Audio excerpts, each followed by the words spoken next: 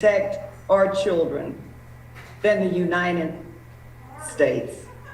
And there's been several people talking about Florida, talking about Parkland and laws that Florida passed. Well, let me be clear about this. It was the Republican-led legislation who thought that children dying at Parkland was ridiculous and shameful and appalling.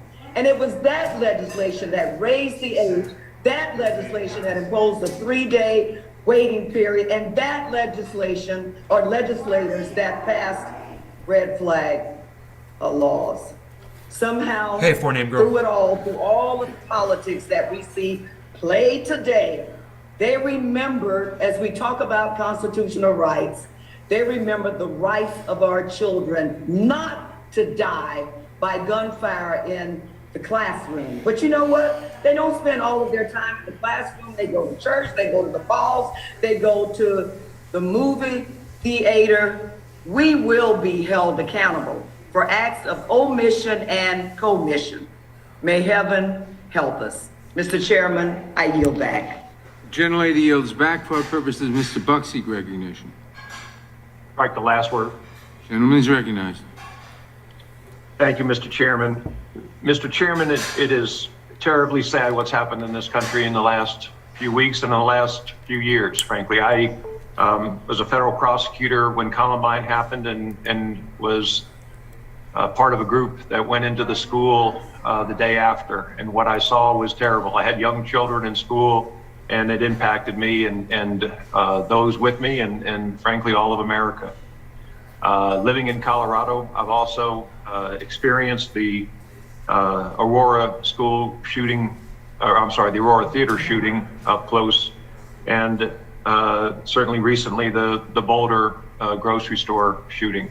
But one thing I've learned from law enforcement, and one thing I've learned from being involved in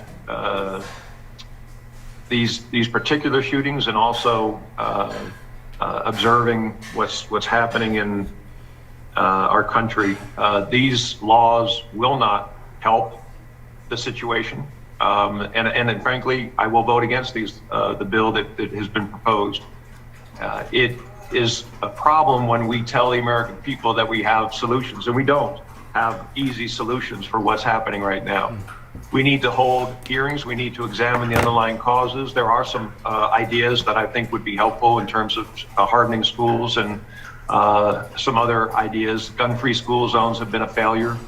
Gun-free zones have been a failure. The Aurora theater shooting, there were a dozen premieres of the Batman movie the night of the Aurora theater shooting within a few miles of where that shooting occurred. That shooting occurred in a gun-free zone, and the other premieres were not in gun-free zones.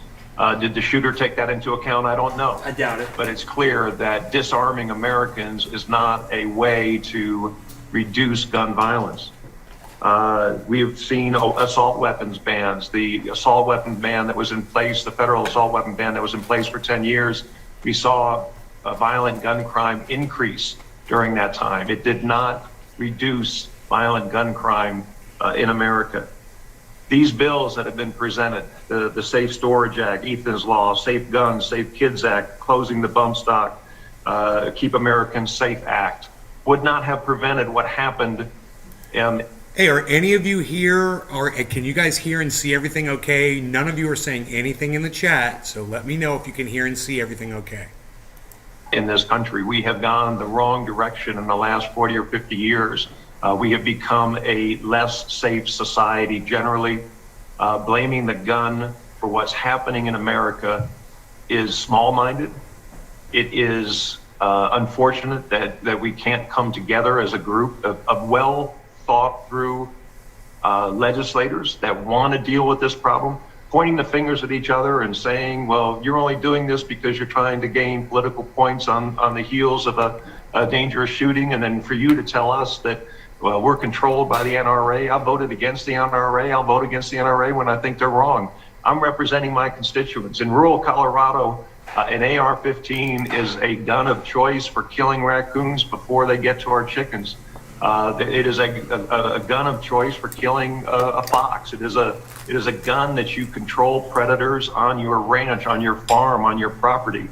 The idea that somehow we're going to deny access to, I think there are 20 million AR-15s in circulation in this country. It makes absolutely no sense, and it's unfortunate. I think that there are other answers. We've certainly in Colorado, we have discussed the possibility of incentivizing veterans who come back from the military or discharged from the military to go into education and teach and be able to carry guns in a school as a teacher, as an administrator, as a coach, trying to help to strengthen our system. I think we've got to get beyond the finger pointing at this point. I think we've got to get to the point where we're holding hearings, and I hope when Republicans take the majority in November, that in January, we will start to hold hearings and come up with answers that are meaningful, not answers where we tell the American public we've solved the problem. We're going to make sure that there's no guns in schools, so law-abiding citizens don't have guns in schools, but criminals do. We want to make sure that we get to the bottom line of a very complex and very serious problem that this country faces. And I hope we do in the future. It's obvious to me that right now that's not what's intended, and it's sad. And I yield back. Gentleman yields back. For what purposes? The gentleman from California seek recognition. Right, the last word. Gentleman is recognized. 19 kids are dead. 19 children are dead. And so to my Republican colleagues, I ask, who are you here for? Are you here for our kids, or are you here for the killers? Because if you were here for the kids, you would do all you could to protect the next school shooting that's about to happen. And we know what's going to happen in America. You would vote to raise the age on purchasing an assault rifle. Hey, Nick. You would vote to ban high-capacity magazines. You would vote to require safe storage. And you would vote to address ghost guns, which are ravaging communities across America. But if you're here for the killers, you would do everything to make it easier for the next school shooting to happen. And Mr. Jordan, to say we are trying to dramatically change the country, if trying to make sure that no more kids are put in the ground with a Superman coffin means dramatically change the country, guilty. That's why we're here. Kids are going in the ground today, and you call that trying to dramatically change the country. Why aren't you trying to dramatically change the number of dead kids going into the ground, Mr. Jordan? Who are you here for, the kids or the killers? Lee's back there consoling him. My Republican colleagues are here for carnival games. They say it's about mental health. Okay, we try and fund mental health, they vote against it. They say it's about schools. We try and fund the schools, fund the teachers. They vote against it. They say it's about policing. $300 million in the American Rescue Plan for community policing. They all voted against it. And they don't want to listen to the police. If they listen to the police, they'd listen to the major cities' chiefs who have called for background checks, red flag laws, banning bump stocks, and banning high-capacity magazines. My favorite, it's about the family. We need to address the family issues in America. But we don't want to help feed a family.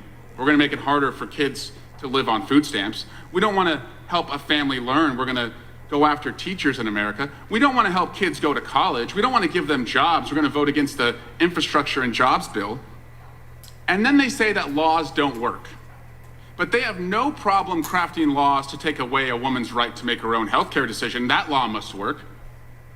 They have no problem going after laws to ban drugs. There's plenty of laws on the books to ban drugs, but no, it's all about the person. Laws don't work when you have evil in our country. That's what they tell us. And then they tell us that we're in a country where you have violent video games, mental health problems, schools that can't be secured, and too many gun-free zones. And their solution to that is to put more of the most dangerous weapons into that mix. That's insane. They're also out of touch with the overwhelming majority of gun owners in America. An organization called 97% just put out a poll that said among gun owners, and they only polled gun owners, 86% support background checks, 76% support safe storage, 67% support red flag laws. Those are gun owners. So who are you here for? Our kids or the killers? I'm here for people like Alex Navarro. She's a Moms Demand Action leader in the San Francisco Bay Area. And last week, after I convened a meeting among my constituents and people like Fred Guttenberg and Dr. Joe Saccharin, an emergency room physician at Johns Hopkins, Alex Navarro told my constituents that her 6-year-old daughter, after Uvalde, after seeing the images behind me, said to her, "Mom, what picture are you going to use for me? What picture are you going to use for me?" That's what children are asking their parents across America, because they don't believe they're going to come out alive. What picture are you going to use for me? We're supposed to be the protectors. We're supposed to be here for the kids. And so to my colleagues today who flew in town, came to work, got ready to argue, my question is, why did you come here at all? Why did you come here at all? If you're not here for the children, why don't you go to the funeral of the killer? Because that's the only place where the killer is being celebrated. We're here to get things done and protect our kids. What's your job? I yield back.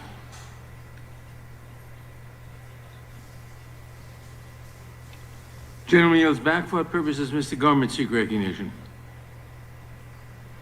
Strike the last word. Gentleman's recognized. Thank you, Mr. Chairman.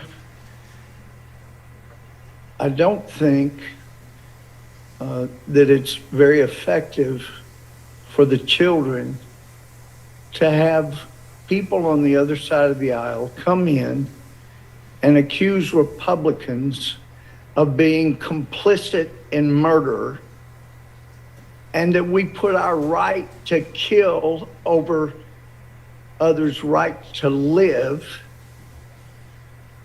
to infer by rhetorical supposed questions, who are you here for? We must be here for the gunman, is an outrage. How dare you? You think we don't have hearts? It's just that when we look at the things that you're doing and you're trying to do to America, we've seen the carnage. Louis Gohmert. I mean, for heaven's sake, let's take example. Democrats control the major cities that have the worst murder rates. That's right. Your ideas have been shown to get people killed. Are you here for the murders, the murderers in Chicago, in Philadelphia, in these other major cities? Because you're wanting to do nationally what is being done by Democrats in those big cities. We care about people. We care about their lives. And lives have been so trivialized. We care deeply. How dare you? How dare you? You arrogant people attributing murder to those of us that want to do things to stop it, because we've seen what your ideas do. They create more murder. Okay, let's look. Rochester, New York. These are cities that set the all-time high homicide rates in 2021. This is what you're shooting for, apparently, figuratively speaking. Rochester, New York, they had a record homicide rate of 80, not that big of a city. Philadelphia, 524 last year. And by the way, all of these are Democrat mayors. Louisville, Kentucky hit a high homicide rate. Baton Rouge, Louisiana, Austin, Texas, Indianapolis, St. Paul, Portland, Albuquerque, Tucson, Columbus, Jackson, Mississippi, Atlanta, New Haven. Those are all Democrat ideas. They control. They've done so many of the things that Democrats in this committee want to do. We're not alleging you don't care. We're just telling you that your ideas have gotten people killed, not saved lives, for heaven's sake. And then you want to be arrogant and accuse us of murder and of not caring? We care. And if you could just possibly get off any kind of arrogant stepladder that allows you to look down on us and look back historically. Thomas Jefferson was not at the Constitutional Convention, but he said in a letter, if I could change one thing, it would be to require bills to be on file for a year before they're voted on, because he understood the mistakes that are made when you rush and make big decisions out of emotion. That's what we're trying to prevent so that we can save lives and keep people from being killed.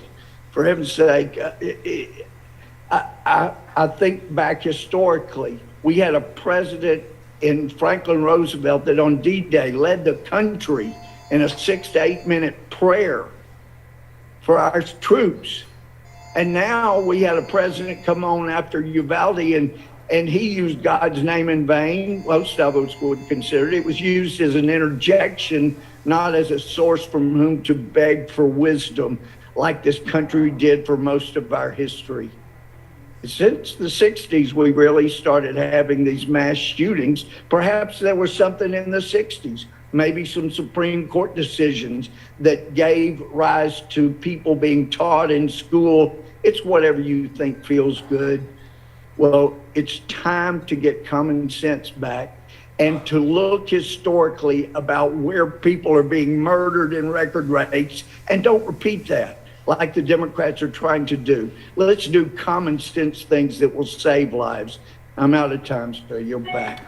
Gentleman yields back for purposes. Ms. Scanlon, seek recognition. Mr. Chairman, I move to strike the last word. Gentlelady is recognized. I do want to respond first to Mr. Gomer, and I'm sorry that he and many of his colleagues didn't think it was important enough to be here today.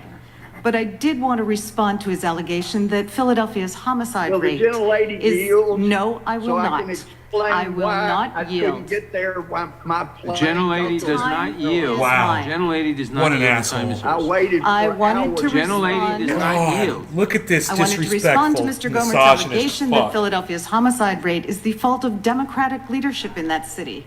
Apparently, he doesn't understand that the Commonwealth's Republican legislature, for decades, has blocked city leadership from passing the types of common sense gun safety laws we are considering today. So to the broader question, like most Americans, I am sickened and sick to death of the gun carnage we experience in this country every single day. I will not sit idly by watching preventable tragedies play out over and over again, day after day, year after year. Whether the children and teachers slaughtered in Texas last week, the community members murdered in Tulsa last night or Buffalo the week before, or the more than a dozen people gunned down in Philadelphia during the Memorial Day weekend.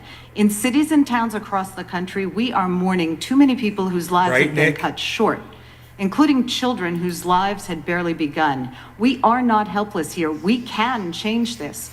We can pass gun violence prevention laws that are constitutional and save lives. All it takes is political courage, a willingness to put Americans' lives above gun maker profits. Over 2 decades ago, after the Columbine shooting, I rejected I like how they frame helplessness it. and hopelessness. It's to lives organize versus members of my profits, you know, community it's to not, join has the nothing to do with Million your Mile March freedom or here the in government DC. or anything like that. Since then, I've supported groups like Moms Demand Action for Gun Safety and Ceasefire PA, and notice candidates that? who are willing to advocate for gun safety laws. I could see and the in hypocrisy on 2018, I both came to sides. Congress along with many of my colleagues, sent here by our constituents to pass common sense gun violence prevention legislation. And I'm not alone. The majority of my constituents and fellow Americans have decided enough is enough as well. They're Enough is demanding action from federal and state lawmakers. Gun violence is a big, multifaceted problem, but doing nothing is not a solution. The profits of gun manufacturers cannot be worth more than the lives of our children, our neighbors, our teachers, our doctors, our seniors. The Protecting Our Kids Act will address some of the key enabling conditions for gun violence and make changes that are constitutional, that will make America safer, and that are supported by law enforcement. This is not about repealing the Second Amendment or taking away the guns of responsible gun owners. I want to echo Mr. Deutsch in reminding our colleagues of Justice Scalia's opinion in Heller, in which he said that like the other rights secured by the Bill of Rights, The right secured by the Second Amendment is not without limits, or as other justices have noted, the Constitution is not a suicide pact. This bill before us is not about being pro-gun or anti-gun. It's about Hey, Eddie. desperately needing to stop gun violence. To my colleagues who oppose each and every common sense gun safety measure, do not insult Americans, our children, our teachers, or the memory of all those we have lost by offering thoughts and prayers with no action. Year after year, decade after decade, as the Bible tells us, faith without works is dead, and we are here to work. Do not insult Americans by offering hollow solutions like turning schools into armed fortresses when you won't spend the money to remove asbestos or lead from those schools. Do not insult Americans by advocating to arm teachers and guidance counselors and librarians when many of our schools don't have enough money to hire guidance counselors or librarians or enough teachers. And do not insult Americans by saying that fortifying schools is the solution when our children and the rest of us have to face the prospect of gunfire on the way to or from school and work, or the supermarket, or the hospital, or the movie theater, or our churches, mosques, and synagogues. I refuse to tell our children there's nothing we can do, that they must be sacrificial lambs to a twisted theory of armed Second Amendment liberty that is decoupled from personal responsibility. Our children know as well as we do that something can be done. We know it in our guts. Our children deserve to learn and grow in safety, and we have the power to give our kids a more hopeful and bright future. This weekend, America's National Youth Poet Laureate, Amanda Gorman, offered us a hymn in which she says, "May we choose our children over chaos. May another innocent never be lost." Mr. Chair, I yield back. Gentlelady yields back. For what purpose does Mr. Johnson of Louisiana seek recognition? Move to strike the last word. Gentleman is recognized. Thank you, Mr. Chairman. We've heard some really outrageous and even very revealing things today. Mr. Jones said several minutes ago that we Democrats are seeking to abolish the filibuster and expand and pack the Supreme Court. We'll do anything necessary, he said, and that's what we know this is about. On Monday, President Joe Biden looked into a camera and said that he wants to ban 9mm handguns. This is one of the most widely purchased and used handguns by the citizens, law-abiding citizens of this country. In 2018, retired liberal Supreme Court Justice John Paul Stevens called for the repeal of the Second Amendment. And in recent days, liberals in Hollywood and even on Capitol Hill have started to echo that drumbeat once again. Our colleagues have made some outrageous claims here in this hearing today, been listening since it started. They claim, for example, that raising the purchasing age for semi-automatic rifles and shotguns to 21 will reduce school shootings. But as has been noted, this action has already been ruled unconstitutional by the liberal U.S. Court of Appeals for the Ninth Circuit, no less, when they struck down a California law imposing similar restrictions on gun purchases for 18 to 20-year-olds. Would the gentleman yield Today, for a moment? I will not yield. Today, they've claimed that Republicans don't care about gun violence. We've heard this breathlessly over and over and over, and that's just outrageous. House Republicans have worked tirelessly to combat gun violence and have enacted meaningful laws to put more resources into mental health, to provide training for guidance counselors, to fund grants for law enforcement while the other side was trying to defund it, and provide money to harden schools. As has been noted today, President Biden apparently is not in favor of that idea. And that just seems crazy to anyone who looks at it objectively. Today, Democrats have claimed that gun-free school zones promote school safety, but arming teachers and school administrators would mean well-trained adults would be at the ready to protect themselves and the innocent children in their care. The depraved shooter in Buffalo a few weeks ago wrote in his manifesto, quote, "Areas where carrying a concealed weapon or outlawed or prohibited may be good areas of attack." Yeah, obviously. And of course, tragically, the elementary school in Uvalde banned people from carrying firearms. Yesterday, I interviewed for my podcast, Pastor YJ Jimenez. He's a pastor there on the ground who is ministering to the people of that West Texas community who have suffered from such unspeakable loss. His calming presence and clear conviction in national interviews has captured the attention of millions of Americans because he has spoken to the root causes for all this modern violence and bloodshed. America has a heart problem, he said, and he's exactly right. As Mr. Buck noted a few moments ago, what we're seeing right now is the results of decades of decline with the secularization of American society, the open assault on religion and morality and absolutes, and the breakdown of law and order. We're seeing the results of all this on young people in clinical settings, in the culture at large, and of course in our schools. And it's an inevitable result of decisions that we've made in this culture. Yesterday, a New York Times survey was published that found that 94% of school administrators today say that students are suffering from anxiety and depression, and 88% report that students are having trouble managing their emotions. You know, Thoreau said there are thousands hacking at the branches of evil, the one who's striking at the root. This hearing today was called for this hastily pulled together hodgepodge of Democrat bills that have been sitting on the shelf and will do nothing to solve the real problems at hand. This is hacking at branches for the simple purpose of making a show, while the root problems remain unaddressed. That's what we should be working on. That's what we intend to work on. That's what we will work on when the Republicans retake the majority. We'll address the root causes. I hope we can. God help us to do that.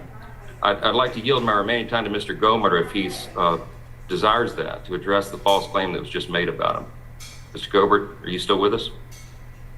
Yes, I am, and I appreciate my friend from Louisiana. I waited for hours at the DFW airport, but there were problems with the flight. That's why I'm not in D.C. But just like we've heard on so many other allegations, they're without basis, without knowledge. But one thing we've learned repeatedly, when Democrats accuse Republicans of things, whether it's colluding with Russia, it's often gaslighting and tells us more about what's in the conscience of the accusers. And I would also remind my colleagues, I didn't know in 2016, but when the Democrats took the House floor, they obstructed an official session of Congress, which is a felony. And that's what many of January 6ers were charged with. I yield back. Yield back, thank you. Gentleman yields back for the purposes. Gentleman from Colorado, seek recognition. Mr. Chairman, I move to strike the last word. Gentleman is recognized. Thank you, Mr. Chairman. I'd be remiss if I didn't respond, at least briefly, to my colleague, Mr. Johnson. We have extended debates from time to time on the Constitution and our competing views about the constitutionality of different provisions, but I have to confess that I have seen Republicans do something today that I never thought I would ever see, which is apparently praising the Ninth Circuit Court of Appeals and taking the position that a Ninth Circuit Court of Appeals decision is the final word on the constitutionality of a given provision. Of course, I've served on this committee long enough to remember my colleagues on the other side of the aisle complaining about the Ninth Circuit year after year after year and making the case that simply because the Ninth Circuit had ruled something unconstitutional did not mean as a dispositive matter that the statute in question was unconstitutional. But in any event, I'll digress. Mr. Chairman, I want to say— Would the gentleman yield for a moment? I'll yield to the chairman, of course. Yes, I simply want to point out that the so-called liberal Ninth Circuit that made that decision, the panel was composed of 2 Trump appointees who decided on the majority and 1 Clinton appointee in the minority, and other circuits have decided to the contrary. So talk about this so-called liberal Ninth Circuit is historical, but no longer the case. I yield back to the gentleman. I thank the chairman. I agree. I think the chairman makes a salient point. And again, apparently the new standard for my colleagues on the other side of the aisle is that a singular panel decision from the Ninth Circuit is the final word on the constitutionality of a given state statute. Notwithstanding the potential en banc consideration to follow or potentially an appeal to the Supreme Court. In any event, I want to say thank you, Mr. Chairman, for holding this critically important emergency hearing. Our hearts are broken for the children of Uvalde, Texas. They are broken for the people of Buffalo, New York, and they are broken for the countless Americans that are being murdered each and every day in our country. Mr. Chairman, as you well know, the level of gun violence in our country is not normal, and we cannot stand for it. It is time, long past time, for this Congress to finally act and to start saving lives.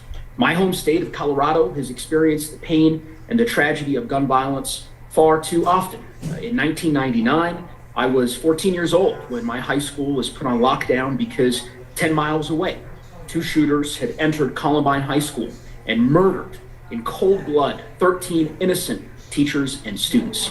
From Columbine to a movie theater in Aurora to the STEM school in Highlands Ranch, and as was mentioned previously, to a grocery store in my community last year, where 10 innocent people were murdered at a grocery store in Boulder, Colorado.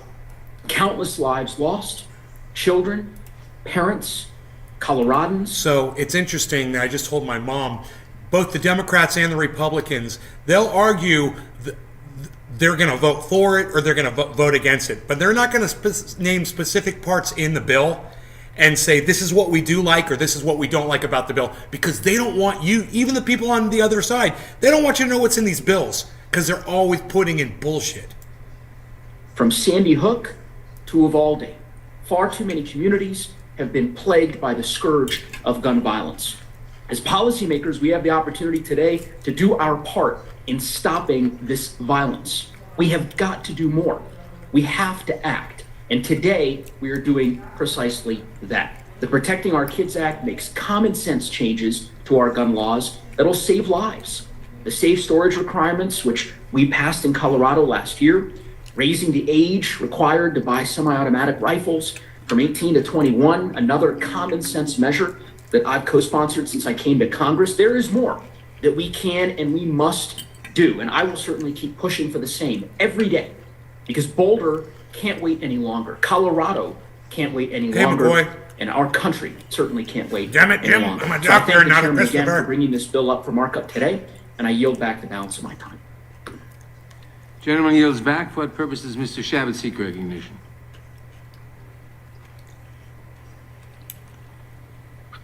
Mr. Chairman, I have an amendment at the desk. Clerk will report the amendment. Mr. Chairman, I reserve a point of order. Point of order is reserved. Amendment to the amendment in the nature of a substitute to HR 7910 offered by Mr. Chairman, Shabbat. I move that the amendment be considered as read. I'll make that motion. The amendment will be considered as read, and the gentleman is recognized for 5 minutes to explain his amendment. Thank you, Mr. Chairman. As I mentioned in my opening statement, there are several ways in which I believe that we could work together to find some bipartisan solutions to this crisis. And this amendment is one of those possibilities. Following the shooting in Parkland, Florida, as I previously been, former Sheriff Congressman John Rutherford led a bipartisan group of members, including myself, in reauthorizing. They're called PECs, son. Our schools, and I got them. Mr. Chairman, I think somebody is unmuted out there that should mute.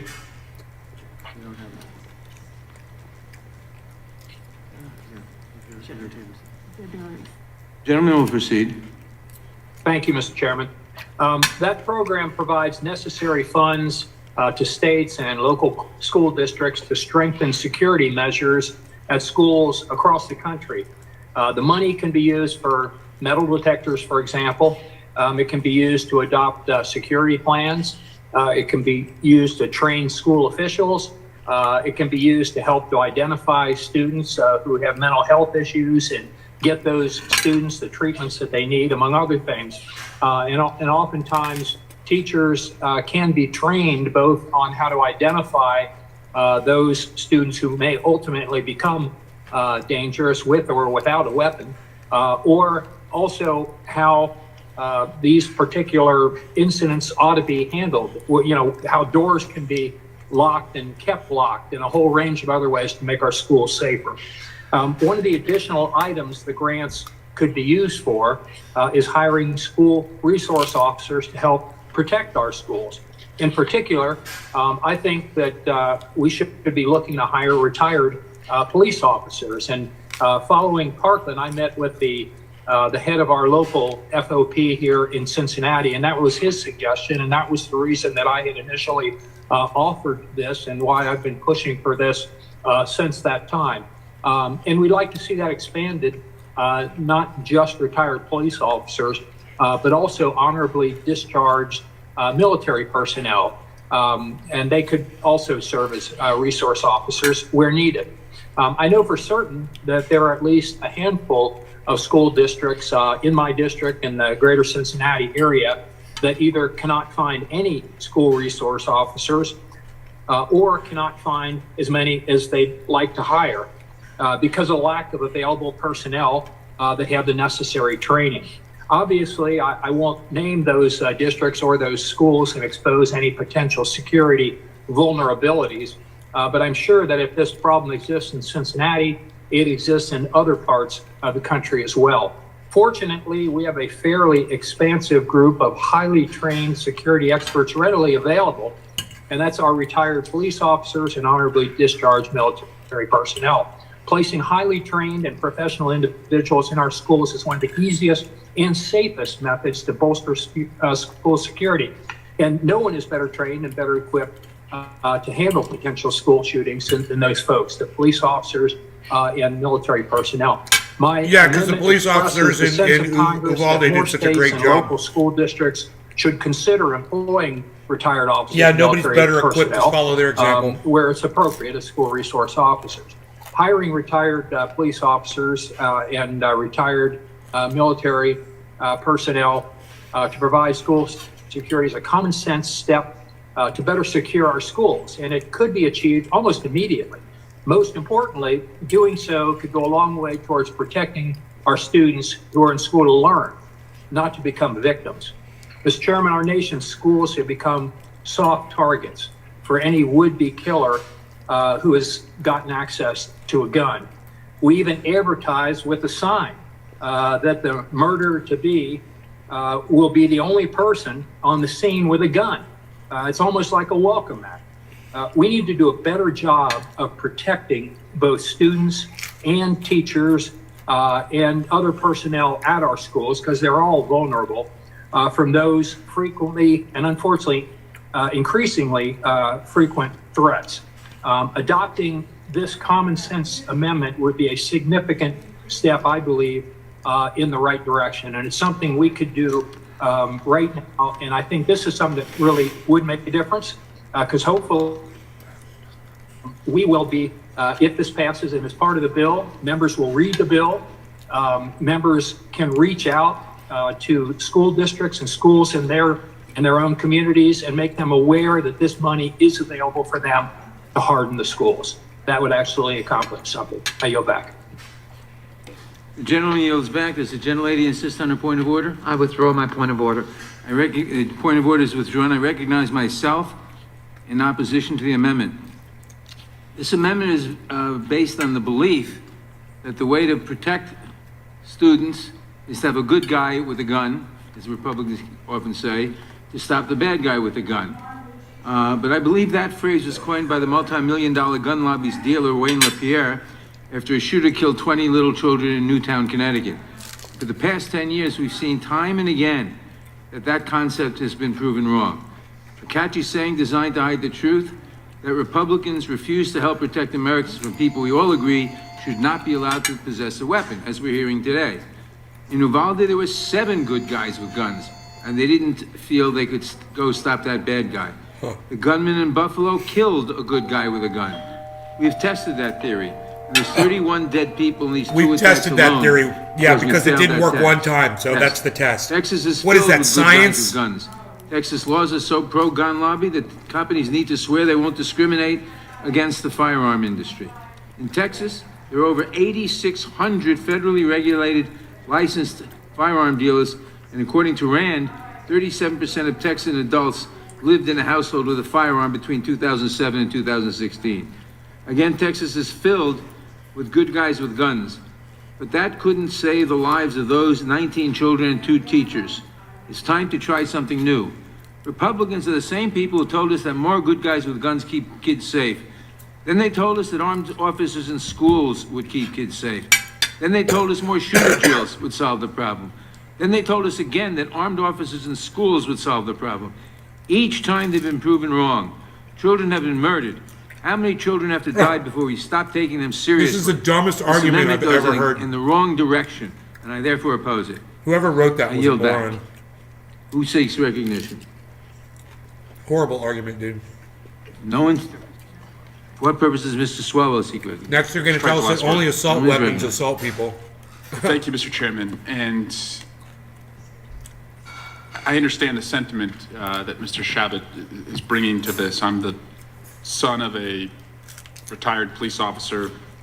I have two brothers who are police officers, and our law enforcement family is just horrified by what happened at Uvalde. Yeah.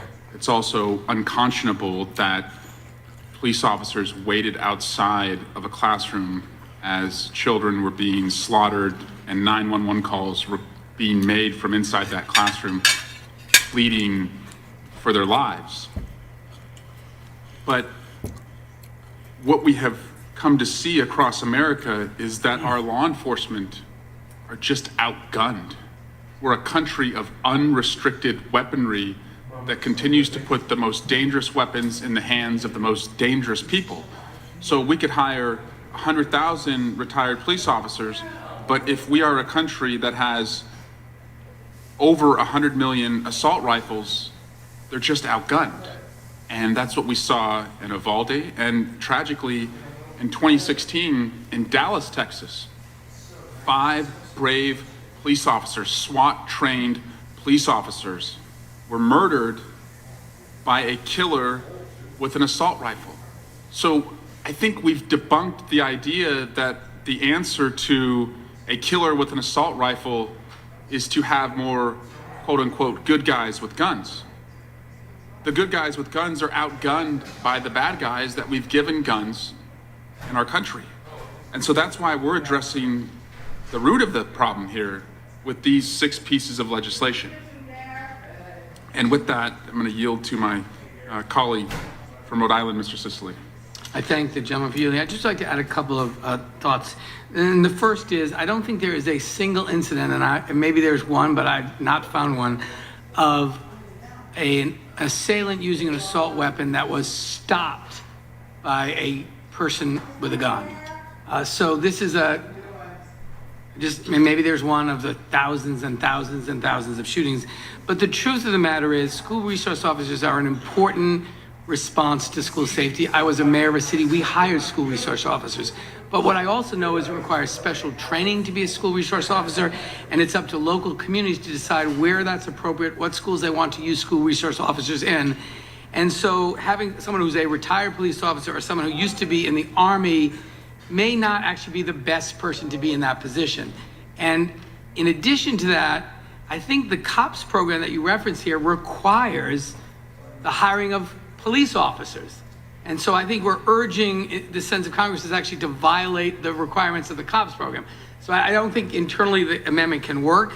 The COPS program is specifically for police officers. I think there are good reasons that it be current police officers who are current training, who really understand what a school resource officer does. It's not about just plunking down a law enforcement person in a school. And I do think it creates the impression that that's the source of gun violence in schools. It's not. So I strongly support the chairman's position and oppose the amendment, and yield back to the gentleman from California. Thank you. I yield back. Gentleman yields back. For what purpose does Mr. Massey seek recognition? Thank you, Mr. Chairman. I wish to speak on the amendment. Gentleman is recognized. Well, the Democrats, I don't know if they're just in willful ignorance of what happens in this country or they're being deceptive today, but I would like to introduce into the record a list of cases where concealed handgun permit holders have likely stopped mass public shootings. This is from crimeresearch.org. It was published May 27th, 2022. Without objection. I'll read from this list, and I'm going to run out of time, but I'll try to make each of these summaries brief because there are dozens of instances. Even though the media doesn't want to report them, sometimes they get reported. Just this week, last week, May 25th, 2022, Charleston, West Virginia. Here, a man with an extensive criminal history started firing an AR-15 style firearm into a crowd. Fortunately, a woman who was legally carrying a gun was there to stop the attack. She shot the attacker. It ended before anybody got hurt. South Fulton, Georgia, May 3rd, 2022. A teenager started firing his gun at multiple people. There was a large number of people present at the park because of an anti-violence riot.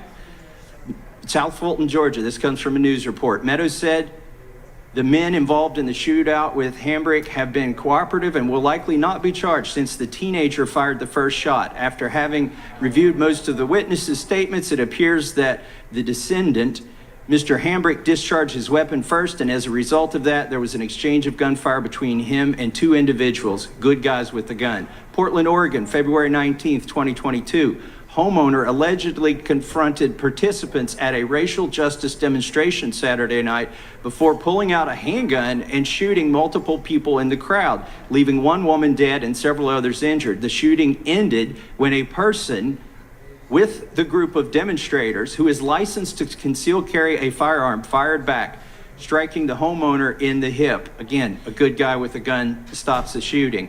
Lancaster, Pennsylvania, October 17th, 2021. On Sunday, October 17th, 4 people were injured after a fight between two teenagers at Lancaster Park. City Center Mall escalated into a shooting this past weekend. A 16-year-old who was illegally carrying a gun started the shooting. But it could have been much worse were it not for concealed handgun permit holder. A bystander armed with a gun intervened in the shooting one of the participants. The unidentified bystander who legally possessed the firearm had heard gunshots related to the fight between two males that knew each other, police said. The bystander remained on the scene until security and police arrived. Syracuse, New York, August 31st, 2021. The district attorney credited a property manager with saving the lives of several individuals after he pulled out a legally possessed 9mm handgun, the very gun that Joe Biden wants to ban, and fatally wounded a man who opened fire on a crowd outside a building. San Antonio, Texas, August 11, 2021. A woman who crashed into a parked car in San Antonio's West Side neighborhood climbed out of her vehicle and began shooting indiscriminately at people who came out of their homes and rushed to aid her. The armed resident fired back and shot the driver to death, ending the violent threat to the neighborhood. And that was a good guy with a gun, or good gal with a gun sometimes. Fort Myers, Florida, July 22nd, 2021. A man who was a convicted felon and illegally possessing a gun fired multiple shots into a crowd before a bystander returned fire. When the bystander confronted the attacker, he stopped attacking and threw his gun in a parking lot. Fortunately, no one was injured in the attack. Chicago, Illinois, July 4th, 2021. It seems likely that if the concealed handgun permit holder hadn't intervened in this case, there would have been at least 3 deaths instead of just the one woman. Arvada, Colorado, June 21st, 2021. The attacker and 2 other people were killed in this attack. A Good Samaritan who was killed in a shooting in Alvarado, Colorado. He did not hesitate. He didn't stand there and think about it. He totally heard the gunfire, went to the door, saw the shooter, and immediately ran in that direction. I just want to make sure his family knows how heroic he was. Toronto said he witnessed Hurley confront the gunman. Mr. Hurley shot him. I think I heard 6 shots from his gun, maybe 5. Police chief said Hurley is a true hero who likely disrupted what could have been a larger loss of life. I'm running out of time, but Fort Smith, Arkansas, May 15th, 2021, Zachary Arnold, 26, fatally shot Lois Hicks, 87, in her apartment, then began shooting at other people in neighborhood apartments. Wallace A. West, 58, used a rifle, not a concealed handgun, to stop the attack. Metairie, Louisiana, February 20th, 2021, having murdered 2 people and wounded a couple of others, it's clear that the attacker intended to kill as many people as possible. The quick response by people with concealed handgun permits stopped the attack. I could go on forever. I'm submitting this document. Hopefully my colleagues who sit here and keep saying that a good guy with a gun never stops a bad guy with a gun will read this document. Thank you, and I yield back. Gentleman yields back for the purposes. Gentlelady from Texas. Interesting, wasn't it? Strike the last word. Gentlelady is recognized. I always look forward to working with the gentleman from Ohio, and I recognize the intent behind this legislation. I would offer to him that the very essence of his amendment is already covered.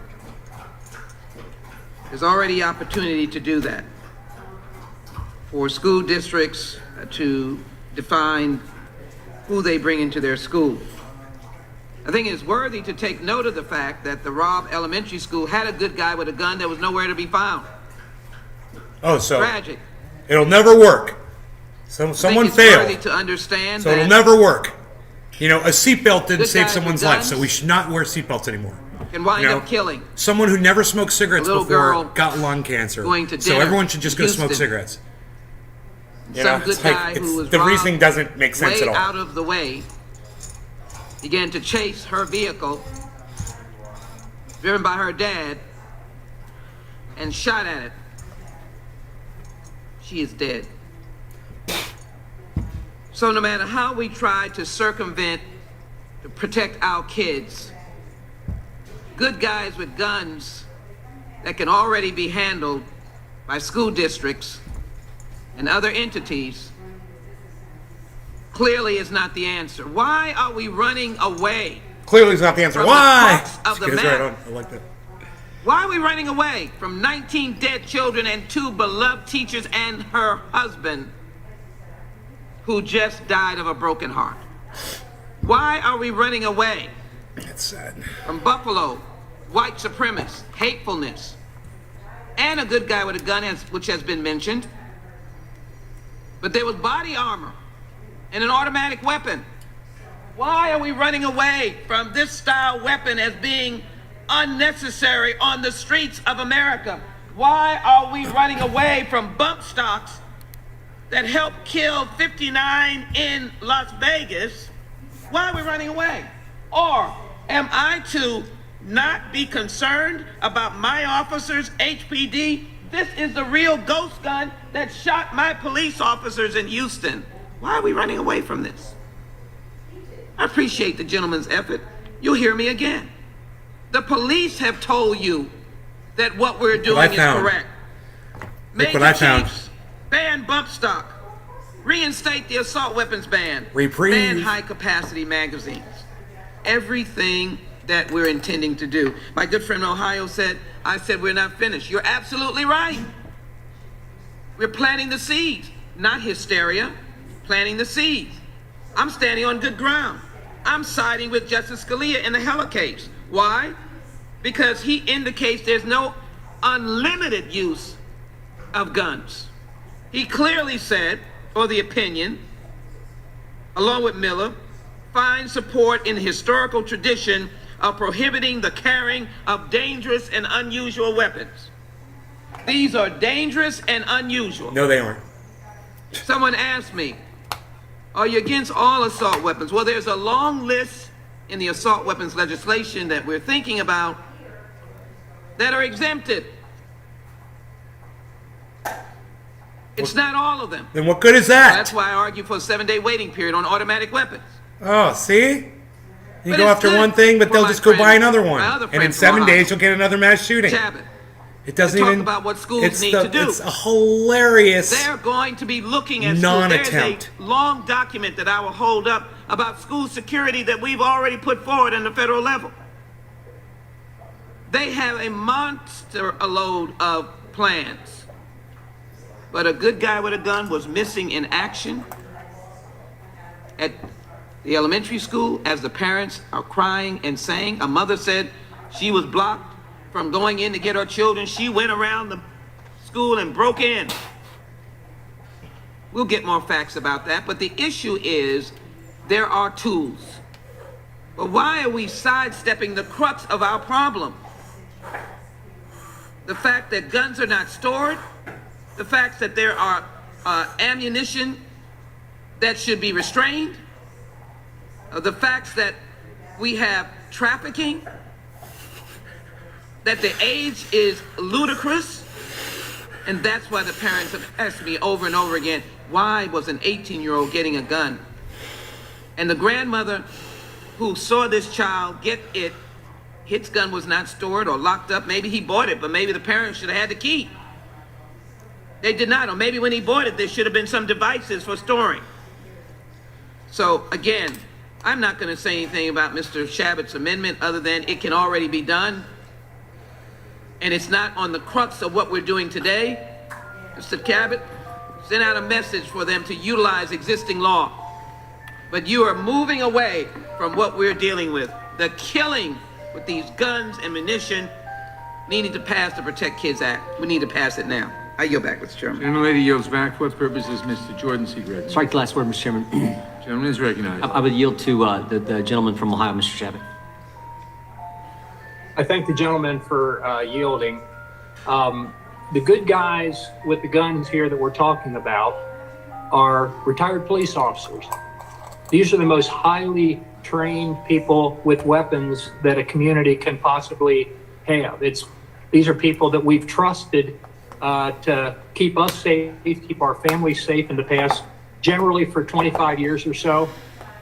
These men and women retire oftentimes in their early 50s or so, and they're able to work. Many of them work another 15, even 20 years. It just seems to make sense that places that I think we all agree we need to protect, that's schools, and most importantly, the precious lives within those schools, both the students and the teachers, that you have the best, most highly trained people of all to protect them, and that's the police officers. Now, we've expanded it to also retired and former military personnel who are honorably discharged. Now, you can have people involved in the military that have problems as well and left under unhonorable circumstances. We're not talking about those folks. We're talking about folks, both our police officers and our military personnel, that our tax dollars have paid for to train to have this expertise. Why not use this expertise for a decade or even 2 decades to protect the most important resources that we have in this country, and that's our children. I'm a former school teacher myself. I taught the 7th and 8th grade in an inner city school. It's been quite a few years ago, and we were fortunate that we didn't have one of these types of incidences occur while I was a teacher there. And most schools don't have that happen, but unfortunately far too many do. And what my colleagues on the other side of the aisle have proposed today are a number of items. Many of them will ultimately be declared unconstitutional, or almost identical cases have already been declared to be unconstitutional, yet that's what they're pushing ahead here. I'm simply suggesting that we make it more that we let people that could actually get these folks to protect our children within their schools, give them more information about it, make it more known to them that this is available, and that these resources are there. There's other things, of course, that we can do to protect the children in those schools too. It's not just police officers. That's an important part of it, but there are other parts of it. And again, I want to compliment John Rutherford, a former sheriff, one of our colleagues from Florida, who had a lot of experience in this area as former law enforcement himself, for pushing not just the police officers, but also metal detectors as an option, more training for the teachers to try to identify those troubled students who might ultimately somewhere down the road participate in some sort of incident like this, where they target fellow students or younger students or anybody for that matter. That makes sense. It also makes sense to train our teachers and our administrative personnel is that when you have a circumstance like this that's happening, what's the best way that you can do to save lives? So all of those things are important. Those are things that we can and are doing right now, but we can do a lot more. And I would suggest, my colleagues, rather than opposing this, which I think is a very common sense thing, which would actually make a difference, I'd say you ought to adopt this and make at least something good in this bill. And I'm willing to discuss some of the other things that my Democratic colleagues have proposed here. But overall, as a package, I just don't think it's helpful. I think it focuses on, well, we've done something, but unfortunately, I don't think it's going to make anybody any safer, especially since a lot of it's going to be probably thrown out as being unconstitutional in any event. We know this is constitutional. We know that tax dollars are already going to this. Let's let schools be more aware. So this is Republican legislation that they're trying to pass to strengthen schools? Is that what's going on? We lost the volume, guys. Mr. Chairman, there I we go. cannot hear him. We lost his audio, and we're waiting for it to be restored, and we've stopped. They were muted. Okay. I was wondering. He lost his audio. Mr. Shep, now you can be heard. Okay, proceed. Okay. I'm not sure exactly where it dropped off at, but I pretty much concluded. I would just urge my colleagues on both sides of the aisle to support this common sense amendment, and I yield back. Interesting. So this is Gentleman Republican yields back for legislation, purposes of gentlelady from Texas seek recognition. Ms. Escobar. Mr. and the Democrats I don't move want to it. strike the last word. Gentlelady's recognized. Is that what's going on? Thank you, Mr. Chairman. just now I first want to catching on say to that what's my going on. heart goes out to Oh my Buffalo, God! Uvalde, Tulsa, and the innumerable communities like my own of El Paso, Texas, communities that have suffered the got that carnage Joker and trauma of gun violence. I've been listening to my Republican colleagues on this committee for the last 2 hours as they desperately try to rationalize their inaction and their unwillingness to support our legislation. I'd like to speak directly to the American public. Let's be very clear about what the two sides are actually arguing for. Okay. Republicans are trying to convince you that anyone who wants a gun should have unfettered access to one. No, they're Whether not. you want to take a weapon of war into a state Well, that see, that's a outlaws lie, them, and that's not whether you true. And- want to and be I wish armed there with could a be ghost someone to gun, say, "Wait, or whether stop, you're you're an lying." 18-year-old It's who not wants what an they're saying. assault-style weapon, but who isn't even old enough to drink. You're hearing it over and over. Orca, this no morning. free rides for her. They believe that the only way to solve our gun crisis is by flooding our neighborhoods with more guns. That's If not you what want a they're glimpse at saying. the kind of dark vision they have for Wow. America, just look at my state of Texas. She's which is just a perfect lying, man. example of She's what they making want. stuff up. In And this is Texas, a- after the slaughter in El Paso, the governor, Greg Abbott, This is a Democrat. promised to change our laws. And he did. He loosened them in This order is to not move helping closer their to the dark cause vision when they today's just make Republican something Party up has like for America. Republicans want to solve In this by Texas, flooding the your age for city with access to more certain guns. was lowered. Yeah, that, I haven't from heard a single 21 to Republican say 18. that. In Texas, They say some crazy you shit, can now open and she could carry. attack them on all that In stuff. Texas, Instead, you she don't just need makes training. something in up. Texas, you don't need a license. It's And mind unrelatable, you, this is in and it Texas, takes all the where wind out of law their enforcement sails. begged the She's a state liability, not this to do one. this. And where many school districts have their own police force already, including the school district in Uvalde. Once again, proving that a good guy with a gun mostly doesn't stop a bad guy. Oh, with a proving gun, mostly. especially when that What those bad two guy words has don't high-capacity jive. magazines and Did it an prove it or assault-style not? weapon. Mostly? You didn't The prove guns anything my mostly. Republican colleagues want in our neighborhoods don't just pierce flesh. Psychotic. I mean, they destroy it. she doesn't even try They to shatter hide muscle, shatter bones, narrative. shatter nerves. Their vision of America is one where everyone has a gun. And you heard one of my Republican colleagues describe the Wild West shootouts happening across America as though he's perversely proud of this. The other solution they want is to ensure every public location is hardened. And then we continue on this spiral of violence that is as unique to America as these deadly gun laws are. Not only did none of Greg Abbott's looser gun laws prevent more mass shootings in Texas, but his approach has hastened them. And my Republican colleagues will continue to blame everything else. They'll blame mental illness, video games, single parents, the list goes on and on. But what's the common denominator in gun violence attacks? Guns. It's the guns. It's always guns. Democrats aren't asking What's the for common anything denominator unreasonable, in and drunken fact, we're driving following accidents? The lead of the American It's the public. cars. I'm following the lead of the majority of my constituents, as well as the victims of gun violence after the August 3rd, 2019 It's a horrible shooting argument, in El Paso. man. You take the who have wind out of her told me sails over and over on every again single they point that want she us has to made. do our job.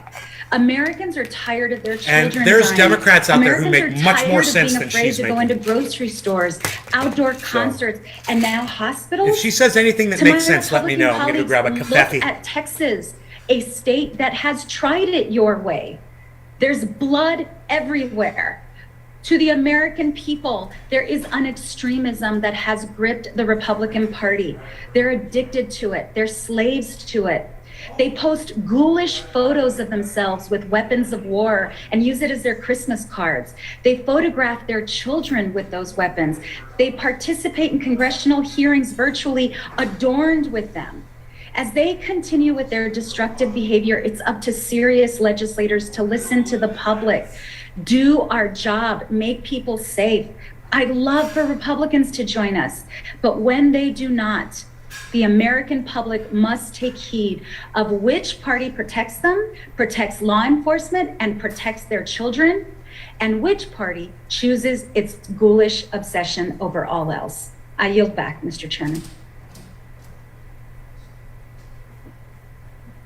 Gentle lady yields back. For what purposes, Mr. Big? Gentle lady yields back. Move to strike the last word. Gentleman is Strike recognized. the last word. I thank you, Mr. Chairman. Strike. I appreciate the Ms. Jackson Lee, who reminded us that the crux of today's hearing is to protect children at schools. And I think that is really important. And I think the reason that Mr. Shavitz's amendment is so important, and the reason I support it, is because it does get at the crux Republican. of why we're here today, whereas the 6 bills that are rolled into the Democrats' bill today doesn't get at that. It just doesn't, it simply doesn't get at that. When you add retired police officers and honorably discharged retired veterans to the folks that can come in and help defend schools, Can anyone look up this bill and find out what the points are of it for me, increasing please? the likelihood that somebody who wants to attack them will be deterred. As Mr. Johnson of Louisiana previously recited today, the manifesto written by the shooter from Buffalo That coffee's been there for a while. said that he was effectively looking for gun-free zones. What a school police officer presence would do would provide deterrence. And really, that is the crux of what we're talking about here today. How do you deter criminally violent people from going in and committing mass shootings and mass murders? So it seems to me perfectly rational to adopt the Shabbat amendment. Now, I will add to some of the times that people. So they should just call this the good guy with a gun people amendment. with guns do stop bad people, criminally evil people from committing heinous crimes. Right when I said it.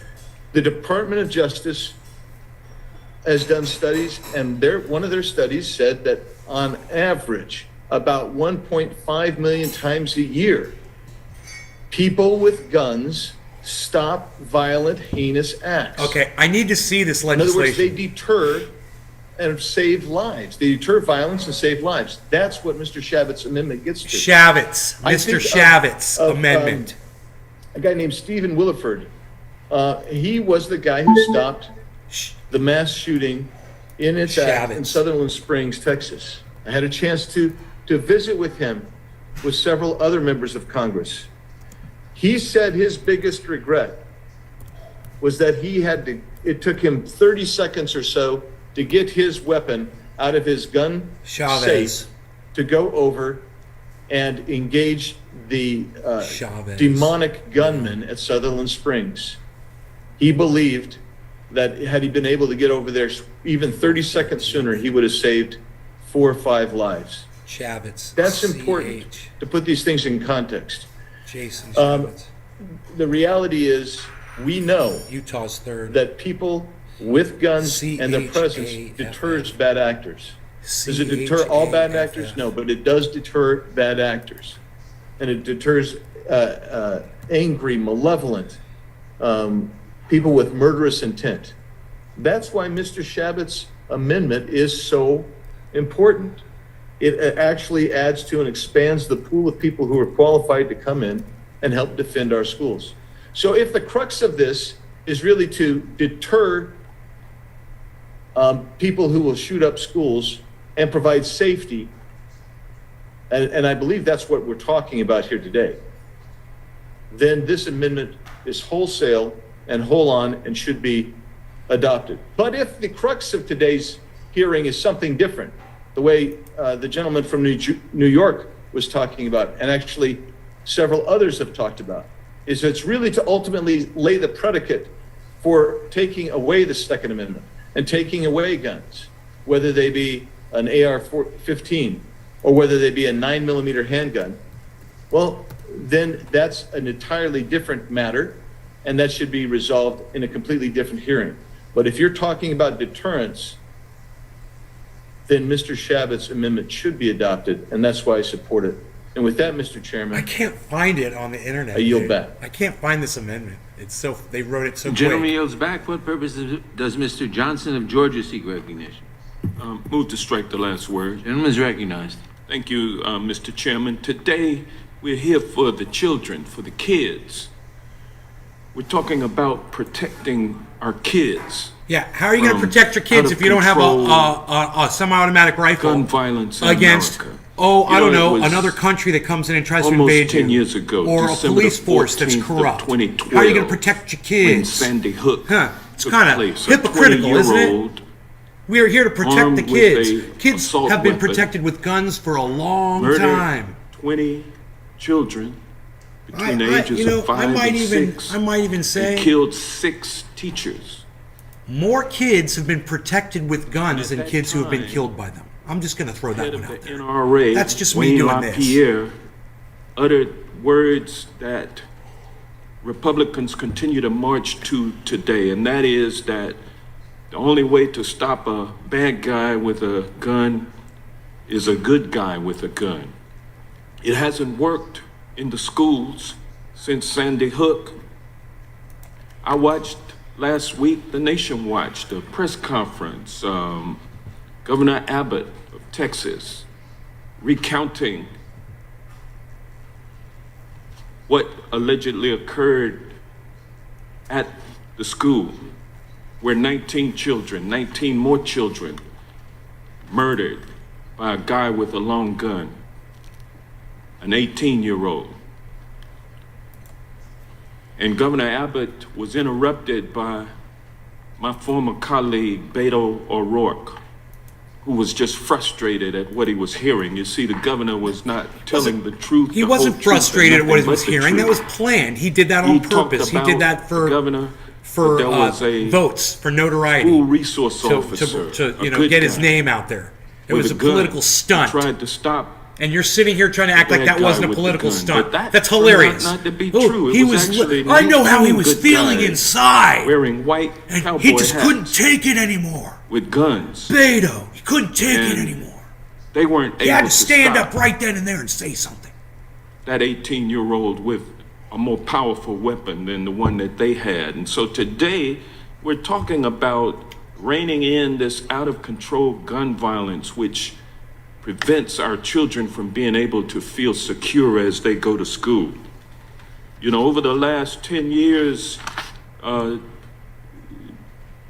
we've had a series of events in this nation where there have been good guys with guns who weren't able to stop the bad guys. 2 weeks ago in Buffalo, New York, 10 people murdered, including an armed security guard and former police officer. It's Buffalo, right? Who shot at the gunman, but the gunman had a bigger gun than he had. And he was this brave. And you want to take those police big guns officer put away. his life on the line, and we thank him for that. Maybe your police officer should have had a But big he gun. lost his life trying to protect others. Bad guy with a gun, 1. Good guy with a gun, 0. In 2017, police and security guards were present both at the Route 91 Harvest Music Festival in Las Vegas and in the hotel. You know, you're where going the to rack shooter all was this up. perched and How many carried bad out guys have been killed by police that officers? mass murder, 58 people killed and You know? over 800 injured. Bad guy with a gun, 2. Good guy with a gun, 0. No, not In 0. 2016, Good guys at the with guns Pulse kill a nightclub lot of bad guys with guns. Happens Orlando, every an day. armed security guard You guys shot don't at even. the gunman You guys before won't the even keep gunman track of the numbers went into that the your club, police officers ultimately killing federally 49 go out, let people. alone Bad locally guy with a gun, or 3. nationally go around killing Good guy people. with a gun, You guys don't even 0. keep track of the numbers. In 2018, a So shooter we can't even killed just 10 look it people up. at Santa How Fe many High School how many in people were Texas, shot by police even though officers? there were 2 officers who were Last on year, site. I don't know, year before, and I don't one know. was We don't keep wounded track of those trying to numbers. stop the gunman. What? Bad guy with a gun, 4. Oh, 4. Good guy with a gun, 0. He's at 4. We've listened to my colleagues on the other side. You would think that police recount officers had never done a anything with the series gun of ever. Situations They were never where able to achieve a individuals single thing, right? armed with Listen to this guy. handguns, protecting good guy with a gun's themselves and never the lives achieved of anything. others were successful. And I can't argue with that other than to point out that Hey, they didn't do it Representative with Hank assault Johnson. weapons. Hey, man, When you go out to your It will- limousine today it to had go home, handguns. who's going to be accompanying you? And will he be a Earlier good guy in with a gun? 2018, a school resource officer. You know, when those was on the campus Secret at Service Marjorie agents Stoneman Douglas High post School outside your home or wherever in you're going out Parkland, in Florida, public, but make sure that people are cool, he check couldn't people out stop. around you and stuff. The Are those gunman good guys killed with guns? 17 high schoolers. What a Bad hypocrite! guy with a gun 5, good guy with a gun 0. He's only not 0. He's lies every time he When says will 0. we stop relying upon this failed notion that the only thing that stops bad guys is good guys? Congress can stop That other guy some before bad that gave guys with some good all legislation, the and that's what we're here incidences to where do somebody today. with a With that, I gun yield stopped back. crime. He's ignoring all of that. He's acting like that guy never Jeremy even is back for spoke. purposes It's of so Mr. Royce's weird. recognition. It's like he's in like his own little tiny little bubble, and it's like an astronaut helmet, and it's Gentleman's tied recognition. around his throat, like really tight. He can't breathe. Thank you, Mr. Chairman. And I'll more it's to gotten to his say head. on the He's underlying stupid measure in that little in a bubble. little bit. I just wanted to make a couple of comments. This is going to be interesting. Just because there's been a lot of reference to what did or did not occur Texas in Republican. Uvalde. The district I represent does not contain Uvalde. It borders Texas 21. Uvalde. I know a lot of the people in the community in Uvalde. I was calling it Uvalde. Uvalde. And including some of the folks involved. I got a phone call last Tuesday because I had been trading messages with the mayor of Uvalde, and then we missed each other, and so then I just asked the mayor what was happening. And the mayor texted me, and I was pulling it up here, and he said, well, this is before we knew anything. The reports weren't out. He said, the reports show it looks like 18 to 20 young kids. The quote, asshole shot them and stacked them like firewood. We've all been reeling since then, knowing what that meant to a community, a close-knit community like Uvalde. You say he looks like the colonel and from it's horrific, and it's Kentucky the Fried face of Chicken. evil. I don't know whether or not a resolution or a sense of Congress by my friend from Ohio will make significant difference. But I do know I appreciate what the gentleman is trying to focus on, which is how do we Submitted for how your do we pleasure. prevent Let us smoke as if bad it were a actors treasure. from carrying out Cheers, bad everybody. acts? And then what do we do in that? And how do we respond to it? There's a lot of commentary going on about what police did or didn't do in the school in Uvalde. And I would just ask for members to respect the process of looking through and determining the facts before we pass judgment.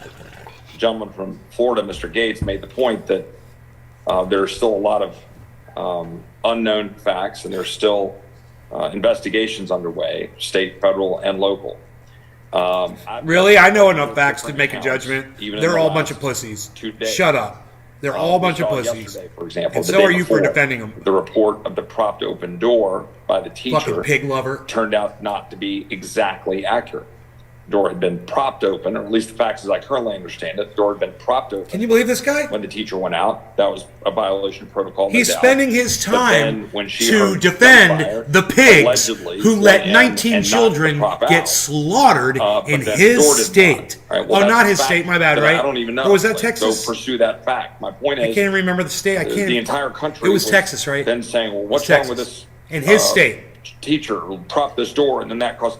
Well, then imagine, and I happen to know some facts. This is how about he's this, using what that his meant valuable to that time. teacher when everybody's Speaking out to millions of across Americans. America, saying how blaming her, and then now focus on the police and blaming 19 cops or 7 cops or 3 cops. I get a different quote from every person talking about it, standing in the hallway like they're sitting around their thumb up their rear while bad things are happening. Well, that's not true.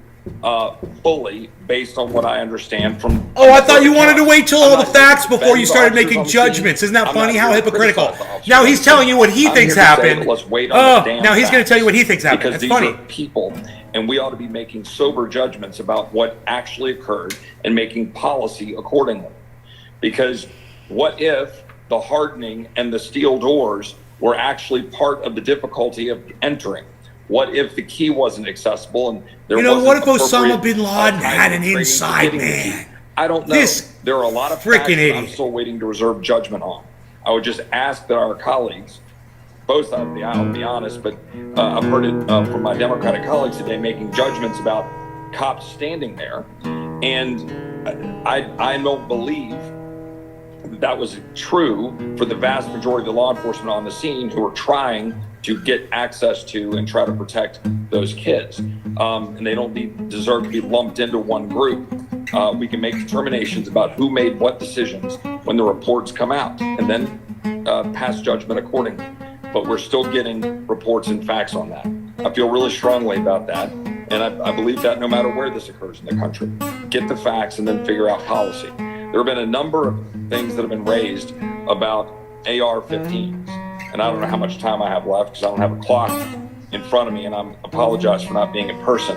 I couldn't get a flight to work out for me this morning as I intended. And I have more to say about it, but you know, a lot is being said about the AR-15, about being a weapon of war and what all it can do. And that, you know, going through concrete, going through cinder blocks, and you know, ripping people apart. And that it is a weapon of war, but the fact of the matter is, it's more accurate to say that a Remington 700 bolt action rifle or 30-06 are weapons of war more than the AR-15, which is not. Now, it's obviously a cousin to some degree, but it is a semi-automatic weapon. I've heard reference to automatic weapons. The gentleman in Texas referred to automatic weapons. You can't get an automatic weapon without a permit. It is a semi-automac weapon. And I've heard a lot of people saying, well, why can't you get on board with this legislation? Well, it's just limiting Made damn sure pilot. What purpose does the gentlelady Georgia seek recognition? Seal his fate. Thank you, Mr. Chairman. I move to strike the last word in opposition to this. Gentlelady is recognized. Pleased to meet you. Hope you guess my So really name. frustrated that our colleagues on the other side what's with their responses to the slaughterings in our schools, and you know, their answer to provide Stuck around St. Petersburg when I saw it was a child for a change. Killed the Tsar and his minister, Anastasia, free to fame, Roman tank, held a general's rank, while the blitzkrieg raged, and the body stank, pleased to meet you, hope you guess my name. that has been disappointing over and over again. It's just the nature of my game. Security You know, guard when I with watch all a of these gun, people, it reminds me of this retired song. police officer, in fact, They remind me heroically of tried to an defend the entire shoppers in the Tops grocery hive store. But he was of shot Satan down by the gunman. with an worshipers assault that are doing weapon. Satan's bidding. It's like they're Turning our all schools Satan's fortresses is helpers. just absolutely not the answer. We're just gonna We cannot play ignore volleyball our and duty bat to the ball protect back and our forth children for this from being massacred. grand Yes, improving production that school they do safety for us. is vitally important, but sensible gun safety is the fastest way to keep our with her families safe. stupid ass fake Trust eyelashes me. on. God, I you am look a like an survivor idiot. of gun violence. I'm a survivor, a mother of senseless gun violence. We are teetering here in America on the brink of being one of the most civilized, violent nations in the world. If we want to invest in our schools, invest in the mental health of the children and teachers who fear each and every single day that they're in school, they're going to be the next site of a mass shooting, it is imperative that we focus on ensuring that guns are not in the wrong hands, so that we are operating on the offense and preventing these shootings from happening in the first place, rather than acting in defense and only offering thoughts and prayers once they occur. And I yield back. Gentlelady yields back. For what purposes Mr. Buck seek recognition? Speaking on behalf of the amendment. Gentleman is recognized. Thank you, Mr. Wait a Chairman. minute, I first want to thank the gentleman from Ohio for bringing the amendment. This was the first person I was And listening to. obviously, my Democrat colleagues make a point that not every time a good guy has a gun does he stop a bad guy with a gun. But it does happen on occasion. Not every time that someone locks up a gun in a home do they stop someone in a nearby school from entering and firing a gun. None of these measures that the Democrats have proposed today stop all violence. Mr. Shavett's amendment is intended to help. It's not intended to, and nobody suggests that it does, eliminate all chances of violence. But I want to respond to the gentlelady from Texas when she talked about the dark vision that Republicans have. I think a lot of people in this country are offended that the lady would go that direction. First of all, she said that anyone who wants to own a gun, Republicans believe anyone who wants to own a gun should be able to get one. I don't believe that. I don't think most of my Republican colleagues, if any, believe that. I think that anybody who has been convicted of a dangerous felony, a violent felony, should not have a gun. I think it's quite obvious that there are people in this country that have forfeited their right to guns. As has been mentioned before, the Second Amendment's not absolute, and we should take that. The gentlelady talked about a dark vision that Republicans have for America, that somehow a good guy with a gun is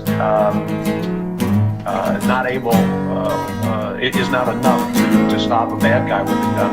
Well, the Democrats have taken away the ability of a good guy to have a gun in a school to stop bad guys. A teacher who wants to bring a gun to school, an administrator, a coach, others can't do that right now. But I also think that, if you want to point out dark visions for America, I think when the Democrats argue for an open border, what they're arguing for is to allow dangerous gang members to come across that border, MS-13 and others, and they have. When they open the border up, they allow dangerous drugs to come across the border, like fentanyl. Leading cause of death for 18 to 45-year-olds in this country is drug overdose. That is a direct relation. That is directly occurs because of the open border policies of this administration, particularly Secretary Mayorkas. When you open a border, you allow terrorists to come across the border. When you open a border, I think it was Mr. Cohen who mentioned earlier about the gun parts that are coming in from China that allow a semi-automatic weapon to be converted into an automatic weapon. That happens by opening a border and letting it come across. But we don't hear Democrats talk about that as a solution to close our border and to get a grip on the terrible things that have been happening as a result of that. The Democrats have promoted a culture of death in this country with their views on abortion. We have late-term abortions, absolutely horrific late-term abortions that somehow the Democrats think, can happen in a vacuum and that it won't have an impact on the rest of society. We have people being paid not to work. And oftentimes those people are also using drugs, getting money from the government to buy the drugs. We have gas prices skyrocketing in this country. Are those the dark vision of the Democrat Party? I don't think so. I think they're bad policies that have been made by the liberal progressives in the Democrat Party. But I don't think that they're dark visions of the Democrats. And I think what we have to do is make sure we get away from the kind of language that the gentlelady from Texas used to accuse Republicans of having some kind of dark vision. We care deeply about what's happening in our schools. We disagree that these shallow, inconsequential bills will have an impact on that. What I'm asking for, and what many of my colleagues in Congress are asking for, let's have some meaningful discussions on how to get to the bottom line, how to address not the gun, but the person behind the gun, how to address the sickness, the evil that we see in our society that will allow us to get to the point where we are a safer country. And I thank the gentleman from Ohio for offering one small piece of that. And really disappointing that the Democrats only acknowledge that it is a small piece, but it is a positive step in what we can do. With that, I think that's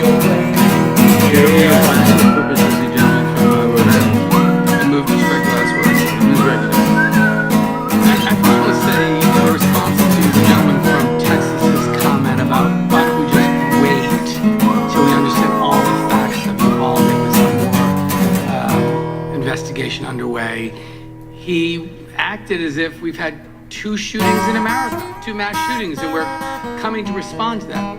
We are responding to thousands and thousands and thousands of shootings in this country over the last decade. And so what have been developed here are developed in response to a gun violence epidemic. And the Will the gentleman idea, yield for no, 10 I will seconds? not yield. The idea that we should wait while we can have families that have Yeah, I lost wasn't loved saying ones wait who about are the legislation, expecting I'm saying wait for Congress getting to police officers. respond Time to belongs the to the idea, gentleman as to Mr. deny. Roy suggested, Wait that for we more should commenting just on wait something to you don't find know out. the facts about. We should be we've waited too long already. I'm We not talking about failed waiting to about the respond to the cries belongs of to the people gentleman all to across leave this island. country who have asked and demanded that Congress act. So no, we shouldn't wait. We shouldn't wait another second.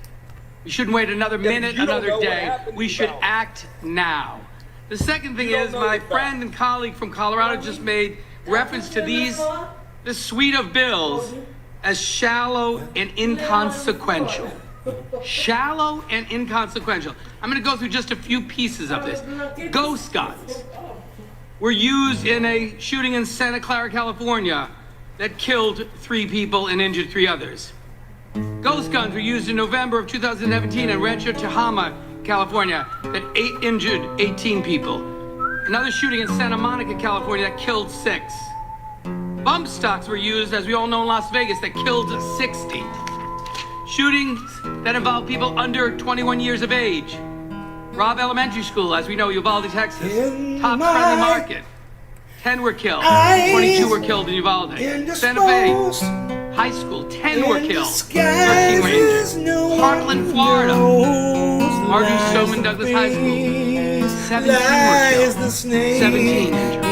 Newtown. Sandy Hook Elementary School, 27 children were killed. Columbine, 15 people were killed and 24 were injured. Those individuals would not have been able to buy the gun they bought. The bill that we're going to pass today were the law. Safe stores, the list goes on for pages. So to say inconsequential when it would have saved the lives of many, many people, as Chairman Nadler said, even if it's one life. So to say it's inconsequential and then to say let's talk about border security and abortion because all we want to do is avoid responsibility to act in the face of gun violence in this country. Shame on our colleagues. You don't want to talk about it, you don't want to address it, don't come to the hearing. Let's honor the memories of those who we have lost to gun violence by taking this issue seriously and being committed to finding solutions. You think a grieving mother or father watching you want to talk about abortion and border security? We're trying to respond to gun violence that led to the death of their child. That's what this hearing's about. These families, and sadly there are thousands of families across this country who fall into this category, who have suffered unspeakable pain because Congress has failed to act, and our Republican colleagues in the Senate in particular, in blocking any progress in reducing gun violence in this country. We owe it to their memory, we owe it to the oath that we have taken to protect our constituents, our most solemn responsibility. These guys just sent People talk $40 about billion the off Second to Amendment, war we put it of our against money. It's a constitutional And they amendment, expect you us to can't take them touch it. seriously. This is the perfect That song is for not that guy. True. The Supreme Court of the United States has told us that. Well, the gentleman yield. The Supreme Court of the United States has made it clear that Congress has the authority to impose reasonable restrictions to protect the life, the safety, and the security of those we serve. In the same way, you can't yell at there's no constitutional right that is absolutely invalid responsibility. But the gentleman So yield. all these claims about where she could do something, we could remove this terrible distinction of being a country that has more guns for the animals. We live in the biggest country in the world. There are more guns for America than people. Our country functions in guns and more diseases and more death and more gun violence. That's not the answer. We tried it. It doesn't work. We need a solution. We go back to our districts and demonstrate to the people we serve. We can make a difference. Help protect lives. Communities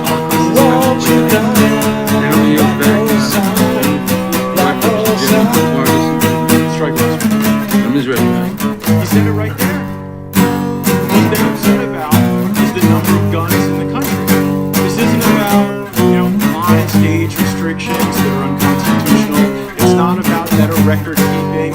They want fewer guns. They think that the answer is fewer guns. And that is what is creating a lot of discomfort among our fellow Americans who cherish their guns and cherish their Second Amendment rights and have actually committed no crimes. Hope you all just Their children aren't the ones at risk of the consequences of like the whole sun.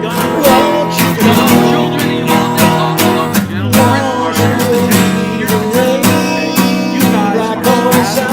into this collective response, and you call it an emergency hearing, right?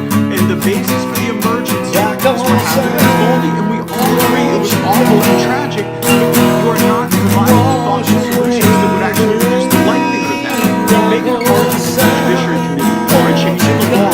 There are two components which have to demonstrate the need for the change, and that what you're bringing forward will actually affect that in a positive way. And it's the second part of the argument where the bills you presented today undeniably fail. And in Florida, I would suggest we had a process that's a little bit better than what we've observed here. In Florida, every Floridian wanted to reduce the likelihood that that could ever occur again for precisely the reasons that animate your passions today. But instead of rushing to town, stumbling bills together, we got our very best sheriffs, our very best police chiefs, former members of law enforcement, people with tactical experience, even parents of slain children, and we put them on a board to review the school shooting as if it were an airline crash, dispassionately, thoroughly, and then as a consequence, what we saw was actually a failure in law enforcement. Hold on a second, that the sheriff in Broward County. I'm sorry, Killing Beats. Killing Beats says, everyone, yeah, for politics, it's easy to talk for our money. Sad but true, bud. One took for you. Cheers. Thank you, man. I appreciate that. Yeah. It's true. It's easy to talk for our money. We still don't know what's in this amendment, but it's like a good guy with a gun type amendment. And, they might as well just pass it. I wonder what else is in it. What, they're going to eliminate bump stocks? That's just stupid. Is that what they're talking about? Eliminate the ban on bump stocks? You holding an emergency hearing to respond to a leaked draft opinion that's not even final? Or now when Congressman Roy from Texas says, gosh, bargain back and forth. I'll tell you what, you get rid of that and we'll give you this. Maybe we ought to figure out what happened in Uvalde so that we can make that frequency less likely to occur. You get rid of your bump stock. I think there's also a balancing of interests here. You don't get those, okay? And we'll give you no more gun-free zones. How's that? Anything that saves one life is yeah, that's called negotiating, you idiot. And certainly every loss of life is tragic, and certainly every preventable loss of life is tragic. But Mr. Cohen gave up the game earlier when he said, we acknowledge on the front end of this hearing that there will be deprivations of liberty to law-abiding people, that we will at times stop law-abiding people from doing what is otherwise constitutionally legal. So while I certainly want every American to safely store their firearms, while I certainly want every American to be trained on the safe storage of firearms, I'm not entirely sure that the Congress of the United States is the appropriate entity to tell Americans how to store firearms and then punish them as a consequence. And if the result of all of this is there's a life or two that we save, and the result is like how many tens of millions of Americans are you willing to deprive of their constitutionally guaranteed liberty in order to achieve that objective when there might be a more narrowly constrained appropriate way for acting for gun enthusiast groups, hunting clubs, local government states to try to educate and encourage proper safety of the storage of firearms. So again, we share your goal of making these shootings less likely, whether they be in our schools or elsewhere in our communities, but we don't think that in the name of saving one life, that fundamentally constraining the rights of all Americans is necessary, especially when we are still awaiting the results of the review of what happened in Uvalde that shocks the conscience of all of us. So please spare us the spirited screaming. We want to stop the violence. We just wish you would listen to some of the ideas that we think would help. And from my standpoint, if you hold schools out as gun-free zones, as soft targets, you make those school shootings more likely. And I don't think you want to do that, but I think that if we got rid of the gun-free zones and if we empowered people that could be helpful, we might see a reduction in violence. I yield back. Gentleman yields back. For what purpose does the gentleman from New York seek recognition? Move to strike, Mr. Chairman. The gentleman is recognized. The gentleman from Florida said that he and his Republican colleagues want to stop the violence in this country. But it's difficult to believe that when there are common sense steps that Congress can take and they are unanimously obstructing those approaches. You're getting so I much want to trouble for playing elaborate that song. something that my colleague, Mr. Cicilline, said earlier today, because it is clear to me that the more my colleagues misinterpret the Second Amendment and the Supreme Court's decision in D.C. versus Heller, the more they are giving up the fact that they've not actually read those documents. Let's start with the Second Amendment. The text is clear.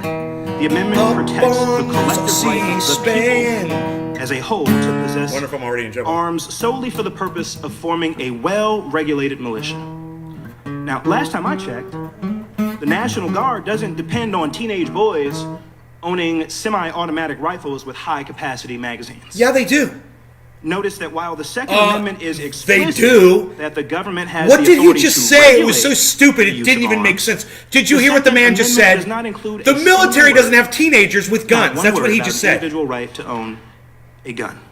In fact, the claim that the Second Amendment protects an individual's right to own a gun is so indefensible that even the conservative former Chief Justice Warren Burger, a Nixon appointee, no less, had once denounced it as, quote, one of the greatest pieces of fraud on the American public he had ever heard. No wonder the Supreme Court never recognized an individual right to own a gun from the ratification of the Constitution in 1789. Until 2008, when the Roberts Court's far-right majority issued its 5-4 opinion in Heller. So let's talk about Heller. Yes, Heller did set a constitutional baseline that there is a right to own a handgun for self-defense in the home. But even in that egregiously mistaken decision, the court made clear that we can still regulate gun ownership and possession, particularly in sensitive places, as well as prohibit an individual from possessing firearms. As the late Justice Scalia's opinion explains, quote, like most rights, the right secured by the Second Amendment is not unlimited. And, quote, the right was not a right to keep and carry any weapon whatsoever, in any manner whatsoever, and for whatever purpose. In fact, Justice Scalia went out of his way to emphasize that the sort of measures we are considering today would be plainly constitutional.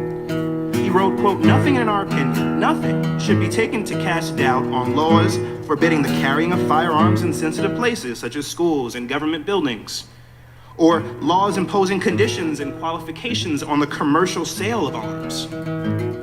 And he continued that, quote, another important limitation on the right to keep and carry arms is that only, quote, the sorts of weapons protected were those in common use at the time. The Constitution does not condemn us to allow weapons of war to flood our neighborhoods. Make no mistake about that. My colleague's desperate citation to an outlier ruling How are we going by to two defend Trump ourselves against appointees in another one country? circuit, and when have they pea ever shooters? been fans of the Ninth Circuit, as my colleague Mr. Nagoose pointed out earlier? You know, when their does army not comes change over the here reality and we're of what not the armed, Supreme how do Court we has defend said. That is why ourselves? even more circuits have upheld age restrictions on firearm purchases. The Fifth Circuit has twice upheld restrictions on particular weapons for 18 to 21-year-olds. The Supreme Court declined to weigh in both of those times, allowing the Fifth Circuit to be the final word in upholding these age restrictions. And the First and Seventh Circuits have upheld age restrictions as well. Activist, Trump-appointed judges may be trying to change settled law, just as they are trying to roll back decades of settled law upholding the right to an abortion. But don't believe the lie that they are selling. The lie is so radical that even the far-right Roberts Court hasn't endorsed it. Age restrictions are nothing new, and they are consistent with the Second Amendment. So I've heard enough, and I think I speak for my Democratic colleagues when I say this, of ill-informed, bad faith constitutional misinterpretations. The Constitution is no obstacle to protecting our kids in America today. I yield back, Mr. Chairman. Gentleman yields back. What purpose does Mr. Bishop seek recognition? To speak on the amendment. Gentleman's recognized. And in response to the comments just made, I'm glad this comes together this way, because I've been wanting to knock down some canards and some straw men arguments that have been offered by the majority. But to that point, with the points just made by the gentleman from New York, who earlier made clear, because he said it literally, that he will use all means necessary to reverse the Supreme Court, not through the processes of the Supreme Court, but by changing it institutionally, by packing it, by getting rid of the filibuster, overriding institutional norms as usual. But to the point just argued, the central holding of Heller is that the Second Amendment confers an individual right. That is the core of Heller. It's what the left went berserk about because you don't want that right to be recognized. Mr. Jones then comes forth, making my argument perhaps better than I can, saying that his main objective is to see to it that that individual right recognized in Heller no longer continues to apply. Sir, when did will the gentleman yield? Let me finish. No, I won't. You had a great opportunity there. That you are now misconstruing. The statement has been made by Mr. Cicilline, by Mr. Deutsch, by Mr. Jones, by the President of the United States, that the Second Amendment is not absolute, that it's not without limits. No one has contended that it is without limits. But Heller gives clear indications to what limits are permissible. You read from some of them. What is unlikely, and the Ninth Circuit case falls in the right resolution on that. The Fourth Circuit case earlier, the recognition by the dissent by Judge Wynn in the Fourth Circuit in the same case is that 18 to 20-year-olds are covered by the Second Amendment first. And the second point is that bans of widely prevalent firearms and acquainted mechanisms are, that's the problem. You can't do that. Another thing Heller said you can't do is require people to lock them up in their homes so they can't be accessed to provide for their main purpose, which is the right of self-defense of home and hearth. The gentleman yield. No, I will not. I'm going to get this out so that somebody hears it. The President of the United States said the other day, the President said, another misnomer, another factually inaccurate point, you couldn't buy a cannon when the Second Amendment was adopted. And actually it's false. It's been debunked repeatedly, but he keeps repeating it. So when you come in and say, we can't, I'm making the argument, you attribute to those of us on our side who are raising the question of the constitutionality of what you propose. I do not make the argument that the Second Amendment is absolute or unlimited. What I make the point about is Heller held what it held. McDonald held what it held. That was the Supreme Court of the United States. Do you acknowledge that baseline or do you not? Mr. Jones has made clear repeatedly that he does not. When we've raised these points about what other courts are deciding about the 18 to 20-year-olds being governed by being covered, they have a right under that amendment, number one. And number two, that some limitations are impermissible. And those you propose in this bill. 3 of them. I said 2 earlier, I was mistaken. 3. You want to ban a whole class of weapons to 18 to 20-year-olds. Number 1. Number 2, you want to impose the same kind of disabling requirement mandate in the home of weapons that Heller said is impermissible. And finally, you want to ban magazines that have the number that are predominant, that are prevalent everywhere in the country.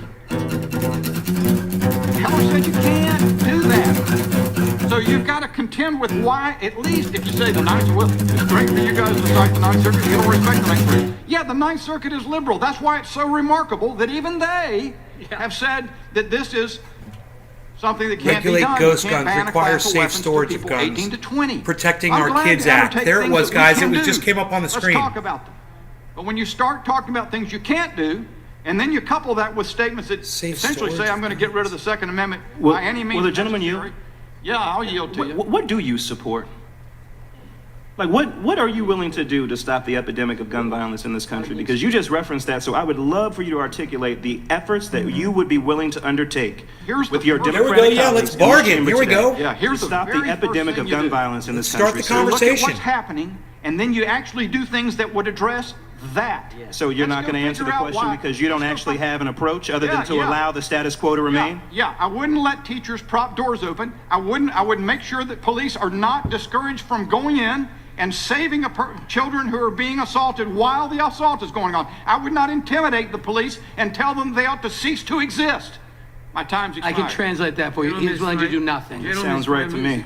Gentleman's time has expired. So he was making all cops are bad reference to, defund the police reference, which is stupid. That was so stupid. Thank you. It was Just a Hail Mary. couple of points, Mr. Chairman. First of all, fell short. The assertion that Heller prevents us from taking the action that we're taking today is just a misreading of Heller. And I'll leave it to the scholars to look at what was struck down in Heller and what we're proposing here. And the reference to the Ninth Circuit is, okay, I understand it's the liberal circuit that my colleagues like to point to. Forget who the judges were in this case. The fact is there are other circuits who have ruled otherwise. We all know it's the Supreme Court as the last word. So let's just be clear about that. But I have to respond to what Mr. Gates said. I know that there are families in the room there today who lost loved ones in Newtown. And I know that there are people watching all around the country, including a lot of my constituents, 17 families, in fact, whose loved ones will never come home.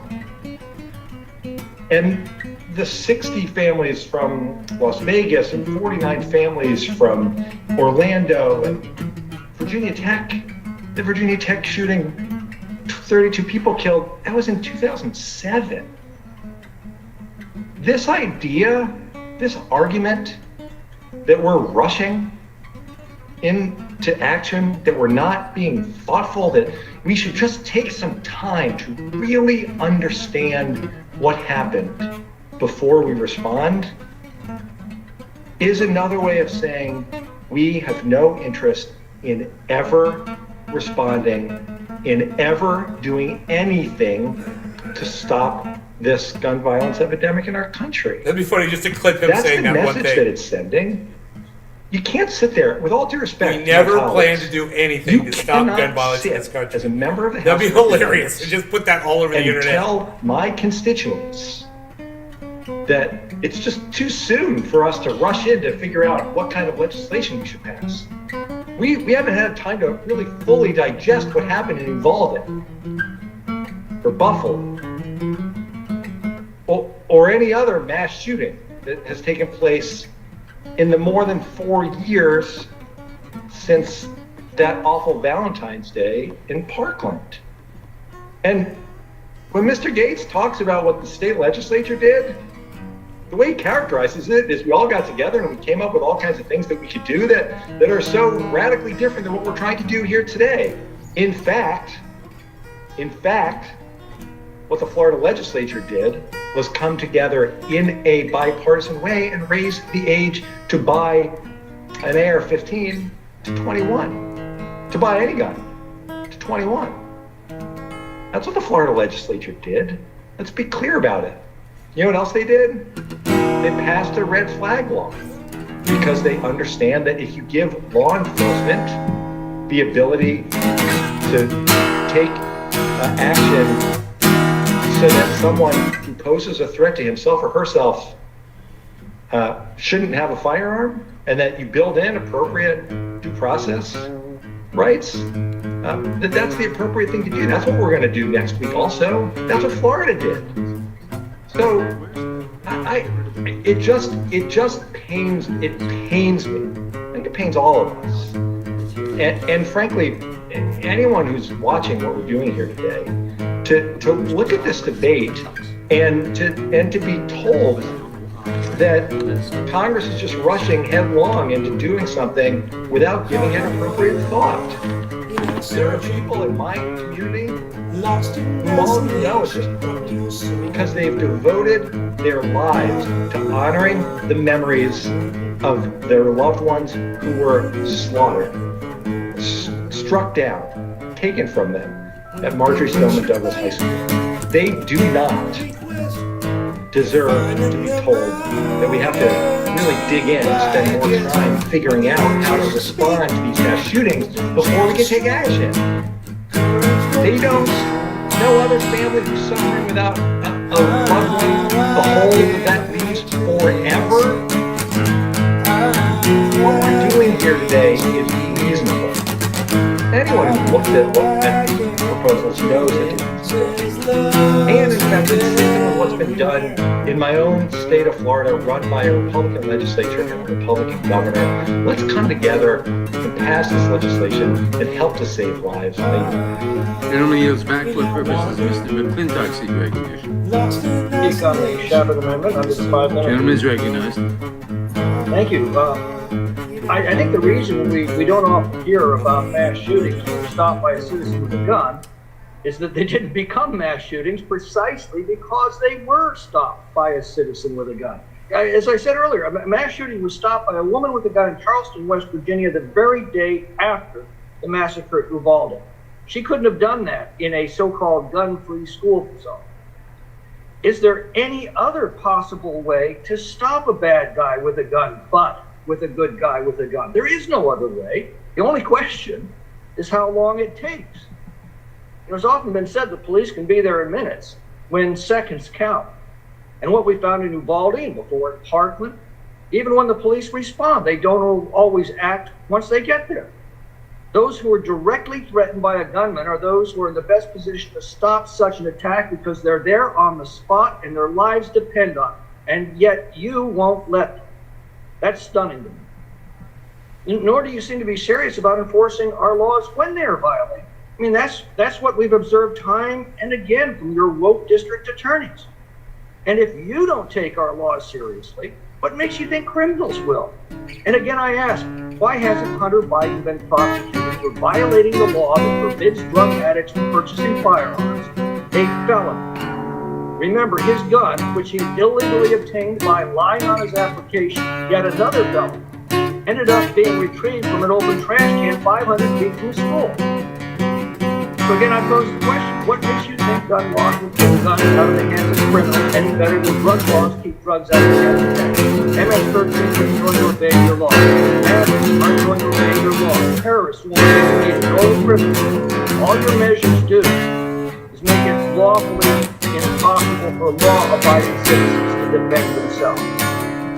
So why won't you protect our children in their schools with the same seriousness as you protect our money at the bank? Nobody questions the common sense of having an armed guard at a bank. But leftists somehow cannot see the common sense of having an armed guard at a school. They seem more serious about protecting our money than protecting our children. That's utterly inexplicable. And of course, this discussion raises the question of how many bank robberies ever happen because robbers know there's an armed guard to return fire, and how many attacks on schools can be discouraged when the gunmen know they're likely to be opposed with lethal force at the front door. You know, the left lives in this fantasy world where all they have to do is pass a law against a criminal from obtaining a gun and have it obeyed. Yet as Kingpin has demonstrated, there are limits to the efficacy of our laws. Madmen and Uvalde, everyone else around them did it. That made them the best. So we operate with integrity, the environment with gunmen like him. And he knew that the environment for him to be violent. That's his own violent noted. So he knew his own will be there to respond. When am I going to take the road and the years and not as they wish to? The father of modern police should what is your the police is simply an extension of the human fact community is hard. Every citizen has a right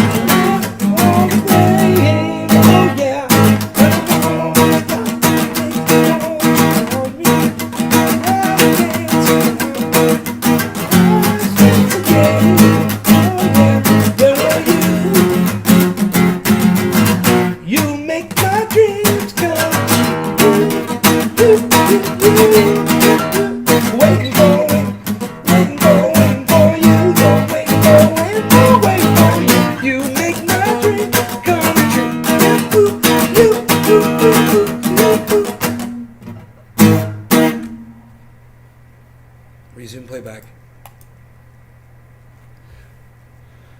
Listen to this.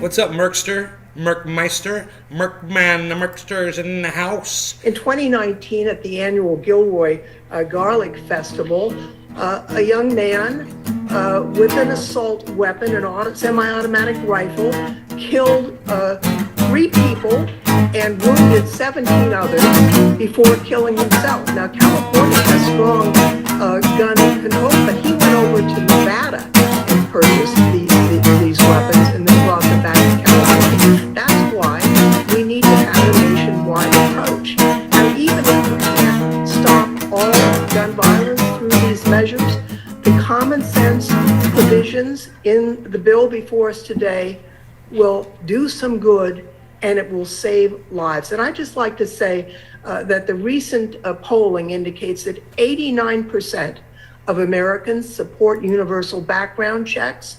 86% of Americans support red flag laws, and a whopping 70% of Republican and Republican-leaning voters support universal background checks. Here's the problem. We do know that... Here's the problem. Most people don't vote. That's the problem. So when they say most Americans, and then they say, well, most voters, you gotta listen to that. Because if you really were able to poll people that don't vote and don't respond to polls, rural people or people that, are far out and don't do government shit, you'd find out they're not giving up their fucking guns. This lady's fucking whack. Her stupid polling doesn't mean diddly McGee sacks. Old kids to go out and buy legally assault weapons. And as one of my constituents said, that kid can't go out and buy a beer. That kid can't go out and rent a car till he's 25, but we're selling these lethal weapons to him. That doesn't make any sense. So I hope that we can stop being the only country on earth where mass shootings are a near daily occurrence. And I think part of achieving that will be to pass the bill before us and to stop talking and throwing dirt in the air and confusing the situation with extraneous discussion. I think we owe the American people better than that, and I yield back, Mr. Chairman. Gentlelady yields back. For what purposes Ms. Dean seek recognition? Mr. Chairman, to strike the last word. Gentlelady's recognized. I just wanted to tell a story about Hey, how Lenny. I started my What's up, day. It's one of the best ways to start a day. I started it with school students. Abington High School, junior high school, members of the National Honor Society, 8th, 9th, 10th graders. With the drama. And they had a series of questions for me. They wanted to know about how I got into this line of work, what inspired me to do it. Can we just address the... That all got set aside because their first 3, 4, 5 questions were about us. What are we doing to make them safer in school? What are we doing to make them safer on their playgrounds, in their grocery stores, in their synagogues, in their churches, and on and on and on. So address These it. wise beyond their years, Right. 8th, Now 9th, address it. 10th graders from get Abington it. School District asked, what are we doing? What are you doing? Answer it. And I tried to say the very thing we're here to do today is to respond. I know it's later than it ever should have been. It was to respond to the scourge of gun violence in this country. When I ran for Congress in 2018, I remember going to meeting after meeting and telling folks, parents, voters, what I care about. I said, I care about the problem of gun violence in this country. I want to do something about it. It is not right that our children are now fearful to go to school, don't feel secure in their school. And one father stood up, this was 2018, one father stood up and really hollered at me. He said, you care about gun violence? What do I do with my third grader who last night couldn't fall asleep because they had an active shooter drill and they were coached to find scissors, run and throw scissors, weapons at the would-be shooter? Wow. What are we teaching our children? Teach them how to shoot So a gun. I want those Abington High School students to have hope that there are leaders across this dais. Scissors. Join us. Say that you take this problem seriously. Say that you believe you have to save lives. Stop saying we got to study this some more as the coffins are going in the ground. We don't have to study this. We know what the problems are. Mr. Chairman, I yield the remainder of my time to the gentle lady from Texas, Ms. Jackson Lee. I thank the gentlelady from Pennsylvania for her kindness and her indulgence. And I want to answer her question by saying that we will do something. I'm absolutely disturbed by the continuation of insanity. And I can say that because I have sat in this room, my fellow colleagues, and this insanity has continued every time we come to this moment in history. And it continues on the bodies of dead children and dead Americans. Not at war, but in their homes, their communities, their schools. They tell us don't run with scissors, so now it's grab scissors and run. We move away from this Right, constant Lenny? babble of rejection. And I beg to differ with the interpretation of my friends, because it is not an interpretation of the Constitution, which is a living document. There have been several cases on making it very clear that there are limitations to gun use. It is actually ignoring the fact that we are proud in America of one, being the overseers of democracy and a constitution that is alive, that is breathing. That is the argument Mr. Jones was making, but the rejection comes from overall tone deafness and the sense that continues to have a crowd of people that want to hear insanity. And the reason why it is, because if again you read the case of one of the most conservative jurists, in the Heller case, it continues to say it finds support in the historical tradition. This is in the case. Common use at the time finds support in historical tradition of prohibiting the carrying of dangerous and unusual guns. Pages 54 to 56. Or that certain people that are felons or mentally ill should not have possession of firearms. Or that they should not be in sensitive places like schools and government buildings. I already said to Mr. Chavit that we can do these things, that they're already able to be done. This is what I have to contend with in a state that has absolutely no relevant gun laws. And I will recite them time after time. Dallas, Louisville, Walter, Wedgwood, Fort Hood, 2nd Fort Hood, Dallas Police. This is Texas. Texas First Baptist, Santa Fe, El Paso, Midland, Uvalde. How many dead persons? 183 injuries, 153 dead. This is insanity. The pain of Rhonda Hurt because her daughter, Kimberly Vaughn. The mother of Ethan is in this room. She doesn't mind me saying. Who knows her pain? Insanity that is going over and over again. The commitment, Congressman Dean, is that we will do something, and that the Constitution allows us to do something, that the case law allows us to do something.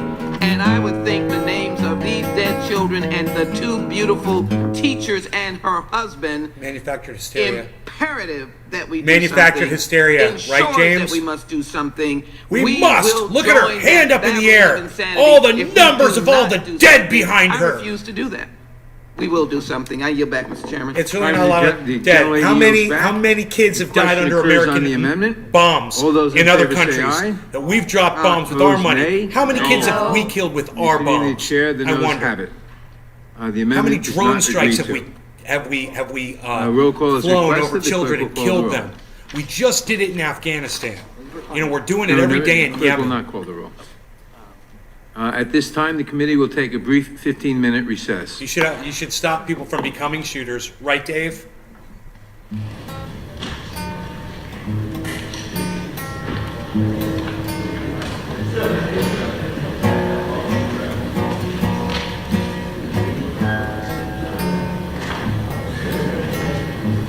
I'm sorry, I wasn't paying attention. I don't know what he just said they're going to do. Are they taking a recess? They're going to leave the cameras on? Through recess? Oh, so much for masks. Look at all the Democrats hugging each other. Wow. Do they know they're on camera right now? 4 of them, just all breathing each other's air. That right there, it's a little mini super spreader.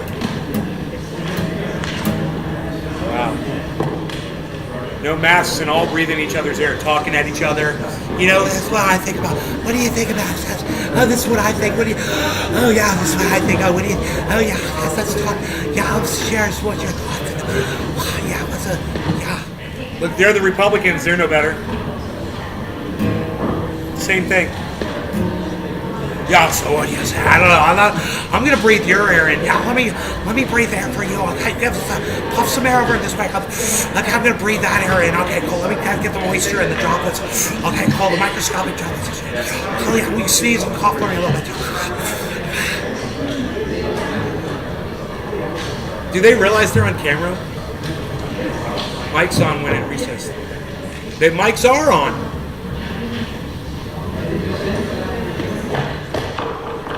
Mics are on, buddy.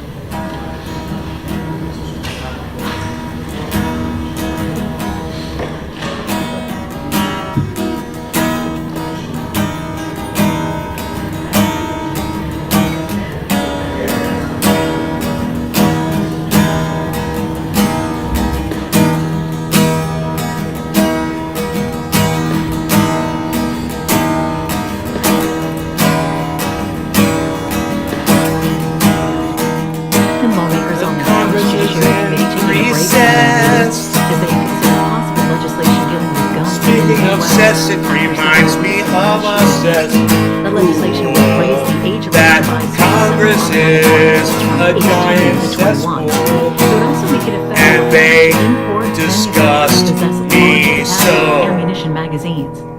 Just a reminder, you can watch all of our full coverage of the meeting on C-SPAN Now. That's our free mobile video app. And later tonight, President Biden is scheduled to speak about guns at 7:30 p.m. Eastern Time. While we wait for the committee to gather back in, we'll show some of the statements from earlier today.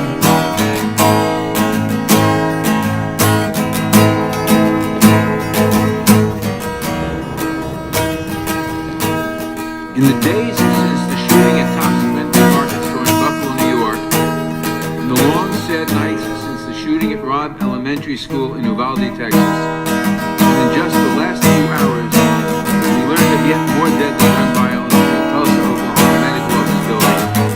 I've turned to a particular teaching in the Talmud. Whoever takes one life, it's as if he kills the entire world. Whoever saves one life, it's as if he saves the entire world. Every life is precious. Let that be the measure of our work here today. When we think about the children in Uvalde, the 9 and 10-year-olds just a few days short of their summer vacations, let us think about the whole world that was snuffed out when each of them died. And as we address the scourge of gun violence, the light that killed 45,000 Americans in 2020 alone, let us remember that there are no perfect solutions. We are painfully aware that we cannot do enough today to save all of these lives, that each life we save is an entire world. H.R. 7910, Protecting Our Kids Act, brings together important, sensible, overwhelmingly popular proposals that will help us to scale back the scope of gun violence in the United States.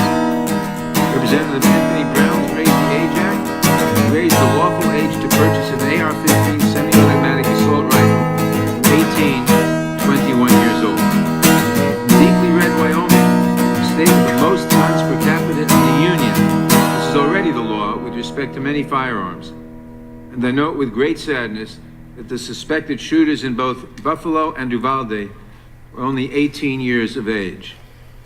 Representative Robin Kelly's Prevent Gun Trafficking Act would establish new federal offenses for gun trafficking and straw purchasing, problems she is as familiar with in Chicago as we are in New York, where the vast majority of firearms used in criminal activity are transported into the city from out of state. Representative David Cicilline's Untraceable Firearms Act would ensure that ghost guns are subject to existing federal firearms regulations. A deadly weapon is a deadly weapon, even if you build it from a kit in your garage.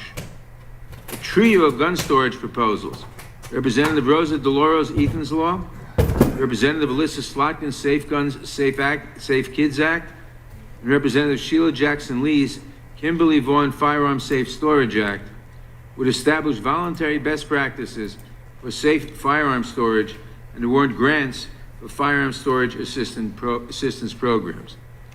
There are nearly 400 million firearms in America today. We should at least ensure that they're stored safely and away from our children. Representative Dina Titus's Closing the Bump Stock Loophole Act would build on existing regulations banning the manufacture, sale, or possession of bump stocks for civilian use. Remember, it was the Trump administration that first enacted this ban on devices that essentially convert semi-automatic weapons into machine guns and serve no purpose other than to maximize carnage, as we learned when they were used in the deadly shooting in Las Vegas that killed 58 people in 2018. Finally, Representative Ted Deutsch's Keep Americans Safe Act would ban the sale, manufacture, and illegal possession of gun magazines that hold more than 10 rounds of ammunition. High-capacity magazines are designed for mass killing and have been the accessory of choice in some of the bloodiest shootings in our history, including the 2007 shooting at Virginia Tech and the 1999 shooting at Columbine High School. I am reminded that the shooter in Aurora, Colorado in 2012 murdered 12 people and not the entire movie theater only because his 100-round magazine jammed during the shooting. At the outset, let me say that each of these proposals is wildly popular with the American public, although that has not stopped many Republican officials from speaking out in recent days against passing sensible gun safety legislation. Because we know from experience that few events expose the emptiness of the gun lobby's rhetoric, like the mass murder of school children, allow me to rebut some of my Republican colleagues' arguments in advance. Nobody seriously believes that Hollywood or video games are to blame for the epidemic of gun violence in America. Our children watch the same movies and play the same games as children in Canada and England and Japan, but only in the United States do we ask the parents of elementary school children to stand in line so we can match their DNA to the remains of their children, because only the United States is awash in 400 million guns. You say that these deaths were caused by a lack of mental health care? I agree that we need to do more for those in our communities who may be in crisis. And I hope that you will join me the next time we are asked to fund such initiatives. I expect that many of my Republican colleagues will not. And I note again that other countries have people who are just as sick Americans, and that those countries do not experience the gun violence that we do here. You say it's too soon to take action? That we are politicizing these tragedies to enact new policies? It has been 23 years since Columbine, 15 years since Virginia Tech, 10 years since Sandy Hook, 7 years since Charleston, 4 years since Parkland and Santa Fe and the Tree of Life Synagogue in Pittsburgh. It has been 3 years since El Paso. It has been a week since we learned again that gun violence can reach any of our children and grandchildren at any time, and that no number of armed guards can guarantee their safety. It has not even been 24 hours since the last mass shooting, and who knows how long until the next one. Too soon? My friends, what the hell are you waiting for? You say that none of the solutions proposed here will stop gun violence in America? Well, there, sadly, I agree. This bill will not alone save every life we will lose to gun violence this year, but it will save some. It might have saved those children in Uvalde, and whoever saves one life, it says if he saved the entire world. The American people are begging for us to address this crisis. Let us not wait 1 second longer. I urge my colleagues to support the Protecting Our Kids Act, and I yield back. I'm confused. I now recognize the ranking member of the Judiciary Committee, the gentleman from Ohio, Mr. Jordan, for his opening statement. I'm confused over this Republican. Mr. Chairman, life is precious, especially the lives of children. What happened in Uvalde, Texas is tragic. It is every family's worst nightmare. Good. Our hearts go out to the Uvalde community and especially to the families who've lost loved ones last week in this evil act of violence. And of course, there's what happened yesterday in Tulsa and a few weeks ago in Buffalo, and our hearts go out to those families as well. No one wants another tragedy. No one wants this to happen again. That's why it's regretful that Democrats have rushed to a markup today in what seems more like political theater than a real attempt at improving public safety or finding solutions. Democrats never once reached out to us to seek our input on the legislation we are considering here today. Protecting children is not a Republican or Democrat issue. The Democrats cobbled together a package of measures. This is not a real attempt, in my judgment, to find solutions. Everyone here knows the reality. Democrats are in control of the House. Anything that you and Speaker Pelosi want to pass, you can pass. And frankly, you've already passed numerous bills related to firearms this Congress. But because those bills are radical attempts to legislate away Second Amendment rights of law-abiding citizens, the Senate has not taken up the legislation, just like it won't take up this bill. What we are doing here is just designed to appeal to Democratic primary voters. The bill won't make our schools safer. I agree. It will hamper the rights of law-abiding citizens, and it will do nothing to stop I can't believe I shootings. agree with Jim Jordan on We need something. to get serious about understanding why this keeps happening. Democrats are always fixated He's on coaching curtailing the rights of Democrats. I love it. This law-abiding guy. citizens, rather than trying to understand We need to do an why autopsy. this evil happens. Until we figure out the why, we will always mourn losses without fixing the problem. Our job is to figure out the why. The bill that Democrats are putting forward today does not help us to understand what's really driving some young men to commit these heinous acts. The bill before us is short-sighted and not solutions-oriented. It's a one-size-fits-all approach that punishes law-abiding citizens while doing nothing to make our communities safer. We all want to keep children safe in school, but this bill wouldn't do that. Supreme Court This blocks bill is just Texas's another Democrat new attack social on the Second media Amendment. law. And it's likely just What the was start. Texas's social media law? President Anybody? Biden has said he wants Ron to ban Placone's all live talking 9mm about that, or he handguns. was? Where does it end? The American people expect and deserve more from us than political charades that rehash old ideas and don't actually solve the underlying problems. Do you guys want me to try to find Mr. that? Chairman, we should do better than this. I yield back and look forward to the debate on the legislation. The amendment makes only cosmetic changes and makes no substantive changes to the bill. I urge all members to support it, and I yield back the balance of my time. Are there any amendments to the amendment in the nature of a Ron Placone substitute? never comes up for me. For what purpose does Ms. Jackson Lee seek recognition? I'd like to strike the last word. Gentlelady's recognized. There he is. Supreme few Court minutes social before media this case. hearing, he's instead of talking enacting about. real solutions, again, better I data spoke to Mr. privacy, Guard. antitrust, breaking these companies up, making them public utilities. We come up with shitty solutions. And this is just another shitty solution. Hey, he's got his super chat back. And it blows my mind that no one's talking about this. I mean, the Supreme Court has weighed in on this. No one's talking about it. Super chat's back. Baby. No one's talking about this bill. So we're talking about it here. And that's my assessment of it. And all I did was read it, folks. That's all it takes. That's what we hope you do. You don't have to have a law degree. Nope. You don't have to be an expert in technology. Nope. I'm none of those things. Nope. I'm just interested in digital rights. And when bills happen, I look into them. I read them. So it's interesting, some of the verbiage in that bill. Overall, I don't support that bill. And, to sum it up, to sum it up again, why don't I support that bill? Well, one, just a state policy is not going to cut it. You need something that applies federally.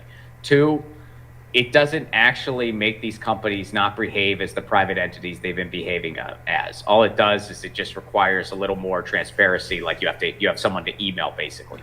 And three, it doesn't actually help users unless you have the money to sue. So really what this bill does, it makes it easier for rich people to sue Facebook, and that's it. So that's why I don't support this bill. But it's really interesting seeing this bill in Texas that nobody is talking about actually address these problems. So hope you guys got something out of that deep dive. And by the way, it wasn't really that deep. It's deep by the United States media standards because we actually read through a fucking bill. That's something most people don't do. That's something most politicians don't do. Most politicians don't read the shit that they endorse. So we've just, by the way, I think, are they on recess right now or something? They're about to have they've been working really hard. They deserve it.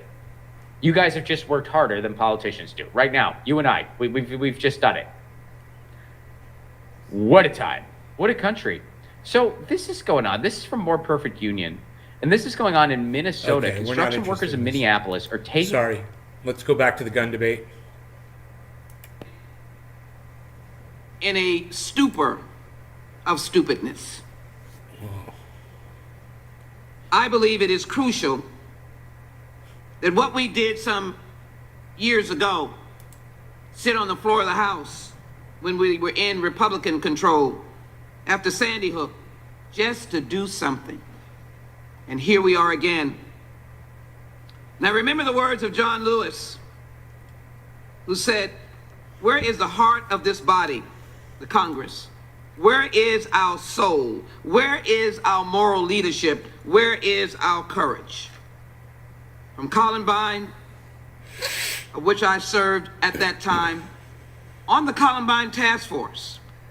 Same sentence for anybody To not the keeping their countless weapons numbers of secure. children that have It feels died like the gun lobbyists are on the because guns have opposite not been side stored, of the gun safe or guns did not manufacturers. have a device, as the storage bills 10 reflect. years later.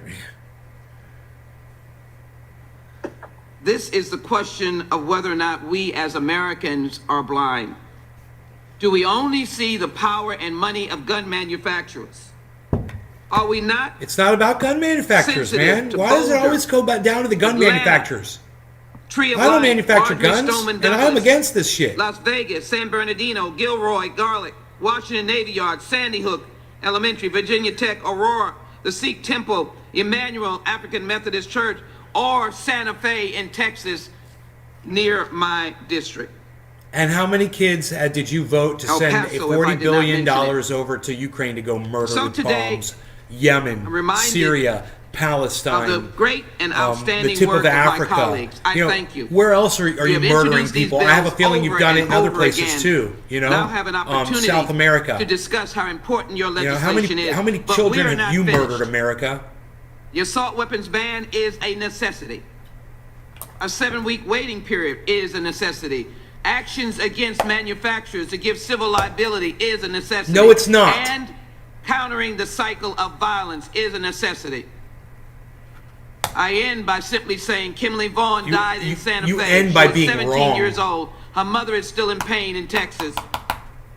And I'm calling on all of you to have Yeah, and all the sense of mothers in humanity, Afghanistan that you're starving out right now, all the people that are decency. feeling the weight of God your knows sanctions. we need Your action. great sanctions, For such it is great a sin and a sanctions. shame on us. We've got the greatest Not this sanctions of all Judiciary Committee, Mr. sanctions. Nadler. They're such great You have done great work sanctions. on the House and the Senate, and then to the President's desk. Only a mother Shame says, on Nick, us. yeah, or father. My bad. We can't move legislation now. I yield back. Right, Young lady right, yields Nick? back for purposes Yeah, it seemed a little of Chavez sexist, speaking. huh? You're right, Nick. Good observation. Forward, Mr. Chairman. Gentleman is It recognized. was a little sexist Thank there. you. It's on her obviously with part. heavy heart that we're all Leave the men out of it, participating in right? this markup today. Men don't have Words feelings cannot or care about their adequately children express dying. The horror that all Americans How felt dare a last man, week you know, those are the as ones we that own the learned of guns. 21 Should've wanted to talk to innocent them. lives that were lost at Robb Elementary School no in women own Uvalde, guns. Texas, which only added to the deep sadness we all felt a short time earlier when 10 people were senselessly killed in Buffalo. Given the shock and the revulsion that we all feel from those two horrific crimes, it's easy to understand why we're Ted considering Lieu. this legislation That was Ted today. Lieu's microphone. You It's can see it only at the top human of the nature screen. to search for answers and feel the need to do something to address a situation this troubling and this concerning. But the question we need to ask ourselves before we act, Mr. Chairman, is what actions can we take in a constitutionally permissive manner that will actually help make the American people, particularly school children, safer? The most obvious answer to that question is that we can take action to make our schools more secure. After the tragic shooting in Parkland, Florida, former sheriff himself led a bipartisan group of members, myself included, in reauthorizing and expanding the Cop Secure Our Schools grant program. That program provides necessary funds to states and local school districts to strengthen security measures at schools across the country. The money can be used for metal detectors, to adopt security plans, to train school officials, to hire school resource officers, We already saw this. retired police officers, In case and to it help sounds familiar identify to some of you. students with mental health issues. They're playing it over until they get back from recess. And the looks like they're getting back right now. To students and teachers, but there's always room for improvement. And that's one area where I believe we could be working together to find common ground and make students The safer. speaker, and it would be immediately. the chairman I also is think back we could work near his seat. together on methods to better address the mental health I need to dump crisis this. that's facing so many of our nation's I'd youth share that with you today. guys. Too often, the shootings that occur are perpetrated important that by you know I need to dump primarily my young ashtray. men who feel marginalized and who appear to be suffering from some form or another of mental illness. Finding a way to identify these young people earlier and to help get them the treatment that they need before the tragedy strikes is a goal upon which I think we could all agree. As I mentioned earlier, the Secure Our Schools grant money can be used for that purpose. But as we saw in Buffalo, the issue is broader than just in our schools. There was also some agreement on bump stocks, which is why the Icebreaker ATF ashtray under lasts President Trump forever acted and to no ban smell. them. As most of us know, there's still an ongoing challenge in the federal I don't know if it'll courts last forever, against but it's this lasting ban, a which is long probably time. why a provision banning bump stock And just is get another included one, you in the know? legislation being considered I'll just today. have to eat all those icebreaker I understand the sours. intention here, but I would probably, I think it'd be more effective if we allowed the court cases. Nick, you're welcome. Thank you for saying that. Thank you for saying you appreciate me streaming this. I appreciate you saying that. Why haven't they made a closable ashtray like that? Because not everybody can be as smart as me, bro. This is another area where some form of Not everybody can be as smart as me. I'm going to go might throw be this away. possible. The However, ashes, I'll be right considering that back. a similar prohibition in California was just ruled unconstitutional by the Ninth Circuit of all courts 3 weeks ago, it would probably be more prudent that we review that decision and try to determine what could be accomplished in accordance with the Second Amendment. Simply moving forward with a provision that even the Ninth Circuit thinks is unconstitutional really isn't doing anybody any good. And that's the crux of my argument against this legislation. The majority is simply acting quickly because they believe it's important to act quickly. In doing so, I'm afraid they're foregoing an opportunity to actually work together and hopefully produce a better piece of legislation, which is what they're apparently trying to do in the Senate. We could do it in the House as well, Mr. Chairman, but not if the majority is so focused on the speed of the legislation rather than its merits. I think we should stay focused on the merits. Unfortunately, that's not what we're doing today. And I yield back. The gentleman yields back. Without objection, a statement from Representative Rosa DeLauro, whose legislation Ethan's Law is an important component of the Protecting Our Kids Act, will be entered into the record. For what purpose does Mr. Cohen seek recognition? Strike the last word. Gentleman is recognized. This is no rush to action. This has been delayed for decades. I was here 15 years ago when Virginia Tech was the site of a mass killing. And in 15 years, we haven't gotten gun laws changed and reformed. This bill, which is somewhat of a compilation of other laws, all should have been law before but should be law today. And the Democrats are not rushing to anything. The public is demanding that we take action because they've seen what happened in Uvalde, Texas. They've seen what happened in Buffalo. Ready for a bomb They've rip, seen guys? what happened last night in Tulsa. It is happening all too often, and it's deadly. Assault weapons were banned from 1994 to 2004. It was constitutionally permissible. Hi! It wasn't until 2008 in the Heller decision when Justice Scalia said that people had a right based on the Second You've been Amendment gone to for so protect long. their homes. I haven't with seen you in so reasonable long. weapons, and said that that was not something that would prohibit government from having more restrictive laws on people who had mental health problems and or people who had criminal backgrounds or other possible changes in the law. The Second Amendment, like the First, is not absolute. The First Amendment, you cannot defame people. You cannot go into a theater and holler fire. There are limits, and there are limits to the Second Amendment. And assault weapons is one of those limits we've had for 10 years. During that time, we had less mass killings in this country, and we should have it again. Assault weapons are made to kill. Dude, on the replay that they're showing right now, is it my imagination or is C-SPAN only showing the Democrats? Anybody would be able to recognize some of them. Are they only Because showing when they're one hit with side an of this? assault Isn't that weapon, weird? They cannot be identified. They are obliterated, and they need DNA to identify. Biased span? They put holes in their It bodies should be so B-SPAN large for bias span. that there's no way they could Or survive. D-SPAN They are for Dem weapons span, of war and Democrat weapons span. of death and weapons of destruction that we should Demo not span. permit out here. And when somebody who's 18 years old and All right weapons after are their made to birthday, kill. Yeah, for they the most go part, where the first right? thing they do is buy an assault weapon, I can't believe they ever got past in the 90s. that should be a red flag. Stupid. Let's smoke. Where is that This person stuff gets coming me so from? That's what they riled want on up. their I gotta 18th smoke, birthday is too. an assault weapon. They got a problem, which means we got a problem, which means those 19 kids and their parents and those 2 teachers have a problem. Forever. The NRA has too much of a grip on this Congress and on the Senate. It needs to stop. They're in the business of What a representing horribly gun cold thing to say about manufacturers those and kids that selling died. guns and They've got selling a problem. ammunition That and not caring motherfucker about just said what that. it does to innocent This is how human stupid beings. politicians are. They don't care about children. It's not just schools, Mr. Shabbat. My friend Mr. Shabbat talked about the school bill. Yeah, it's terrible what happened in Uvalde and in Parkland, etc. But it's movie theaters. It's grocery stores. Wow. Look, they cut him off. They cut him off because it was detestable, what he was saying, and they went to a picture of Jordan just sitting there. Do you see that? They are protecting the Democrats. That is crazy. And that's not bias, guys. That is observation. I would have said the same thing if they were doing it for Republicans. The guy was going totally gun grab crazy, and they cut him off right when he was coming to a crescendo. Did you notice that? Wow. I'm so glad that we've got that saved on this show for people to see that what Democrat span is doing. Or bias span, B-span, C-span. I don't know what the C could stand for. I think you guys know.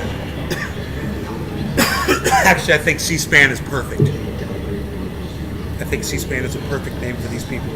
Look, they were like, cut that, go to a live shot. I don't care what you do, get that off. What are you doing, man? You're playing the wrong... Dude, that guy's making a horrible argument right there. Oh my God. Did Did you see that? You guys go back and watch that. OG. I'm on that blueberry saltwater OG. Get me all feisty. I'm all feisty. I'm all feistified. I like to say feistified. I'm all feistified. Got low sunlight. I don't know how the camera would do in this light. Underwater. But this camera does something the other camera doesn't do. Oh, it does a few things, but this one thing it does is really cool.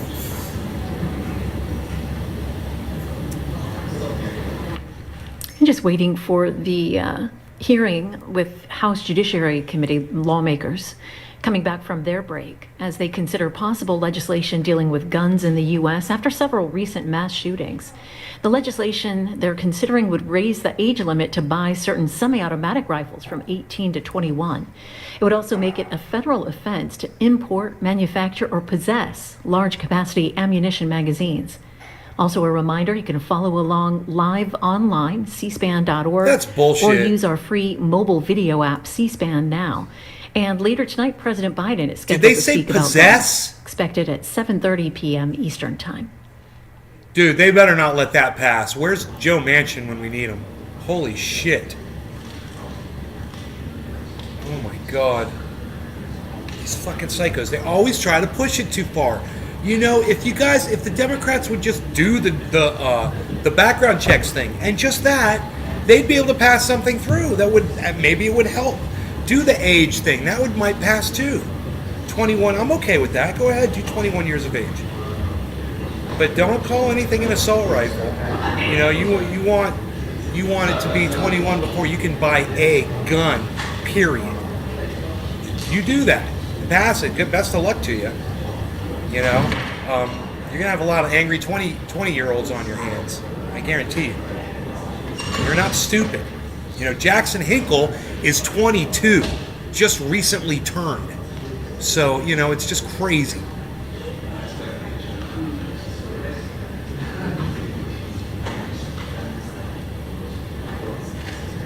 More than 6? Yeah, I don't know what they're saying is large capacity, bro. These guys are idiots. They make up their own standards. They set their own standards. Oh, this is an assault. What? What does an assault mean? You know? Oh, that's an assault weapon because it's got a grip on it. It's got a grip. It's made for the army. It's got a grip. It's made for the army. It's got a forward grip. It's got a sight. It's a weapon of war. That's a weapon of war you've got there. That's a weapon of war you've got there, eh? You better put that pistol away there, bucko. You better put that 22 caliber single shot pistol away there, bucko. That's a weapon of war you've got there. That single shot 22, that's a weapon of war you got there, bucko. It's almost all of my pop things. Yeah, everything. Yeah, this is psychotic. For once, you'll be happy that you got a moron like this sitting there defending your right to possess your firearms that you possess right now, you know? Psychotic. What are they going to do? Come door to door and take them?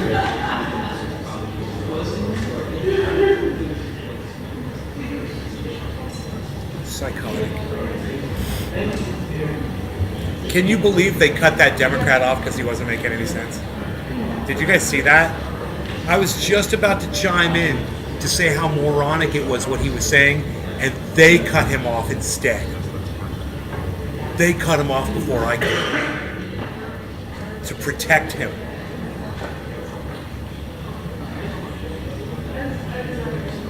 They'd rather just show these people shuffling around than let you listen to the debate that was going on.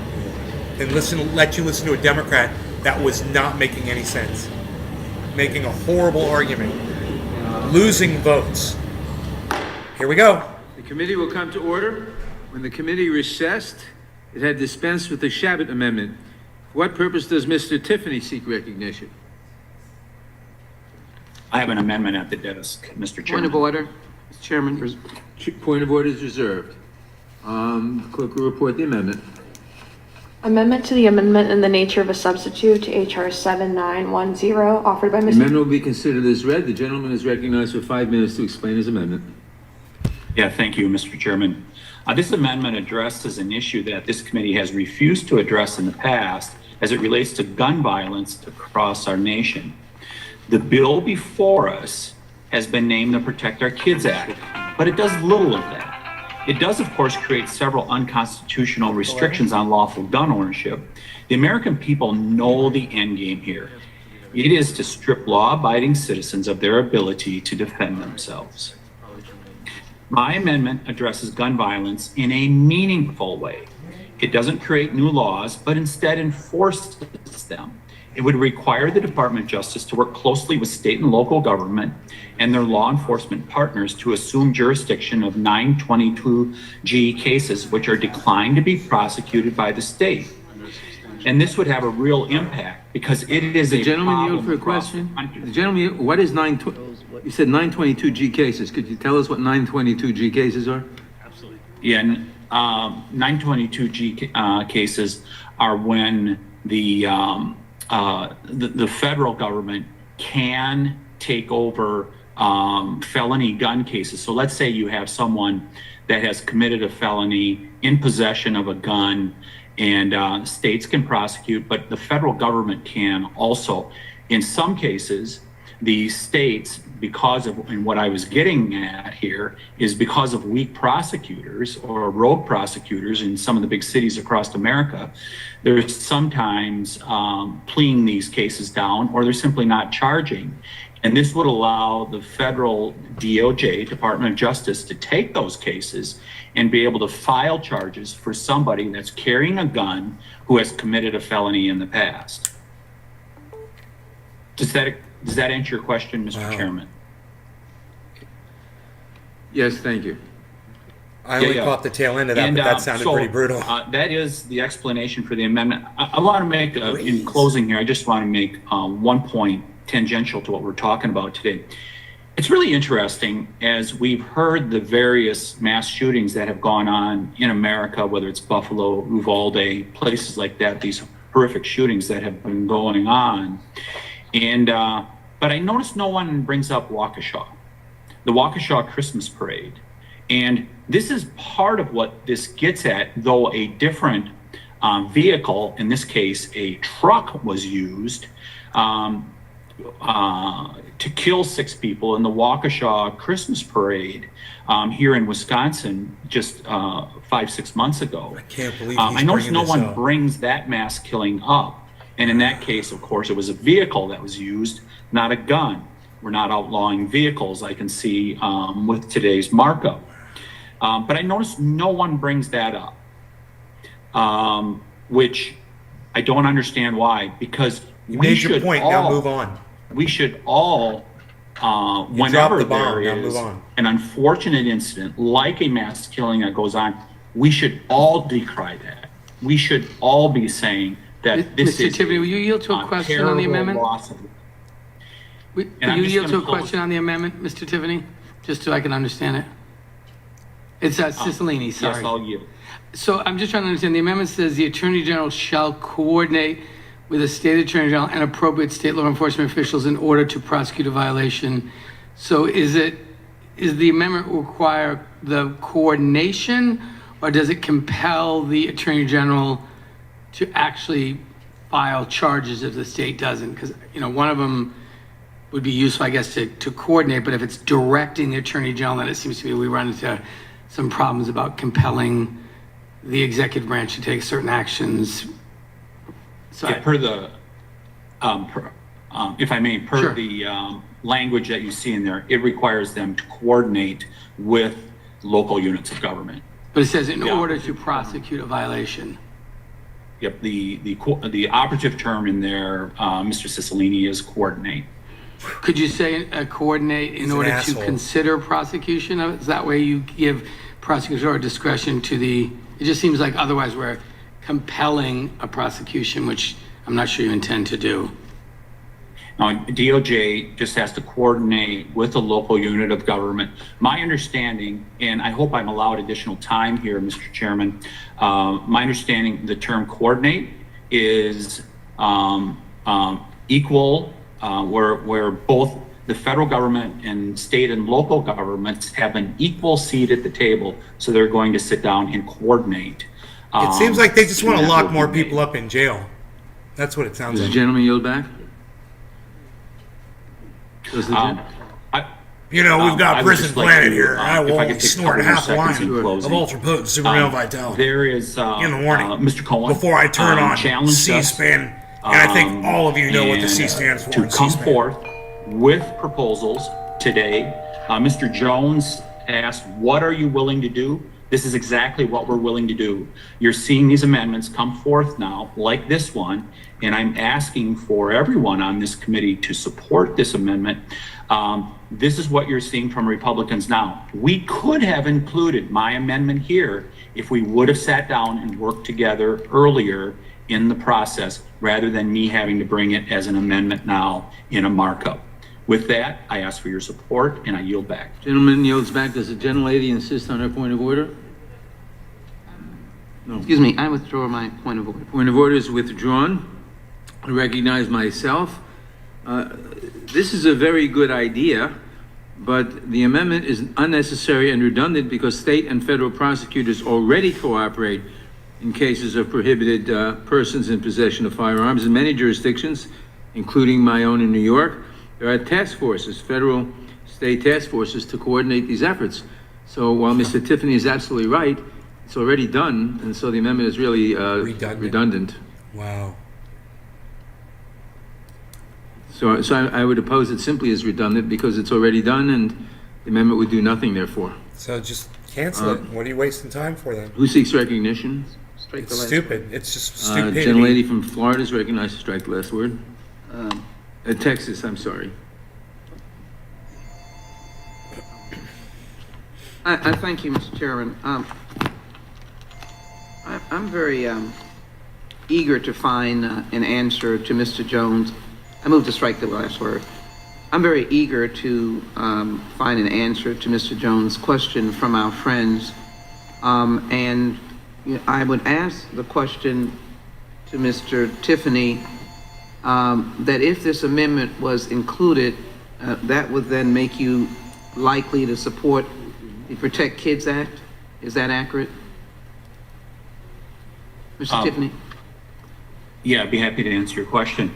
Early in the summation that I just gave here a minute ago, this would be a good change, but as I said, this bill creates several unconstitutional restrictions on lawful gun ownership. All right, sir, you said your answer would be no. I appreciate it. I have little time. As a member of the Judiciary Committee, I'm not going to be in the habit of reclaiming my time. Your answer is no. Unconstitutional laws. Your answer is no. Again, as indicated, this may be already done, but let me speak to the conditions of Texas. I don't know what laws my prosecutors could in fact operate under. We have no universal background checks. We have no ban on assault weapons. We have no red flag laws. We have no age 21 requirement to buy a rifle. We have no waiting period to buy firearms and ammunition.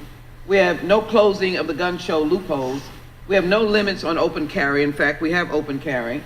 And no ban on concealed weapons at universities. In fact, we are Get your hand off the thing, dude. What's he doing? Without an infrastructure for which our prosecutors basically could operate under. Obviously, if the mass shooter at the school in Uvalde had lived, Robb Elementary School, there might be a trial. In Buffalo, of course, this young shooter was motivated by white supremacy. And there's certainly no laws, because I know my good friends will call that speech and the protection of free speech. I don't know whether they would view that as disinformation.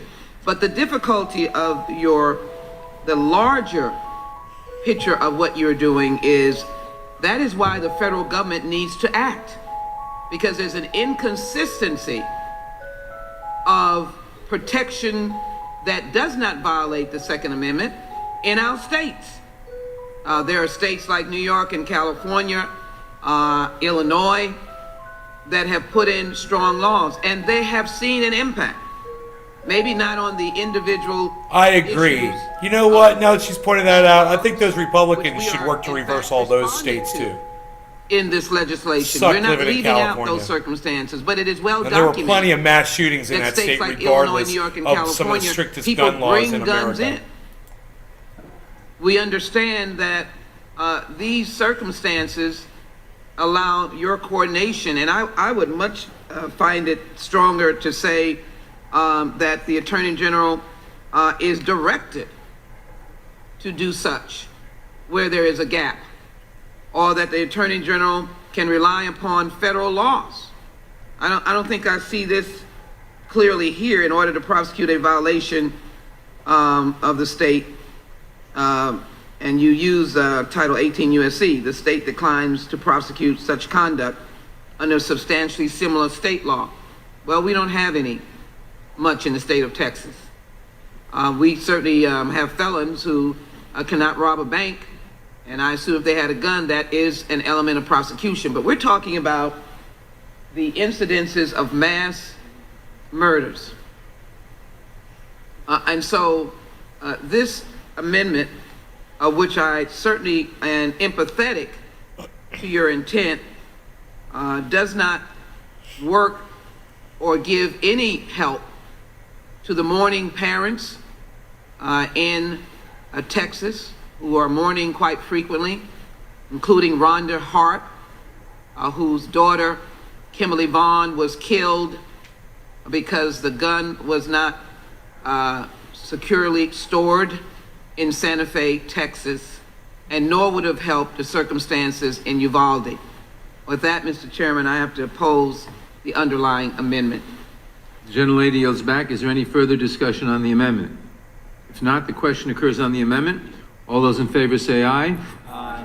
Opposed, nay. No. No. In the opinion of the noes have it, and the amendment is not agreed to. Are there any further amendments? For what purpose does Mr. Massey seek recognition? That was it. It failed. Mr. Chairman, I seek to offer an amendment. The clerk will report the Reserve amendment. a point of order. Point of order is reserved. Was that Amendment the to one? the amendment in the nature of a substitute to HR 7910, offered by Mr. Massey of Kentucky. The amendment will be considered as read, and the gentleman is recognized for 5 minutes to explain his amendment. Thank you, Mr. Chairman. One of the 6 titles of this gun control bill is called Title II, Prevent Gun Trafficking. I'm not sure why it's necessary. It's trying to outlaw something that's already illegal. It says it shall be unlawful for any person to knowingly purchase or acquire or attempt to purchase or acquire a firearm for possession of a third party. If you do this today, if you go to an FFL and you buy a firearm, you sign on the form, the 4473, that you are purchasing that firearm for yourself, not for another individual. In other words, you are attesting, you are swearing that I wonder if you Kyle are Rittenhouse. not a straw purchaser of this I wonder firearm. if the guy that got the gun for Kyle So Rittenhouse why is Title filled II that out. preventing gun trafficking necessary? It says that it's going to outlaw the exact same thing that's already illegal. So when somebody offers a law or a new law that does something that an old law already does, the question is, what more does it do? Or what more does it intend to do? And one of the things we should make sure that this new law doesn't do is create more victims undefendable victims of domestic violence. So the law that's proposed today here, Prevent Gun Trafficking, has exceptions. It says that if the firearm is purchased or acquired by any person that wants to give it as a bona fide gift to another family member, that they're not a gun trafficker. Okay, that makes sense. Or if it's purchased by an agent of a lawful business, in order for another agent of that business, let's say a rancher, I presume, buys a firearm because one of their ranch hands needs it to shoot coyotes or something. But it's lacking something here that I think it needs, and that's why I'm offering this amendment. My amendment says this section, this gun trafficking section, shall not apply to any firearm if the purchaser or person acquiring the firearm transfers the firearm to a victim of domestic violence for his or her protection. Would the gentleman yield? I will yield to the gentleman from Georgia. How do you define domestic violence in this amendment? No reason to believe. How would you define it? Well, there's a whole lot of domestic violence. I mean, that's an open term. Somebody who has been a victim of domestic violence. Well, Can't I see mean, the future. so that could be anybody. That could be anybody. It could be a bullying victim. Going to yield to me? I'll yield to Mr. Bishop. So I would say in response to the inquiry by the gentleman from Georgia that a term in the absence of a definition is construed by the court according to its normal and natural meaning. That's a very good answer. I would agree. But whatever the legal term of domestic violence is, quit wasting time. Is domestic violence? If I may continue on, I Mr. thought it was Massey's an time, excellent sure, answer. Sure, please. Yeah, I would say that I don't know what limits there would be. For example, I've seen, you might think of domestic violence as between married people, or you might think, well, but we need to make sure it covers people in committed relationships who are not married. So I could see how you could have a more expansive definition. Yeah, or of what domestic about violence. a child who's being I don't know abused how by you their miss the parents? essence of it, though. And Is I that would not also think domestic this being a violence? remedial measure, the court would interpret the term liberally to reach all reasonable constructions, including people in a domestic relationship. That would, and so I think it's pretty clear what domestic violence is. I yield back to Mr. Massey. If the gentleman is concerned that it's an overly broad term, I will accept perfecting amendments to this to define domestic violence, and I reclaim my time. I think that anything we do today here, we have to think of the unintended consequences, and if this amendment would save one life, then it's worth voting for. Will the gentleman yield to a question? Mr. Massey? I am, sure, absolutely. Don't be reluctant. You can handle it. My question is, I think the reason that this provision is included in this legislation is that there is currently not an explicit prohibition on straw purchasing. And so the first claim you made is that it repeats, and actually I think if you look at prosecutions, the requirement that the gun seller represent who's buying the gun, that person has a background check, doesn't preclude that person. Reclaiming my time because I don't have much left. People are prosecuted for straw purchases. You are lying on a form when you fill out the 4473. And maybe they should be prosecuted more, but the law is already on the books. And I don't think that anybody who's trying to protect a domestic violence victim should be convicted of gun trafficking. And I yield back. The gentleman yields back. Gentlelady insists on the point of order. I withdraw my point of order. Adler's Point of mic order is messed withdrawn. up. I recognize myself He in recognizes opposition to the himself. amendment. This amendment is unnecessary because if you look at page 6 of the amendment nature of a substitute, lines 11 to 16, it reads, D, this section shall not apply to any firearm if the purchaser or person acquiring the firearm has no reason to believe that the recipient of the firearm will use or intends to use the firearm in a crime or is prohibited from purchasing or possessing firearms under state or federal law. He's right. In other words, this amendment does exactly what the bill already does. It's the straw purchase provision of the bill. And I assume, based on your amendment, that you support the ghost gun provision of the bill.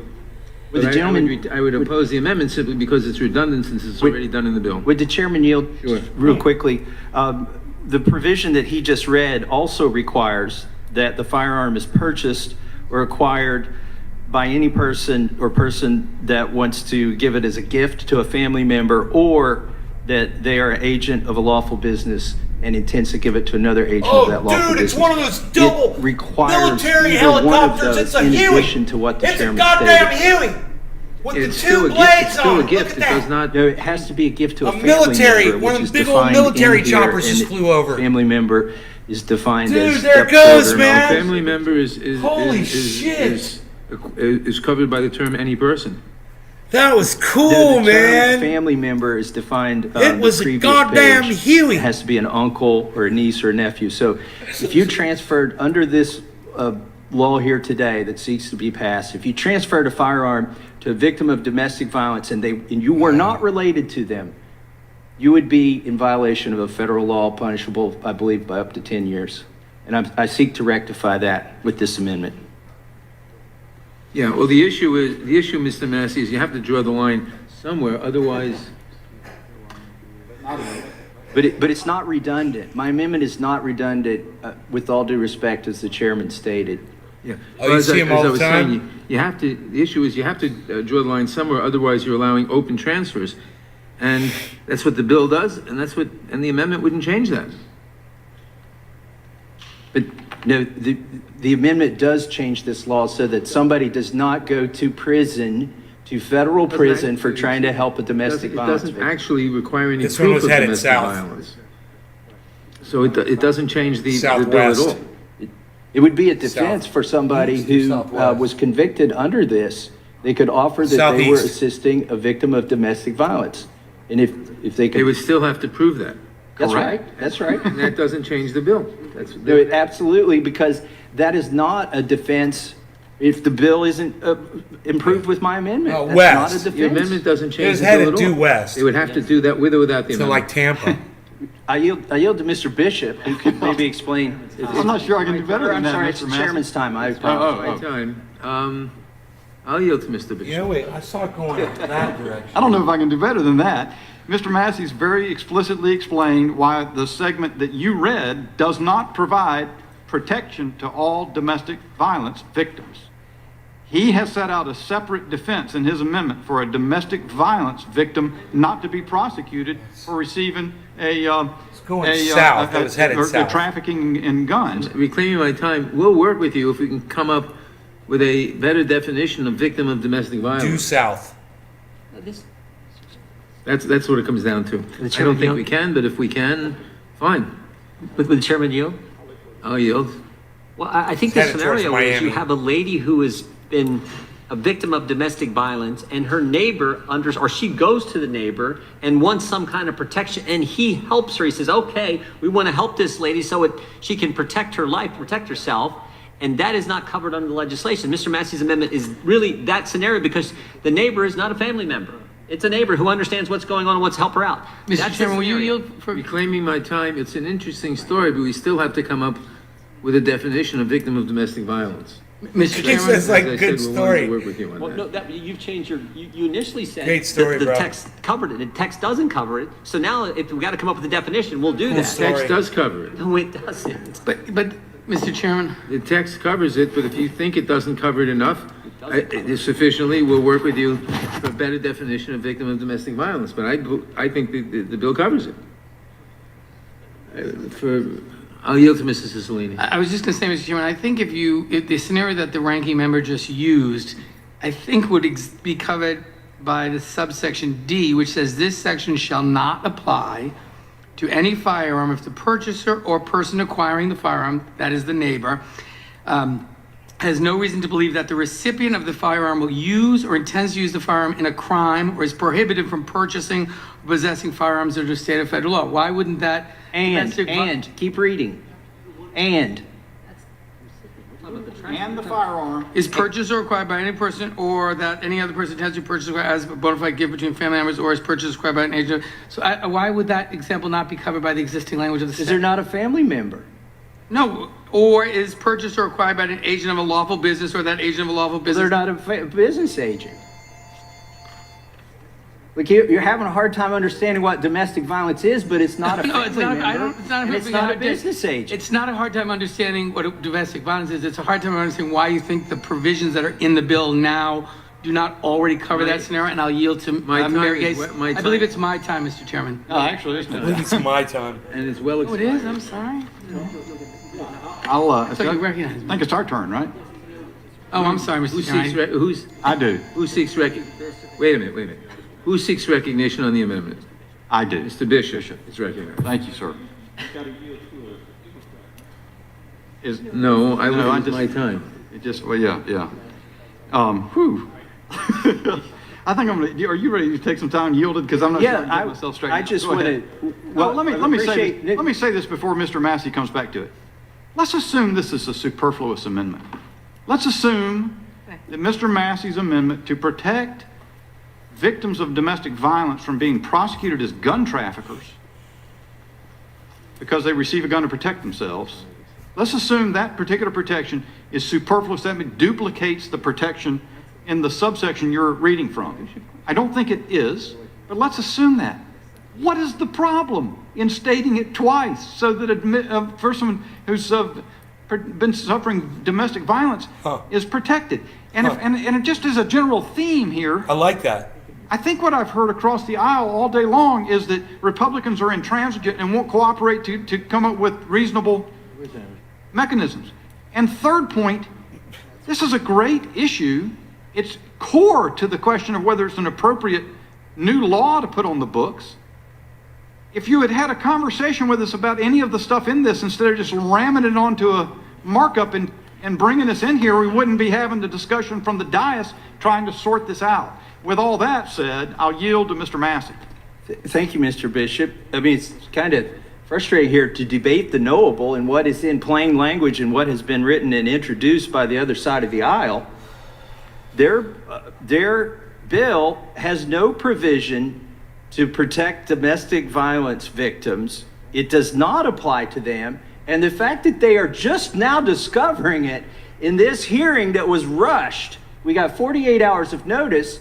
Maybe they didn't think through all of these bills. Maybe they didn't realize you're going to create gun traffickers out of Jesse members that are trying Pinkman's to in the help background. domestic violence Jesse victims. Pinkman's cooking meth in the Senate.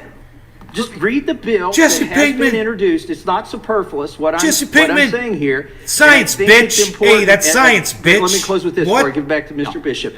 I Hey, think it's indicative Mr. White. of the lack of Mr. thought White. Hey, and the we're talking about guns, unintended Mr. White. consequences that will Science, stem bitch. from these bills that they're trying to pass today. Jesse And Pinkman. Their lack of knowledge of what it does and doesn't allow, and I yield back to Mr. Bishop. 100%.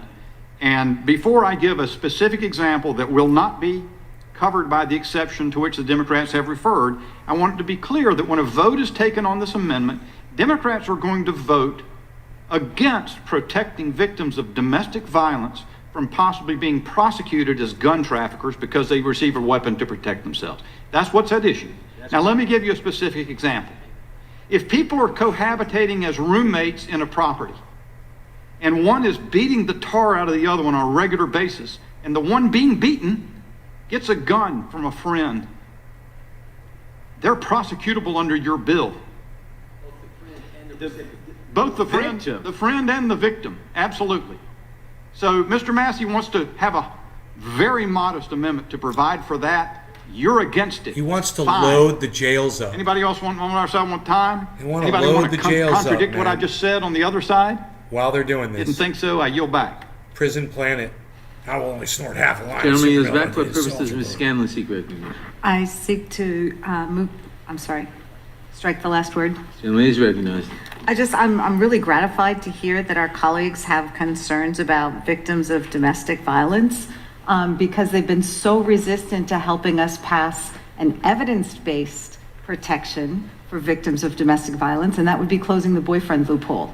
The loophole that precludes us from removing Would the gentlewoman firearms yield? from the home. I was going to finish my thought first. Okay. Prevents us from removing weapons from the homes of someone who's been convicted of domestic violence, and that would be a place we could look for a definition of domestic violence, certainly in VAWA.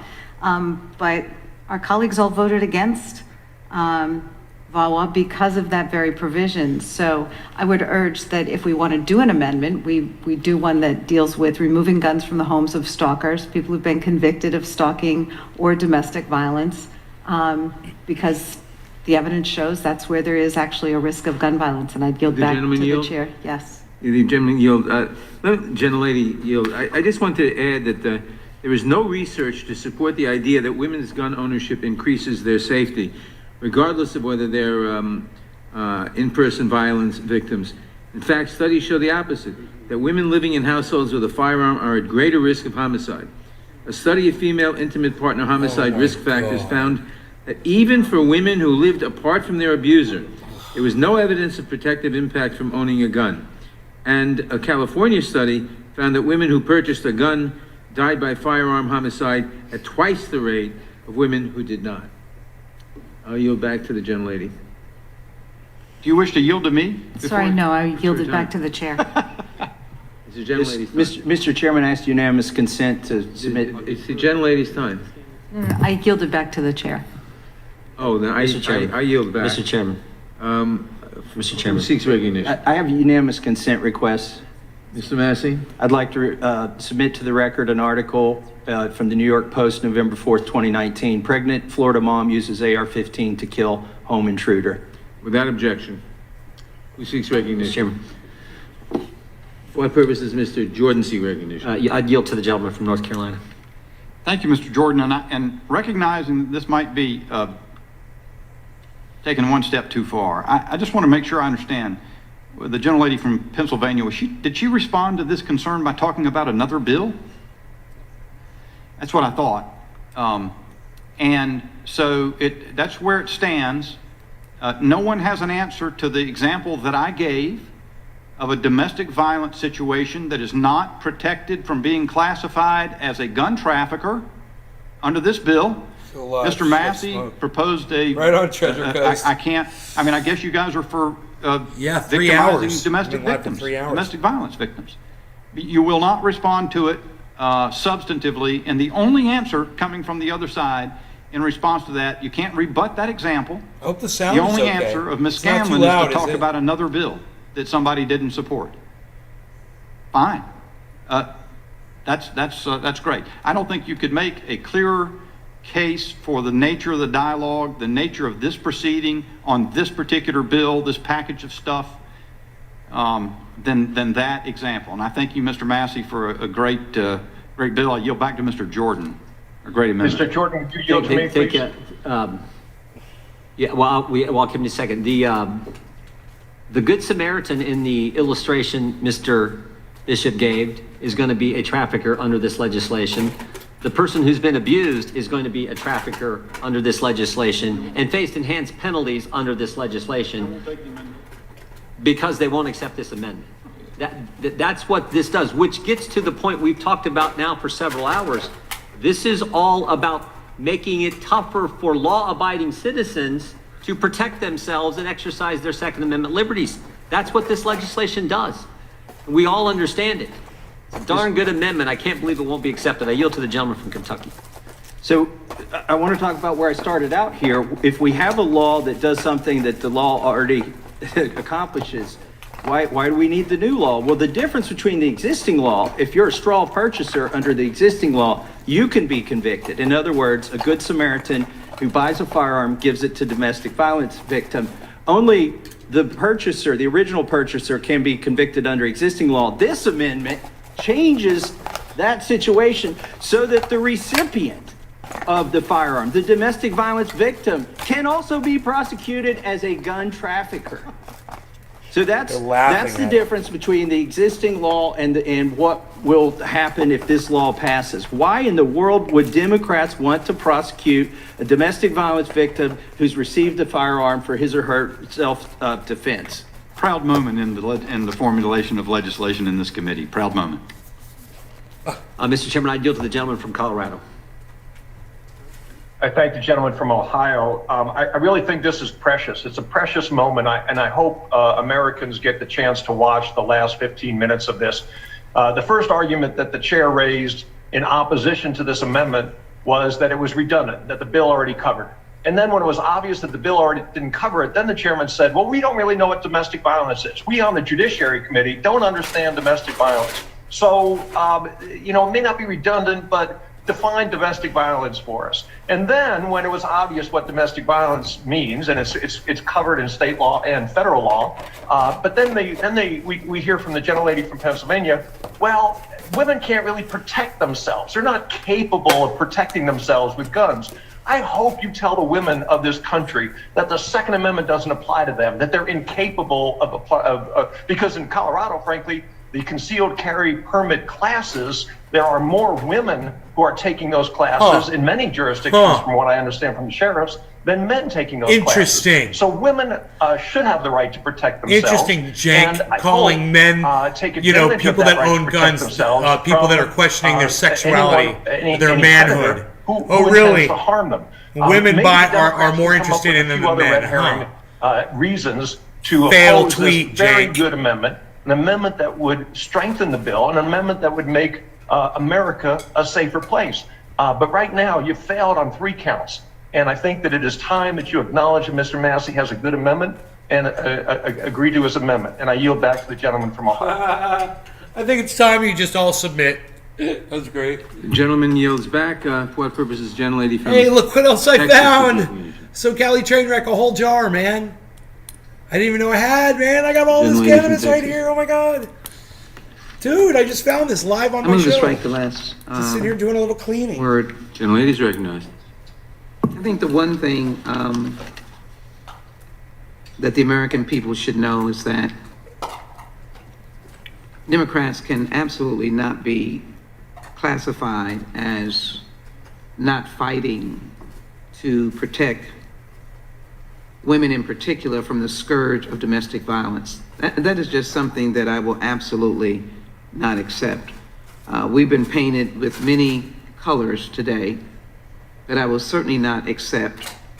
In fact, I will reject very loudly and openly, because I remember the pain of trying over and over and over again to get the Violence Against Women Act passed, authored by myself and many other co-sponsors of a comprehensive omnibus bill dealing with every aspect of domestic violence, including, of course, the boyfriend loophole, which still became an obstacle in the Senate and never got passed. But it left the House with that provision in it to protect the victims of domestic violence.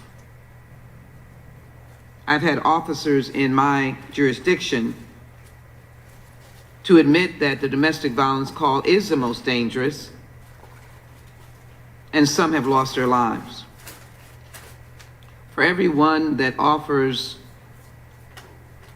an explanation that Democrats are not both emotionally tied to and cognizant of the limit or the levels of violence in domestic violence, of which we can expand this definition, it is soundly rejected by our history and by the legislation that we've offered over and over again. And so I would say to Mr. Massey, some modification of his legislation may be well placed.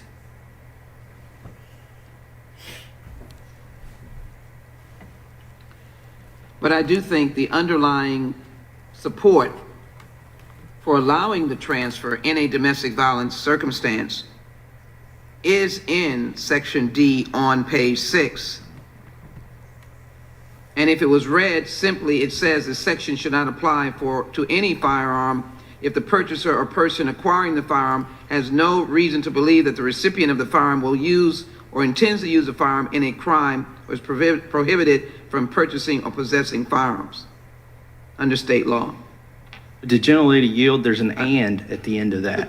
Not at this point. Not at this point. Huh. There are 10 dead people in Buffalo. Can you believe that? Choose to. She will take Show that their faces, legislation their names out of context.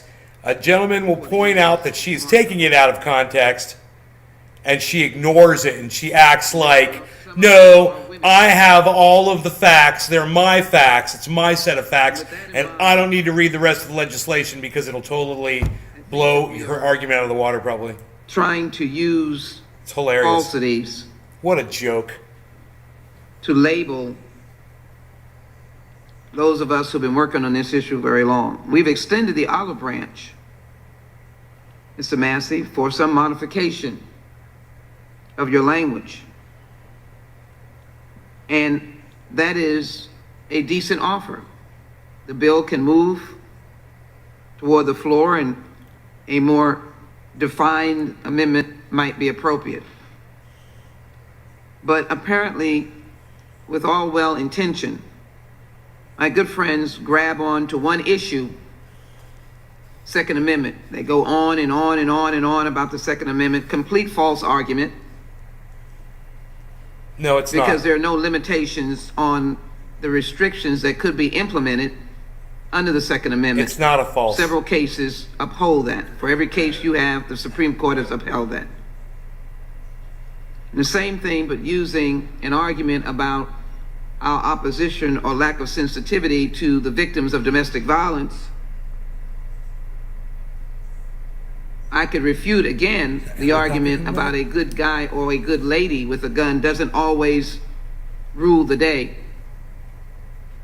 particularly against weapons of mass destruction or in a volatile situation like domestic violence.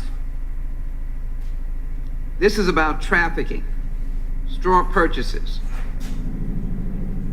We want this section to stand for what it is supposed to stand for, and that is the outright outrage of people passing off guns and creating havoc and killing people in urban and rural communities. So I think there is merit to your intent, Mr. Massey, but I will not accept the high road in contrast to what we have done, what this committee has tried to do, my subcommittee in particular with its members, on protecting persons against domestic violence. I ask you to reconsider your amendment. I yield back. The lady yields back. For what purpose does the gentleman from Texas seek recognition? To strike the last word on this. Gentleman is recognized. Thank you, Mr. Chairman. Mr. Massey is right. He's proposing an amendment that will help with domestic violence. It will help protect women who are victims or have been victims of domestic violence. Because if they accept a gun from a friend after beatings, threats, the kind of thing that I dealt with as a prosecutor, I've seen, and by the way, to have more than one Democrat tell us, you know, we don't care about domestic violence, or that, oh, they're pleased that all of a sudden we've shown interest. I've got decades of dealing with it, and having had women, even all these years after leaving the bench, thank me that I don't even remember because I handled so many felony cases, for giving them their lives back because I saw through the garbage of their husband or their male partner who was so abusive. You've got no high road, no right to condescend. You don't know what our lives are. You don't know how we have fought domestic violence. I carry some of the scars from dealing with that issue, trying to help people over the decades that I dealt with it. But so he's got a good amendment. We don't need the condescension. It's not superfluous, this amendment. It's quite good, actually. And to condescend and say why we voted against DAWA, there was a lot of garbage in there. There was some good things, but again, Democrats weren't interested in coming together, but rather just trying to get a political win or notch on the belt. But let me mention some of the things that continue to be brought up regarding ending assault weapons in multiple magazines. The Justice Department itself has said that the impacts on gun markets and gun violence, well, talking about the assault weapons ban, but include multiple containments in magazines. The Justice Department said should be renewed. The ban's effects on gun violence are likely to be a small at best, perhaps too small for reliable measurement. Assault weapons were rarely used in gun crimes even before the ban. And over the course of the 10-year assault weapons ban, mass shootings still occurred, including Columbine. And according to data from the FBI, 2015 to 2019, you're twice as likely to be killed by hands or feet than you are to be killed by a rifle. And that seems to be what has scared so many people. The Virginia Tech shooter did not use a semi-automatic rifle nor an automatic rifle. I use those in the Army, but what people are calling assault weapons, 223 round. It's just barely bigger than a 22. Which, by the way, experts testify organized crime like to use 22 because the rounds are so difficult to ever trace to a gun. But an assault weapons ban is just a talking point, does not deal with the root cause of violence. And it appears so much is political today. You don't want our amendments. It seems like you came in with the attitude, even a good amendment like this, you're determined to stop it. Now, as a judge handling thousands of felony cases, I don't remember any significant felonies where the perpetrator went in, bought a gun, got the background check, or bought a gun without one, but they always had to get one. There is no loophole for the gun shows. I mean, if a federal firearm licensee is selling a gun, there has to be, no matter where it is. There's no online loophole. That's false as well. But so many of these, most of these mass shootings, they got approved by the background check and they bought the gun. So there is so much that's just talking points, but it's not going to solve the problem. And we want to solve the problem. I go back. Gentleman yields back. For what purpose does Mr. Johnson of Georgia seek recognition? I'll move to strike the last word. Gentleman is recognized. Thank you, Mr. Chairman. This is a solemn hearing. It is a place where personal experiences have been shared in terms of the loss of loved ones. We're grieving as a nation for the loss of 29 of our fellow citizens due to gun violence out of control here in America, mass murders, another one yesterday, and this is a solemn moment, but yet my friends on the other side of the aisle are playing games, trying to muck up the works of a very straightforward piece of legislation with the intent and the name of protecting our kids. We're trying to protect our kids. We're looking to raise the age to 21 for someone to be able to purchase a long gun. And we're trying to prevent gun trafficking. That's what we're talking about right now with this amendment. And Mr. Chairman, it's my humble opinion that if you give my colleagues on the other side of the aisle an inch, then the NRA takes a mile. This amendment appears or would appear to be quite reasonable, but what it really does is like a Trojan horse. It opens up the legislation. It puts a big hole that you can drive 3 Mack trucks through at the same time. Talking about victims of domestic violence. What is a victim of domestic violence? What is a victim, by the way? Is that somebody who has just been threatened or who thinks that they've been threatened? What is his problem? Is it somebody who received a phone call? This guy's an idiot. Wow. What is a threat? What is a victim of domestic violence? I mean, you can drive, unless that term is defined. It is defined, you idiot. With sufficient specificity. It is in the law books. It will hurt this I'm telling you, legislation. He's an idiot. And I would submit that he's a blithering idiot. I don't know how he got voted into office. Amendment would drive a hole into this legislation. I think we should do what we set out to do, which is to prevent as much gun trafficking as we possibly can. And we also don't want to open the door for untraceable weapons, ghost guns, to be allowed to be transferred to so-called victims of so-called domestic violence, whatever domestic violence is. Domestic violence can be between a man and a woman. It can be between a schoolyard bully and somebody in school. What's to keep someone under this amendment from transferring a weapon to someone who is less than 18 years old. So we don't want to get into that at all.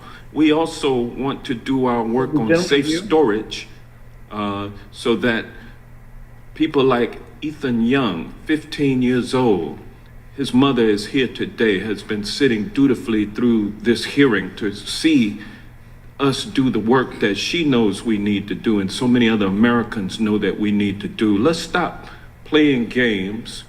Let's stop smiling and laughing, thinking that we got somebody on an amendment, and let's go ahead and just pass this legislation. This is good legislation.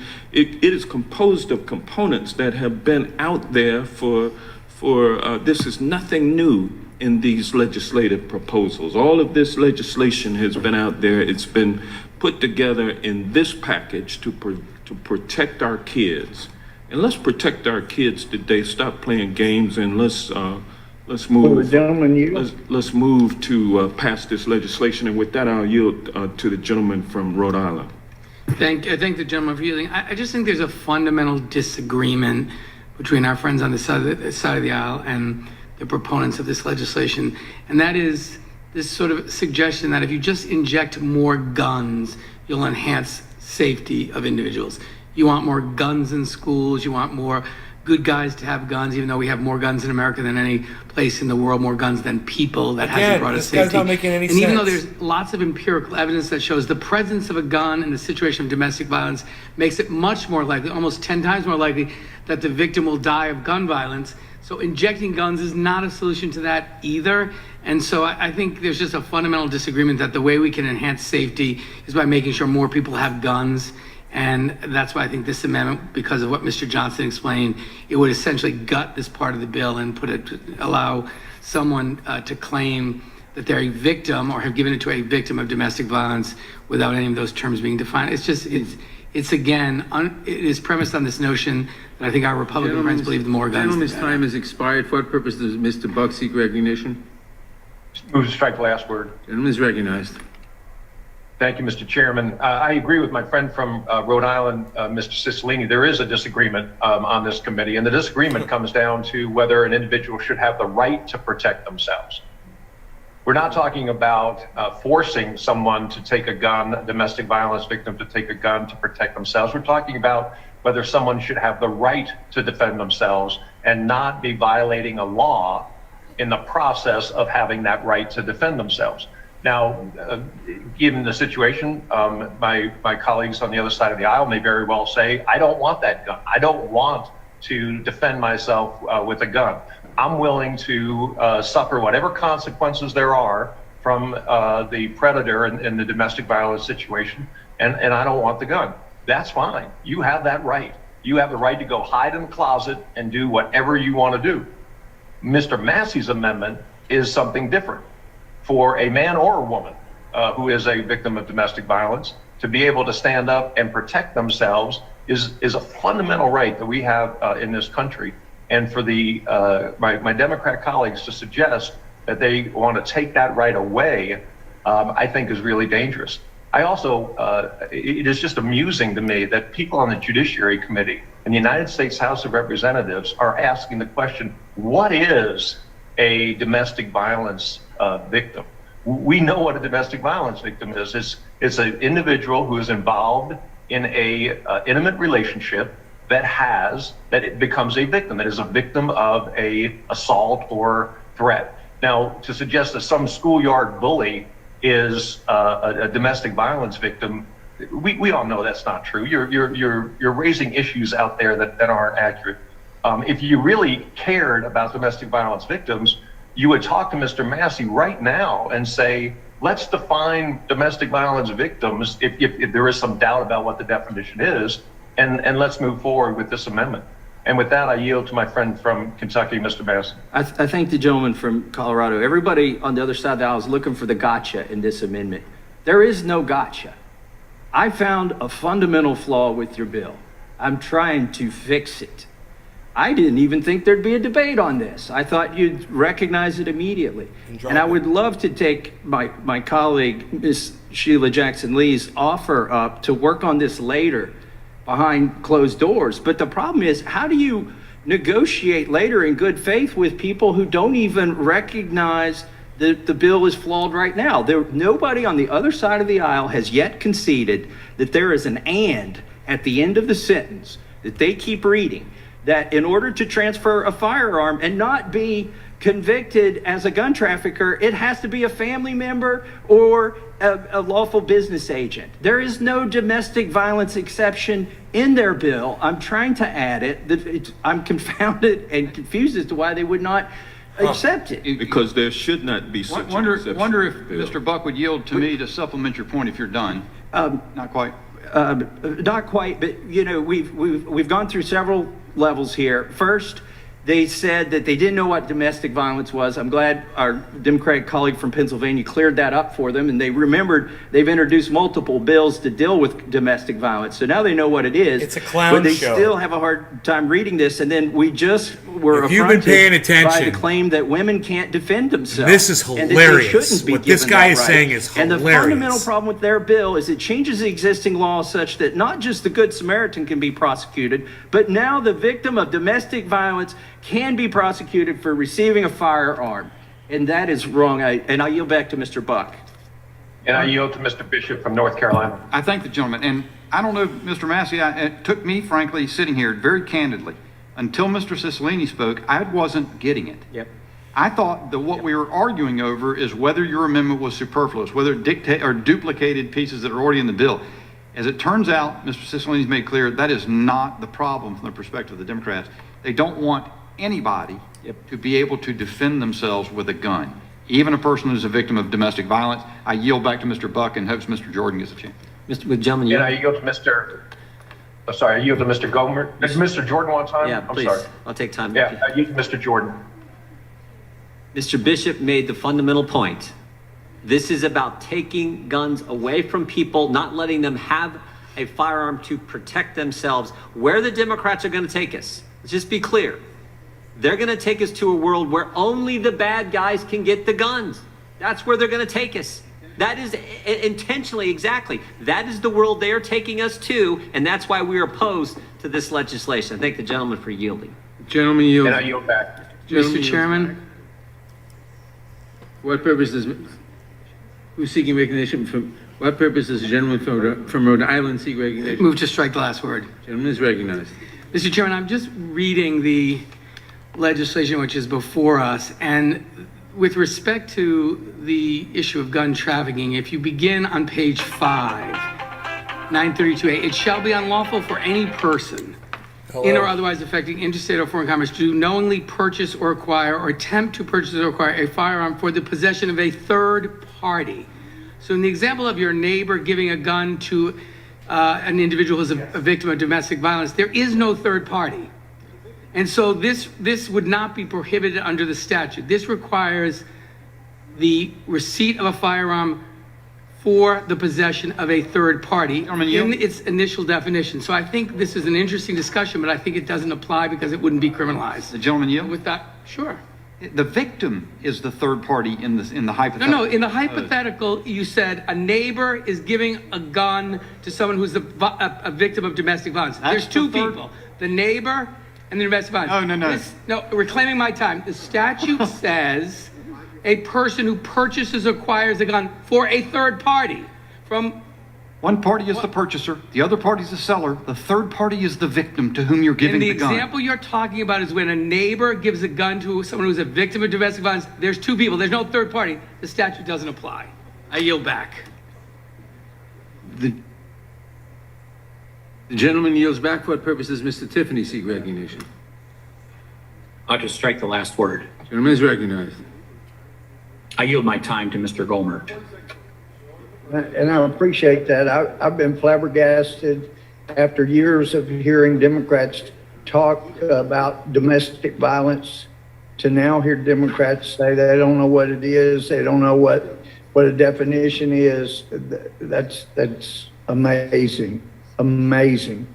I think all people on our side understand what domestic violence is. So we can talk about that later. But when it comes to, I'm also amazed. the scenario that Mr. Cicilline talked about, there is a third party. If you're not acquiring a gun for a third party, you're you're not guilty of the crime. Of course, there's a third party. So that's a good prosecutor would not be able to take that position. They would be able to go after the third party who is the victim of what those on the Republican side know is domestic violence. So, and like I said, bullies on a playground, that's not domestic violence. We understand that. So, and if you've ever prosecuted, perhaps if you've defended people guilty of domestic violence, you'd be familiar with it too. But having prosecuted it, I can assure you, I know what it is, and I'm surprised more Democrats don't. But this amendment will be helpful to the bill and will help to avoid doing terrible injustice, which is one of the reasons it's good not to rush into a bill with an emotional basis for the bill. It's why a cooling off period is important. So you make sure you consider the very things like Mr. Massey has found to fix one of the injustices in the bill. So if you care about injustice, you would say, you know what, he's got a good point.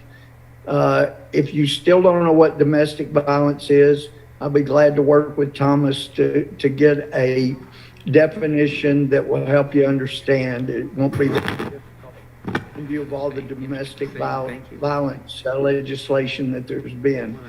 But in the meantime, please, just say this is going to create a hole you could drive a truck through.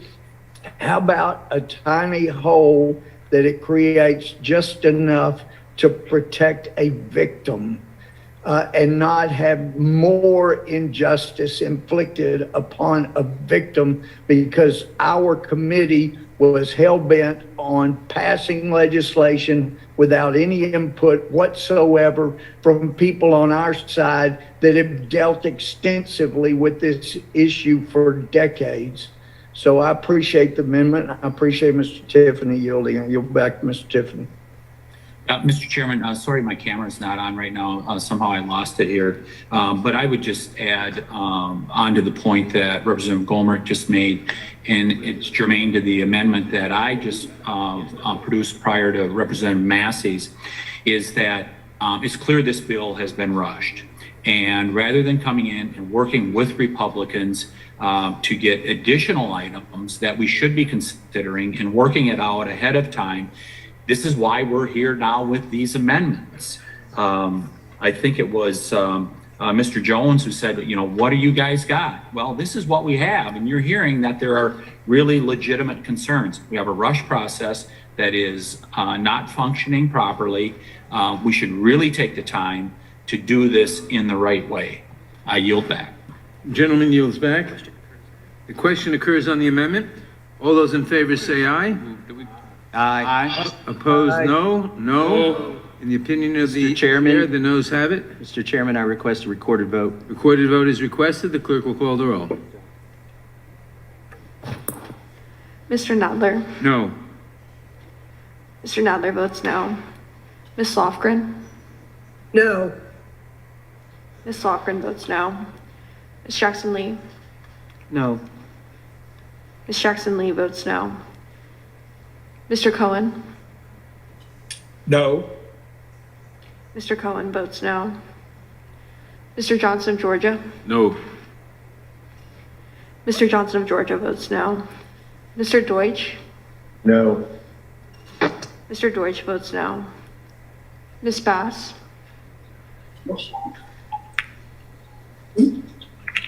Bass votes aye.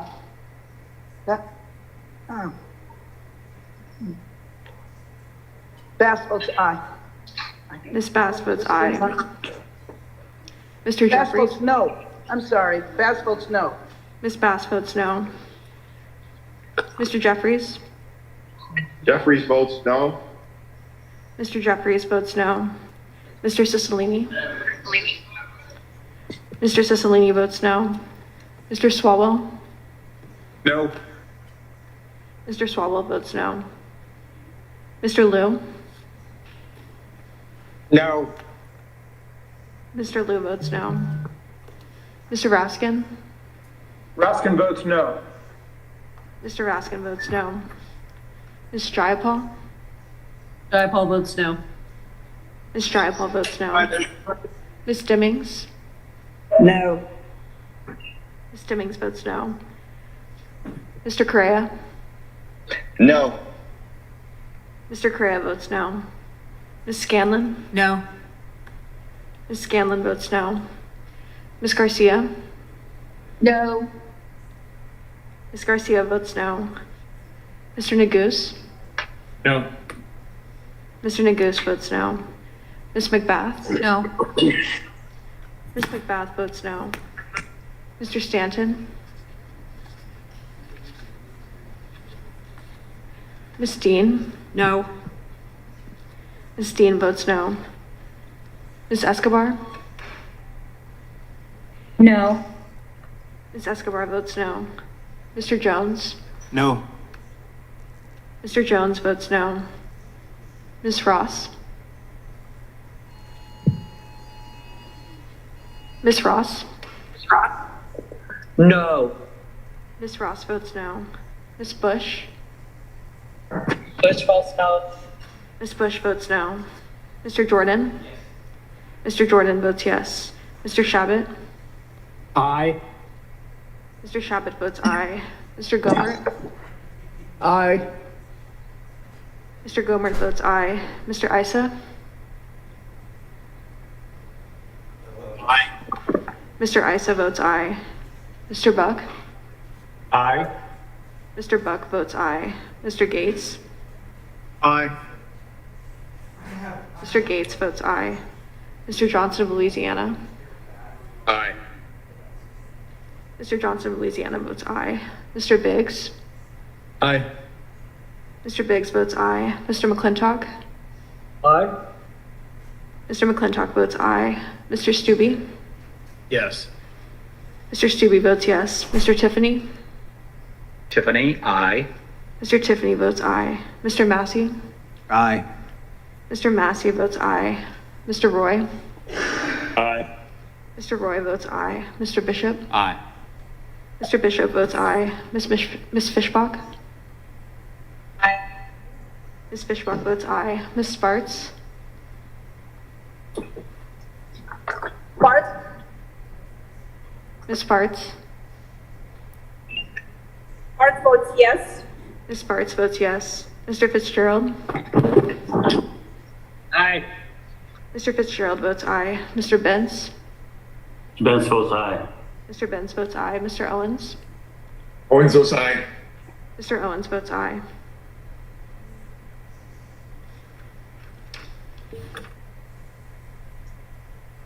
Clerk will report. Oh, this is Stanton. How am I recorded? Mr. Stanton, you are not recorded. I vote aye. Mr. Stanton votes aye. Does Mr. Stanton really want to vote aye? Okay. Clerk will report.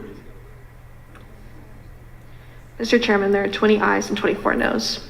The noes have it, and the amendment is not agreed to. Are there any further amendments to the amendment in nature of a substitute? Mr. Chairman. For what purpose is Mr. Shabbat seek recognition? Mr. Reserve Chairman. a point of order, Mr. Chairman. A point of order is reserved. Oh, wait a minute. For what purpose is Mr. Shabbat seek recognition? I have an amendment at the desk. Okay, point of order is reserved. The clerk will report the amendment. Amendment to the amendment in the nature of a substitute to HR 7910. Mr. Chairman, I ask unanimous Chairman, consent to the amendment. the amendment will be considered as read. The gentleman will have 5 minutes to explain his amendment. Thank you, Mr. Chairman. As I mentioned in my opening statement earlier today, I'd like to think that there are ways that we could work together in a bipartisan manner to produce a better legislative product than the one that we're currently considering today. The amendment that I offer now, like the one that I had offered earlier in this markup, is one of the ways that we could work together. My amendment is fairly straightforward. It would amend the Public Safety Officers Benefits Program to make eligible for benefits retired police officers who are killed in public or private security roles. To be eligible, the retired officer must have left police service in good standing, and he or she must be injured or killed while actively protecting a community, a business, a school, a neighborhood, or some other similar entity in a paid security role. I offered a nearly identical amendment 3 weeks ago when we were considering changes to the Public Safety Officers Benefits Program for traumatic stress-related issues. At the time, Mr. Chairman, you may recall that you pledged to work together on the issue going forward, and I agreed to withdraw the amendment at that time. Well, two things have changed since then. First, the other legislation moved forward within days and passed the House before we had any chance at all to work to include my proposal. I don't necessarily hold you responsible for that because I know sometimes these things are made at a higher pay grade, but I was a bit miffed about ultimately it didn't happen. But more importantly, we witnessed another high-profile selfless act by a retired police officer trying to protect his community. Just days after the committee considered changes to the bill that I just mentioned, or that program, retired Buffalo police officer Aaron Salter Jr. confronted the shooter in that supermarket where he worked as a security guard. Tragically, Mr. Salter, a 55-year-old African-American former officer, died as a result of that confrontation. But his selfless sacrifice helped to protect his friends and neighbors and many others. He had shown that same dedication to his community as a Buffalo police officer for nearly 30 years before retiring in 2018. While the Buffalo Police Commissioner honored Mr. Salter by posthumously promoting him to lieutenant and awarded him the Medal of Honor, his family will not receive benefits under the Public Safety Officers Benefits Program. Just as we saw with another retired African-American officer in St. Louis, Captain David Dorn. Lieutenant Salter's family will not receive benefits under the program because he died after retirement and serving his community in a private capacity. Mr. Chairman, being a police officer is a very difficult and dangerous job. I think we can all agree on that. But it's also essential to the maintenance of a civil society, a fact that has long been recognized by Congress. In fact, in 1968, Congress authorized the creation of the Public Safety Officers Benefits Program, which provides death and education benefits to police officers and their families when an office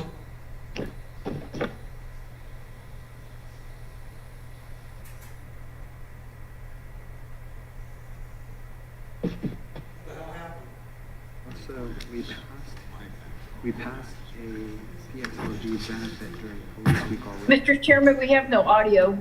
Yes, we know. We know that he's frozen. We're waiting to see if he comes back.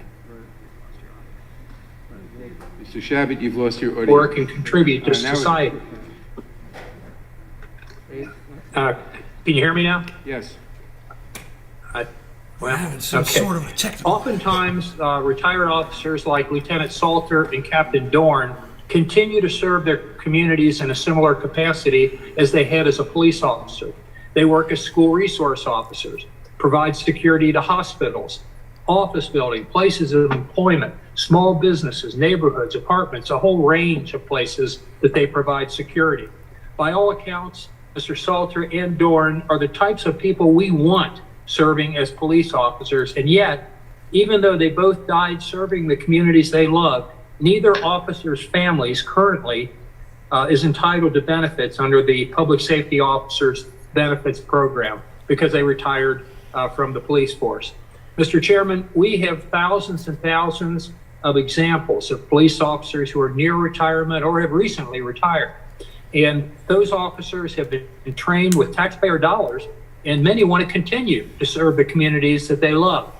Making the common sense change that my amendment proposes will encourage more dedicated, properly trained police officers to do just that, which will ultimately make our community safer. And that's what my colleagues say they want to do is to make our community safer. Well, this amendment would actually do that. So I urge my colleagues to support this common sense amendment, and I yield back. Gentleman yields back. Does the gentle lady insist on a point of order? Mr. Chairman, I do not insist on I do insist on my point of order. It's not germane. I agree that although I certainly appreciate where the gentleman is coming from, this amendment is way beyond the scope of this bill. This bill has nothing to do with public safety officers or their rewards, and I am constrained to rule it out of order. I obviously disagree vehemently, but if that's the way the chairman is going to rule, that's the way it's going to rule, and I know we would lose in a vote.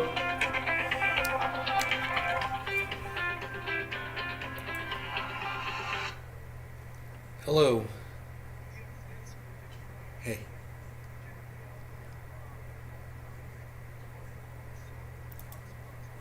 Police Week, and for him to know and for our colleagues to know that there was an offer, and the offer continues on separate legislation, Mr. Chabot, that you are now speaking about, to be able to assist in the very issues that you're raising. So we understand and are appreciably sympathetic on this important issue, and I know that the committee, as the chairman, will look, as they have said already, to work with you on some legislation. With that, I yield back. Gentlelady yields back. Are there any further amendments to the amendment in the nature of a substitute?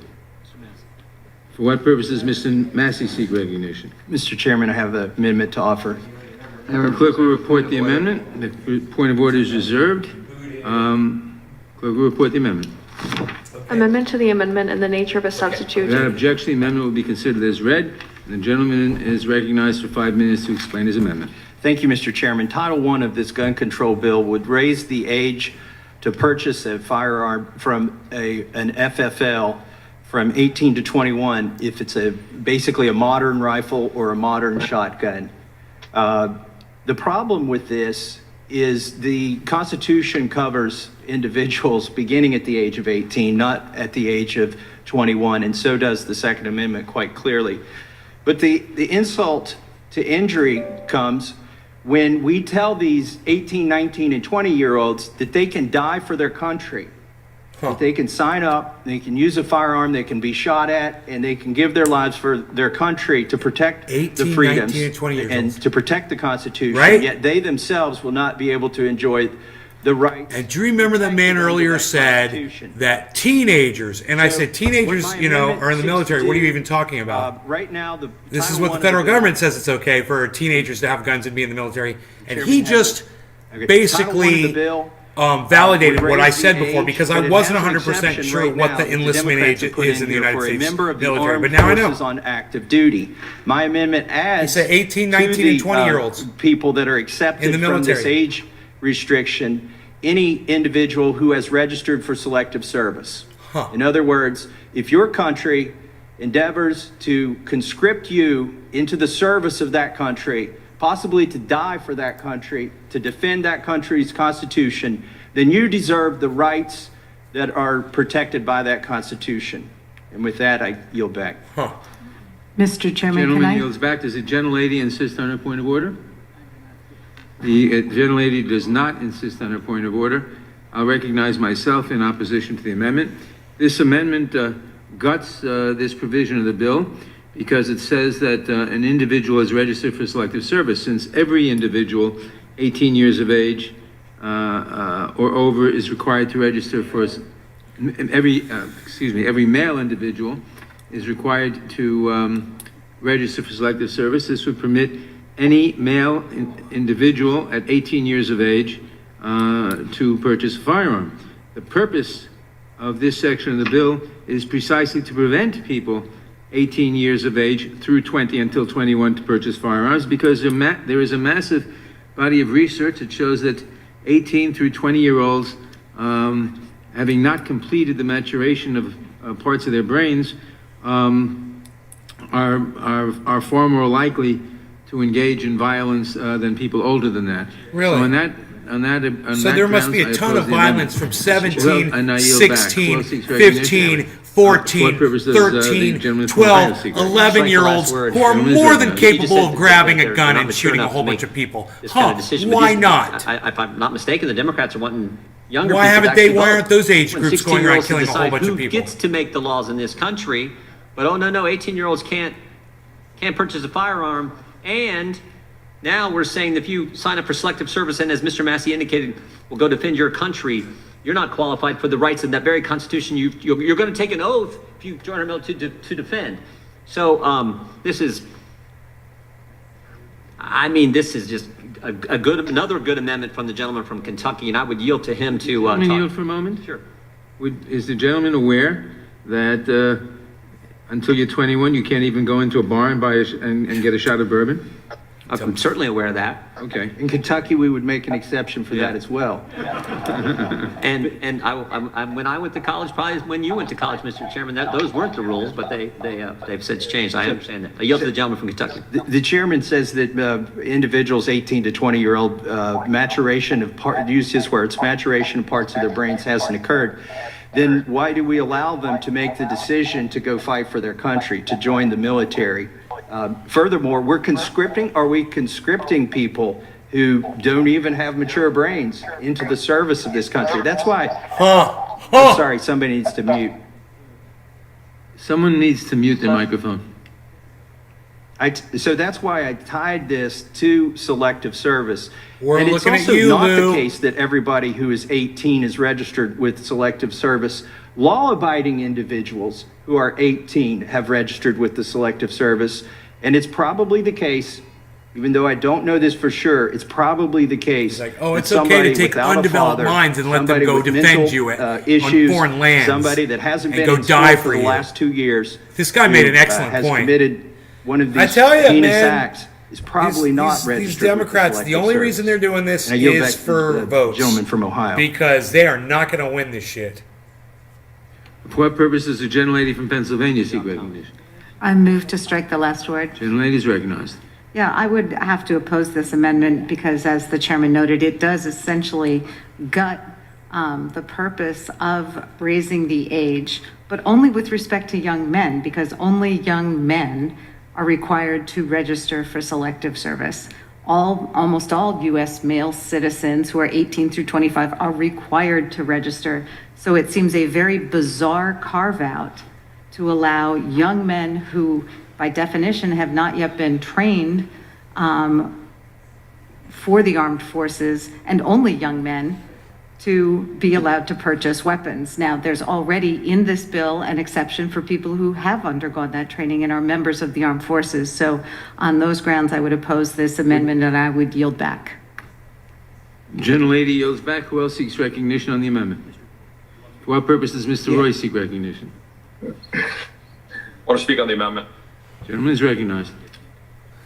I mean, the gentleman from Kentucky is making an important point about what we ask of, in the case of currently men, with respect to registering for selective service.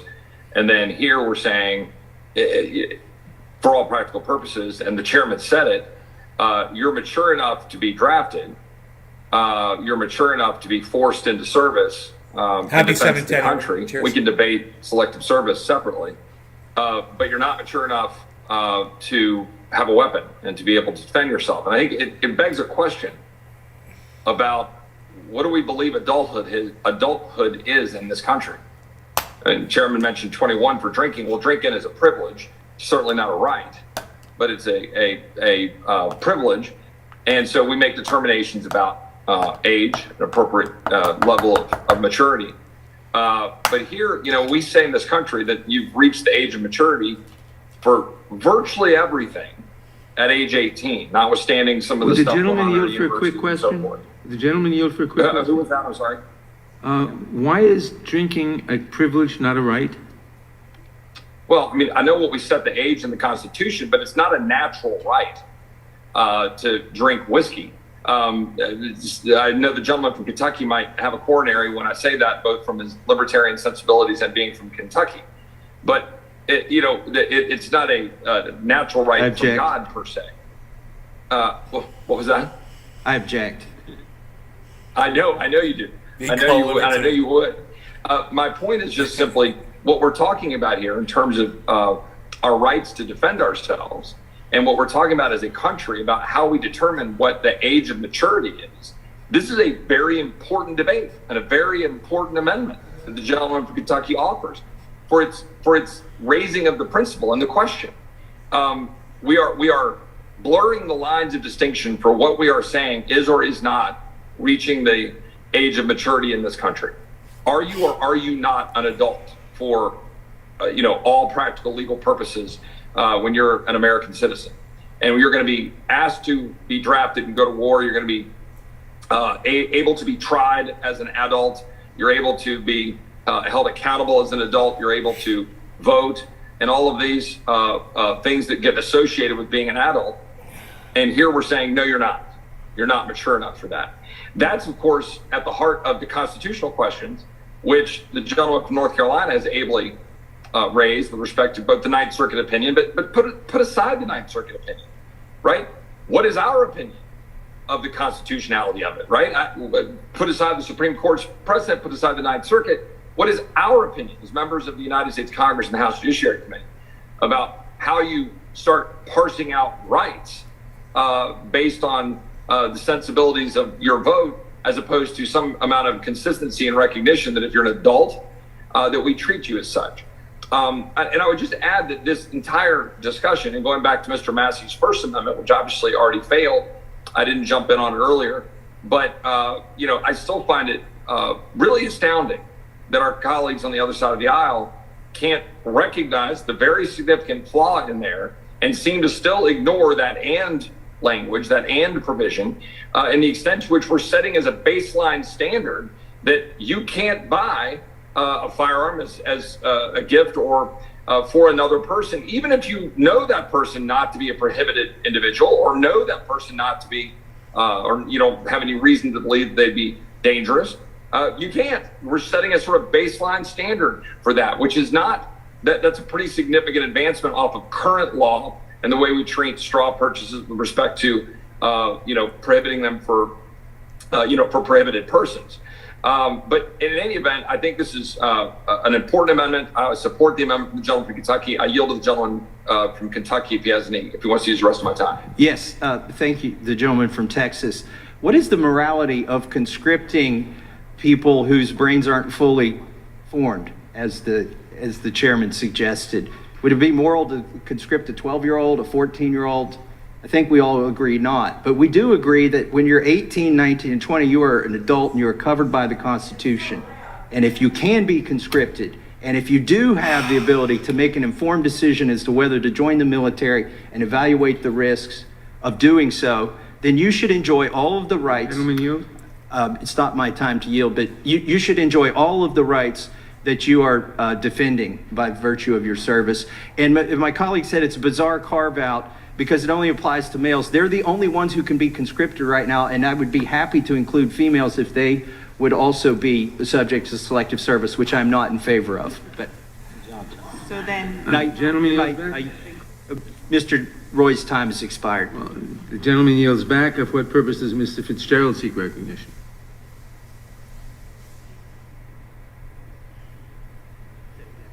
For what purpose does Mr. Fitzgerald seek recognition? I think he's waiting on his amendment. He wants to talk. Mr. Fitzgerald needs to unmute.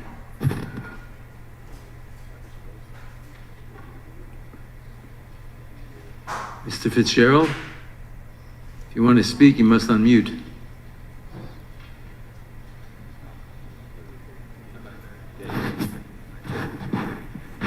Who else?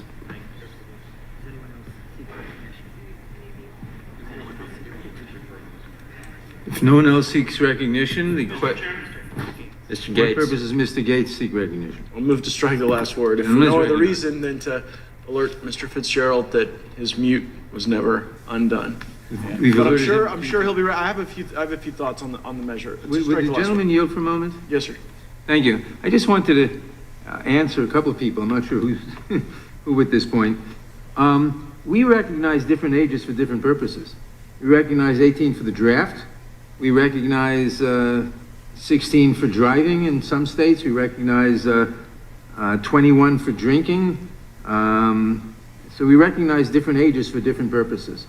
That's all I wanted to say. Thank you, Mr. Chairman. Could I have a second to engage that? Certainly. I'll yield to the gentleman from Kentucky. Would the chairman join me in co-sponsoring a bill to raise the draft age to 21? No. But the chairman feels that their brains aren't fully formed at 18, 19, and 20. The research does indicate that in certain respects, but the selective service needs, I mean, if the country needs people, it needs people. Needs people whose brains aren't fully formed? In certain respects, yes. I yield back. Hoping that mine is fully formed at 40. I hope so. Do you, Mr. Gates? I hope so. Yeah, we won't put that to a vote. Wise, very wise. Like fodder. All in favor? Sent to the frickin' I battlefields. support Mr. Massey's amendment. I think raising the age for gun ownership to 21 of any kind is problematic. And if it didn't offend the Second Amendment, if it didn't offend our recognition of the patriotism of people who sign up for the selective service, and if it didn't offend federalism, I also wouldn't support it because I don't think it would be particularly effective.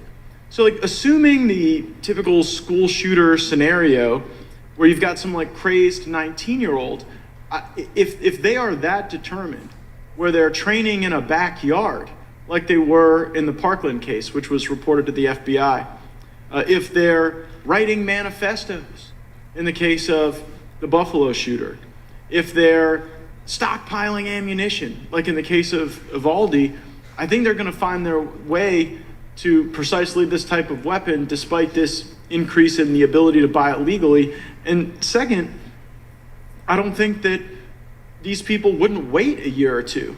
I mean, I don't know that you gain a lot for people exercising their trauma a little bit later because you've artificially moved the line. So I think that raising the age for gun ownership comes at a really high constitutional cost and yields very little in terms of an ability to stop any of these violent events. I don't like them. And I yield to the gentleman from Kentucky for any of his neurological observations.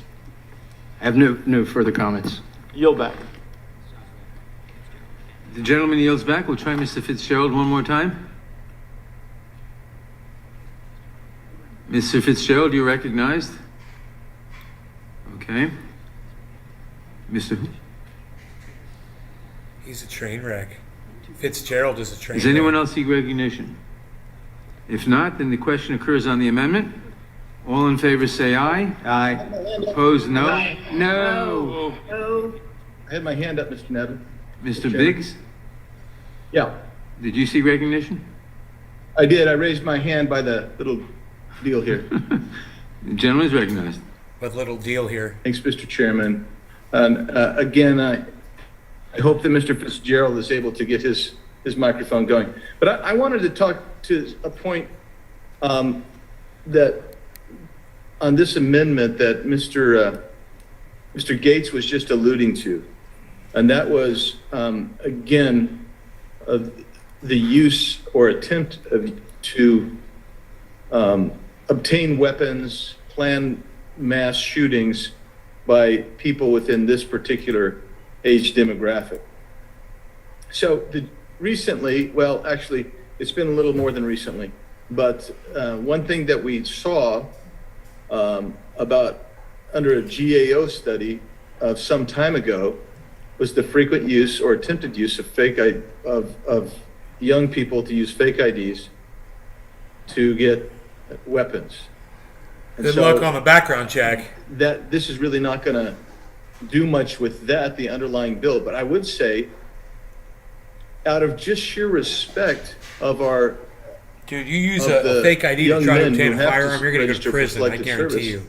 You would say, if you're going to make yourself available to by compulsory means to be drafted in to the service and have your entire life put at jeopardy and in absolute control by the government, which is what happens when you're conscripted, then just pure respect would say, let's go ahead and acknowledge that and allow these people, these young men, to be able to obtain weapons to defend themselves. That seems rational to me. And so with that, Mr. Chairman, I will yield to the gentleman from Wisconsin, Mr. Fitzgerald, if he is there. Gates, Beavis or Butthead. He's a mix of both. Doesn't seem to be still. So I'll yield back. Gentleman yields back. Does anyone else seek recognition? If not, the question occurs on the amendment. All in favor say aye. Aye. Opposed, no? No. The opinion of the chair, the noes have it. The amendment is not agreed to. Mr. Chairman, I request a recorded vote. Recorded vote is requested. The clerk will call the roll. Stupid. Mr. Nadler. No. Mr. Nadler votes no. Ms. Lofgren. No. Ms. Lofgren votes no. Ms. Jackson Lee. Ms. Jackson Lee votes no. Mr. Cohen. No. Mr. Cohen votes no. Mr. Johnson of Georgia. No. Mr. Johnson of Georgia votes no. Mr. Deutsch. How many more are there? Ms. Bass.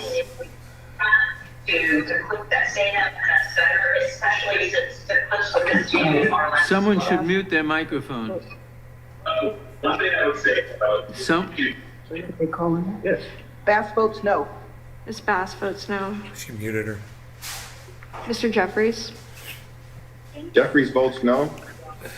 Mr. Jeffries votes no. Mr. Cicilline. No. Mr. Cicilline votes no. Mr. Swalwell.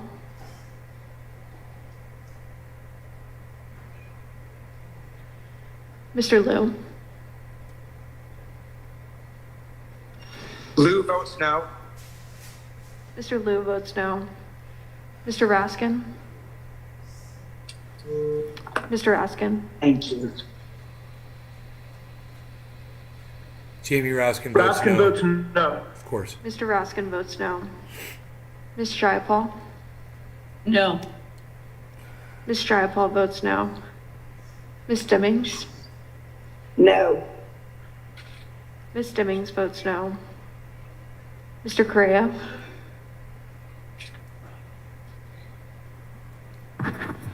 Ms. Scanlon. No. Ms. Scanlon votes no. Ms. Garcia.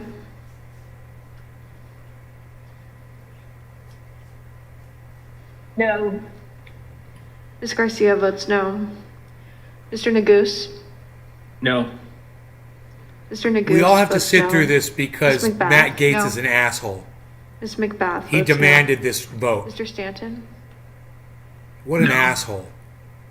Mr. Stanton votes no. Ms. Dean. No. Ms. Dean votes no. Ms. Escobar. No. Ms. Escobar votes no. Mr. Jones. No. Mr. Jones votes no. Ms. Ross. No. Ms. Ross votes no. Ms. Bush. Bush votes no. Ms. Bush votes no. Mr. Jordan. Yes. Mr. Jordan votes yes. Of course he does. Mr. Shabbat. Aye. Yes. Mr. Shabbat votes aye. Mr. Gomert. Yes. Aye. Oh, sorry. Aye. Mr. Gomert votes aye. Mr. Isa. Aye. Mr. Isa votes aye. Mr. Buck. Aye. Mr. Buck votes aye. Mr. Gates. Mr. Gates votes aye. Mr. Johnson of Louisiana. Mr. Johnson of Louisiana votes aye. Mr. Biggs. Aye. Mr. Biggs votes aye. Mr. McClintock. Aye. Mr. McClintock votes aye. Mr. Stubbe. Yes. Mr. Stubbe votes yes. Mr. Tiffany. Tiffany, aye. Mr. Tiffany votes aye. Aye. Mr. Massey. Aye. Mr. Massey votes aye. Mr. Roy. Chip Roy. Mr. Bishop. Aye. Aye, sorry. Mr. Roy, you'll have to turn your camera on. He's masturbating. Aye. Mr. Roy votes aye. Mr. Bishop? Ms. Fishbach? It's just crazy that he demanded this. Ms. Fishbach votes aye. Ms. Sparts?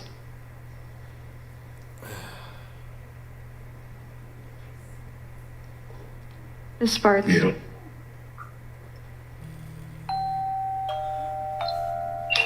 It's a bill. It's a bill that I'm. Ms. Sparts? Sparts votes yes. Ms. Sparts votes yes. Mr. Fitzgerald?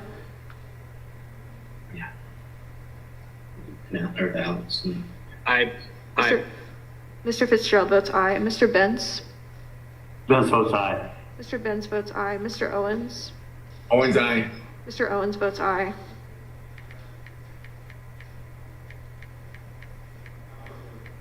Mr. Bishop, you are not recorded. Mr. Bishop votes aye. How is Swalwell recorded? Mr. Swalwell, you are not recorded. Wow. No. Mr. Swalwell votes no.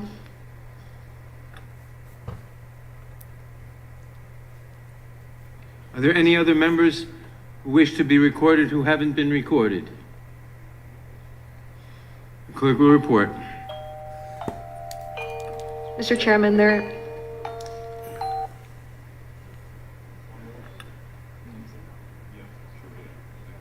Mr. Correa?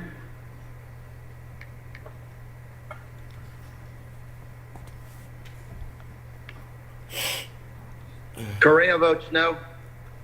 Mr. Correa, you have to turn your camera on.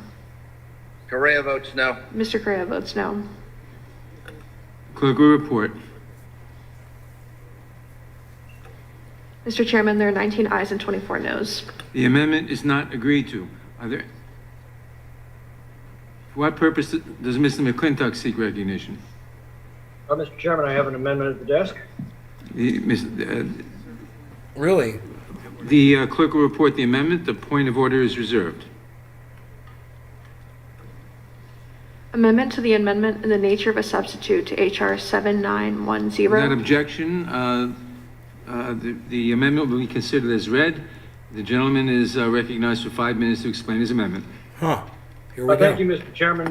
Several members of the committee have asked for the Republican solutions to the growing violent crime we've seen in recent years, and I gladly do so. We know what works because we've seen these policies work before. Vigorously prosecuting gun predators and putting them in jail until they're old and gray, that works. Executing murderers works. Backing the police and prosecuting criminals works. Identifying and confining the dangerously mentally ill so that we can treat them and keep them from hurting themselves or others works. And armed citizens who can return fire works. And it's this last provision that my amendment addresses. It assures that there's at least one armed guard able to defend our children if a gunman appears on a campus, if they're receiving federal grants for school safety. I've asked repeatedly why we take it for granted that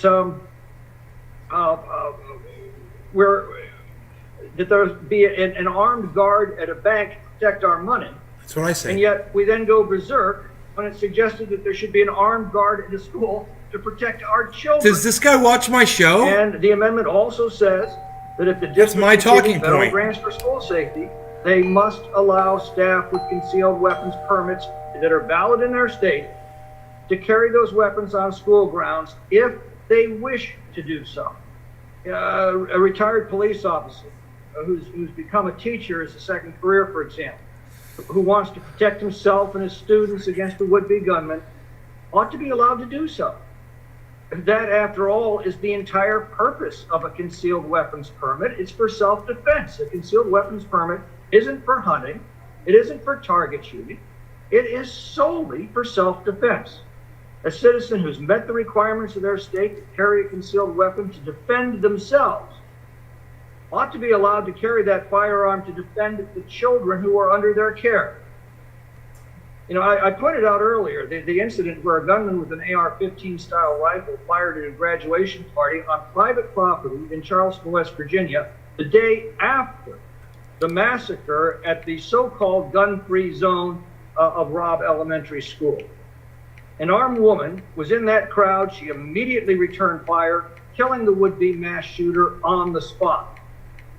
Now think about this. If that graduation party had been held on school property, the result would likely have been dozens of innocent people dead and wounded, because that woman would have been legally forbidden from having that done on the school grounds so that she could return fire.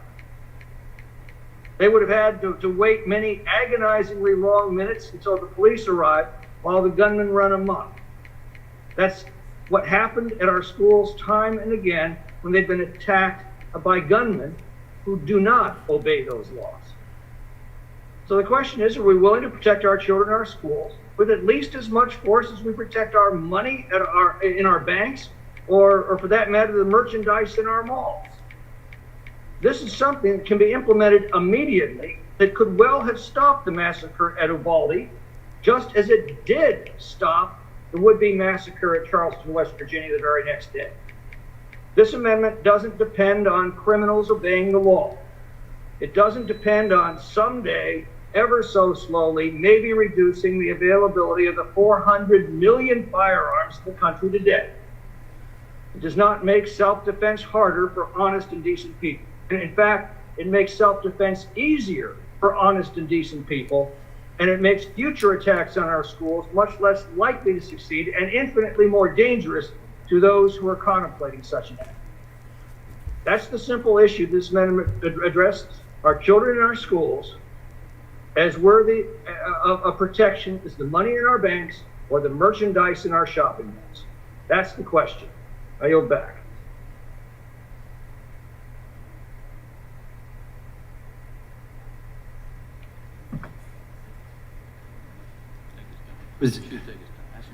Would the gentleman from California yield? With the gentleman, yes, the gentleman yielded back. Yeah. Does the gentlelady insist on a point of order? I insist on my point of order. Will you state it? This is out of the scope of the legislation, although a good intent. It is not tied to the programs in the legislation and therefore is not germane. The chair is prepared to rule. I agree with the point of order.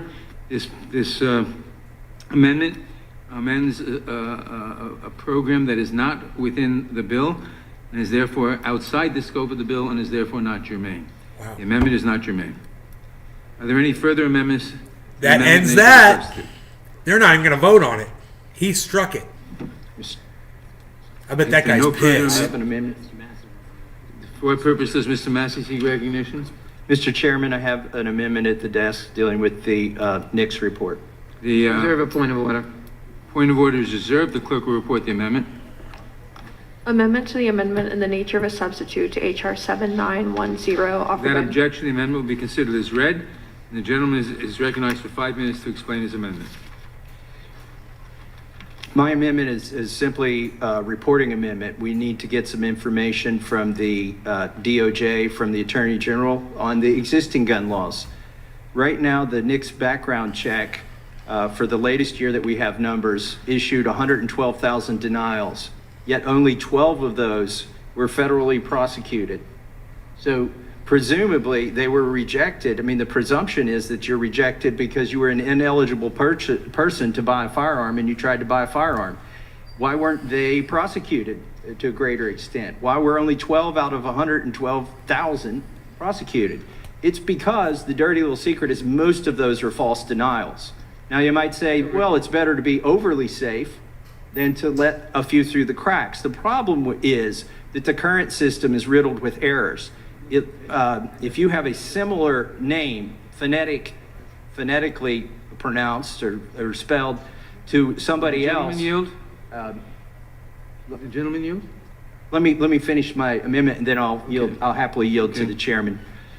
So what happens with the false denials is that within racial and ethnic groups that share similar surnames. So I think we've watched enough to figure out a higher percentage how this is going to go. Denials. Okay, and, so let's go ahead. Some of these false denials are overturned, but a lot of them are not. We'll mute this now because I'll tell you what's going on now. At this point, the Democrats aren't going to allow any of the Republican legislation to pass. They don't like it, and they don't want it. The Republicans are offering their own solutions, their own set of solutions. Whether or not they feel that those are real helpful solutions or not, some of them are just outright silly. And then other ones make perfect sense. I know exactly what's going to keep happening. This is the way the House is set up. They're going to keep knocking these down, and there's no point in us watching any longer. But I want to say, you guys are troopers, man. I can't believe how many of you guys stayed and watched this. We did a 5-hour show? I am blown away by your attentiveness and how many of you stayed and watched these hearings. This is important. These are your rights, and they're taking away your right to speak. They're taking away your right to protect yourself. They're taking away everything they can. And those of you that are interested in this, it pays off, you know, in real world dollars and bills, man, when it comes down to it. Knowing what's going on with your government is the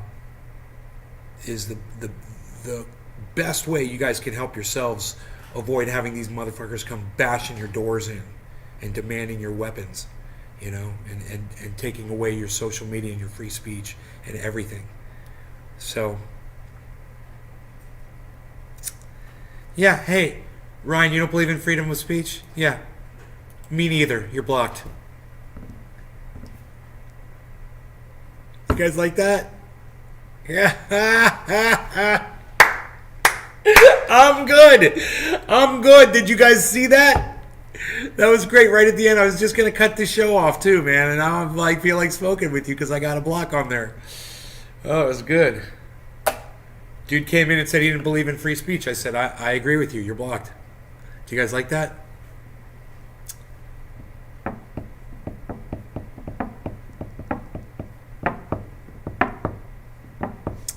I don't know who AFC Sudbury is. I'm sorry. You'd have to explain it to me. Did you guys like that? Hey.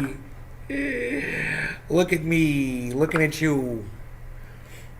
So Cali train wreck it is. Is my dog barking?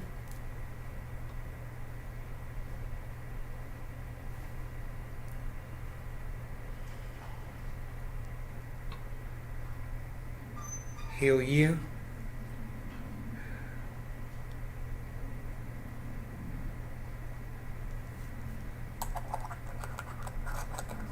I've still got the gun legislation thing running, but there's nothing to see there, I'm sure. They're not going to pass anything. They've got a Republican speaking. Let me see what this guy's saying. Able to develop and move a bipartisan effort in relationship to a special session that had been called by our governor at the time. We worked together to pass a bill, and then a act was put in place, Act 143.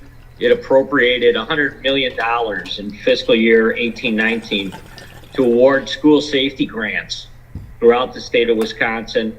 They went to districts and private schools, independent charter schools were eligible, as well as tribal schools. It required that the schools submit safety plans to improve their physical. Yeah, we don't waste our time with sports. Sorry, dude. To the Attorney General, to DOJ in Wisconsin.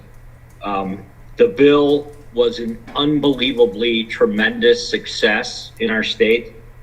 DOJ awarded $94.5 million to 1,325 school safety grant recipients.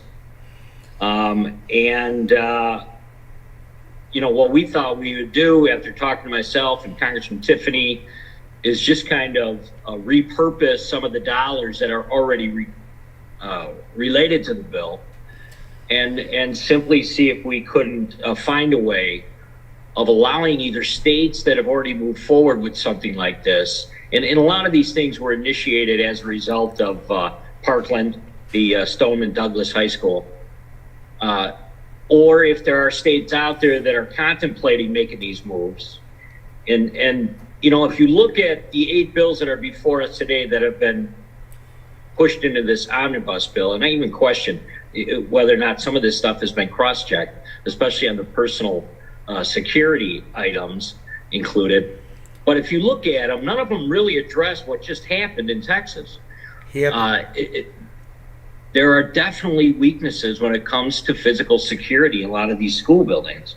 So, you know, what I have is an amendment that I think is crafted in a way it's not heavy-handed. It doesn't just say that the federal government will in fact just issue these credits directly. It's not going to pass. It pass. would be in working with the states to develop a strategy where, you know, and I heard some of the other members today say that, you know, hardening schools is not the answer. But quite honestly, I think they won't do it. You know, a lot of people say if there's anything we can agree on, it would be to improve the physical security of these buildings. Some of them old, they were built in the 30s and 40s, and this stuff hasn't been addressed. And I mean, we could make this available.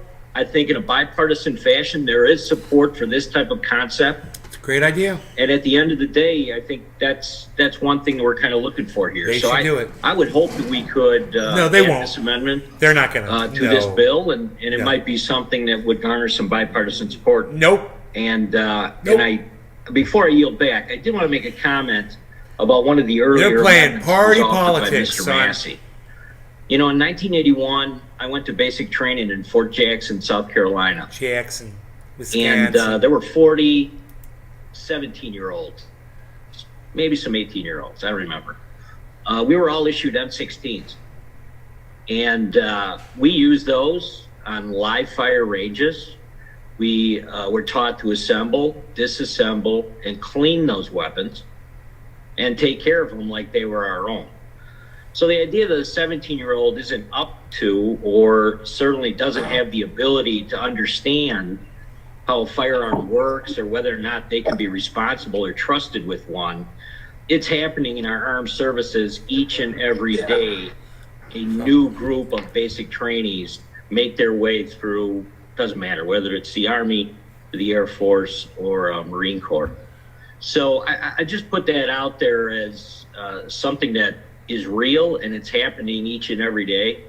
And I hope that the members think about that before they may jump too quickly on some of this legislation that I think is moving hastily and has not necessarily been thought through. So with that, I would yield back.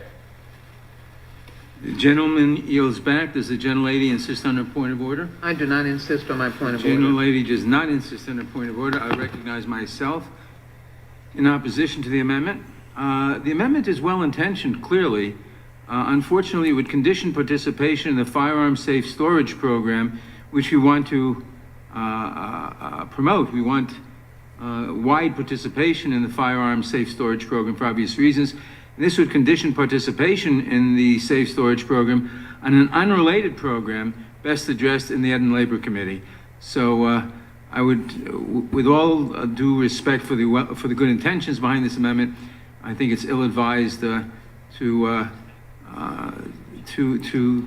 condition participation in the firearm safe storage program on any other program, because we want to encourage it, and especially on a program that's best addressed in another committee. I yield back. For what purpose does Mr. Tiffany seek recognition? Move to strike the last word. Gentleman is recognized. Thank you. In spite of what President Biden says that it doesn't help to harden schools, we found out, as Representative Fitzgerald said in his remarks, that it does help in Wisconsin. And I've actually seen it in schools that my kids have attended over the years. I was one of those people that Thank you, Amadeus. skeptical of Thank you, bro. putting limitations on how people enter school buildings. After all, I remember 40, 50 years ago when I used to go to school and, you know, it was easy in, easy out. But, you know, the world has changed, and we in Wisconsin, we changed in 2018, and we offered these grants. And as Representative Fitzgerald said, they have been successful. The one drawback that I heard from a few school administrators that I called last night, they said, we wish we would have had it sooner because we had already acted. But many schools had not acted yet, and they were able to take advantage of it. In fact, I think there was over 1,000 schools in Wisconsin that took advantage of this to, in many cases, harden their schools and make them safer. So it was a successful program. And in talking to one of my former colleagues in the legislature last night, they said they're considering additional measures. They're arguing for it, but they're not going to pass I think that it. gets to the other point in regards to putting this hearing out in such a rushed manner. We should be taking a look at what is the responsibility of the states also. Because even like in regards to red flag laws, I think it's chapter 51 of the code in Wisconsin. It's that almost there like is a this commitment guy procedure is that's already in place. got all in this Wisconsin stuff to talk deal with about just to someone bore us to that death, so has, we won't pay attention, psychological we won't problems, listen, whatever may be and a we'll threat lose to the interest in community. it. That is We won't already in support place. And I think as them we're changing legislation to your try to comments, protect Mr. kids. Chairman, and about I get it, man. I totally get it. I get it, but I'm like, God damn, bro. Holy shit. It's okay. 4.5 hours. 4 hours and 44 minutes. Good enough. It's a good show. I hope you guys enjoyed it. I'm gonna try to do this. I don't know if I'm gonna do it right now, but I might be taking my camera underwater and taking some video. I just want to see, just take I got a few pockets down there I can go to. I'm not going to go down the springs, but I'm just going to go here in the creek and try to get some quick footage and see how it comes out. All right, you guys. Love y'all. Take care. Hope you had fun. Hope you enjoyed yourselves. I will see you on the next live show. It'll be, tonight. Maybe do a live stream tonight. I don't care.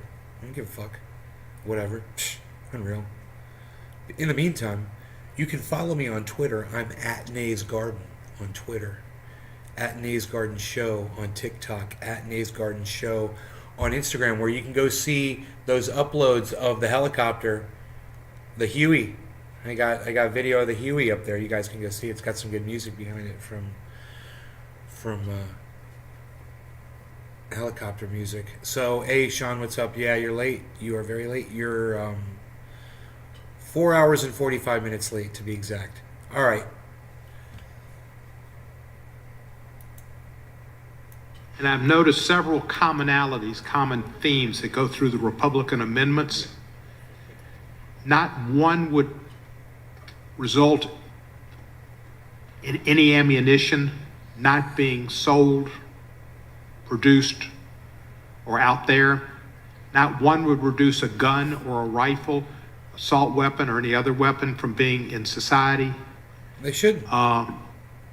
Nothing would hurt any of the NRA's business partners, and they would lose a single penny because the ammunition and the guns would continue to be available and sold and legal, and no matter what. What? And that seems to be their theme. They come up with some ideas about recommending that people that could be 70 or 60 years old and retired military or law enforcement go to the schools and provide the security, which was not provided in Uvalde by people who were trained and had been in training just in December of 2021. And despite that, they were totally incompetent. And some of them have said that we have rushed into this. We didn't rush into background hearings. We had 2 background check bills that passed this Congress, supported by 90% of the public. They were not rushed. They had nary a Republican vote. So regardless if we give the Republicans long time to think about bills and lots of notice, or very little notice, they vote the same way. They vote no. And you guys vote no for their amendments too. So it drives them crazy too, I'm sure. They tell you got to fortify the schools, and I agree with the Republicans on that. Sorry if you don't like it, but I agree with them. I agree with the lunatics that want to, that at least want to pretend to want to protect your children. That's better than, your quarter measures that won't do anything to stop what's going on. Won't do a single thing to stop what's going on. So.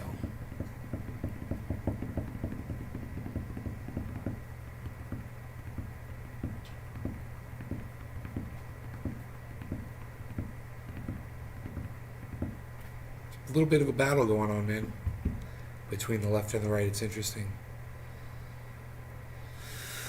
Thanks, Sean. Vote yes for Nate, says Abadidas. Okay, guys. You guys take care. Enjoy your day. Check me out. I'm at Nate's Garden on Twitter. That's where I will be. I will be on Twitter. Maybe I'll put up some of this footage of the underwater footage. I'll put that up on Twitter. So come on over to Twitter and you'll be able to see the underwater footage before the next show around 7 or 8 o'clock tonight, something like that. I don't know. You guys take care. Bye.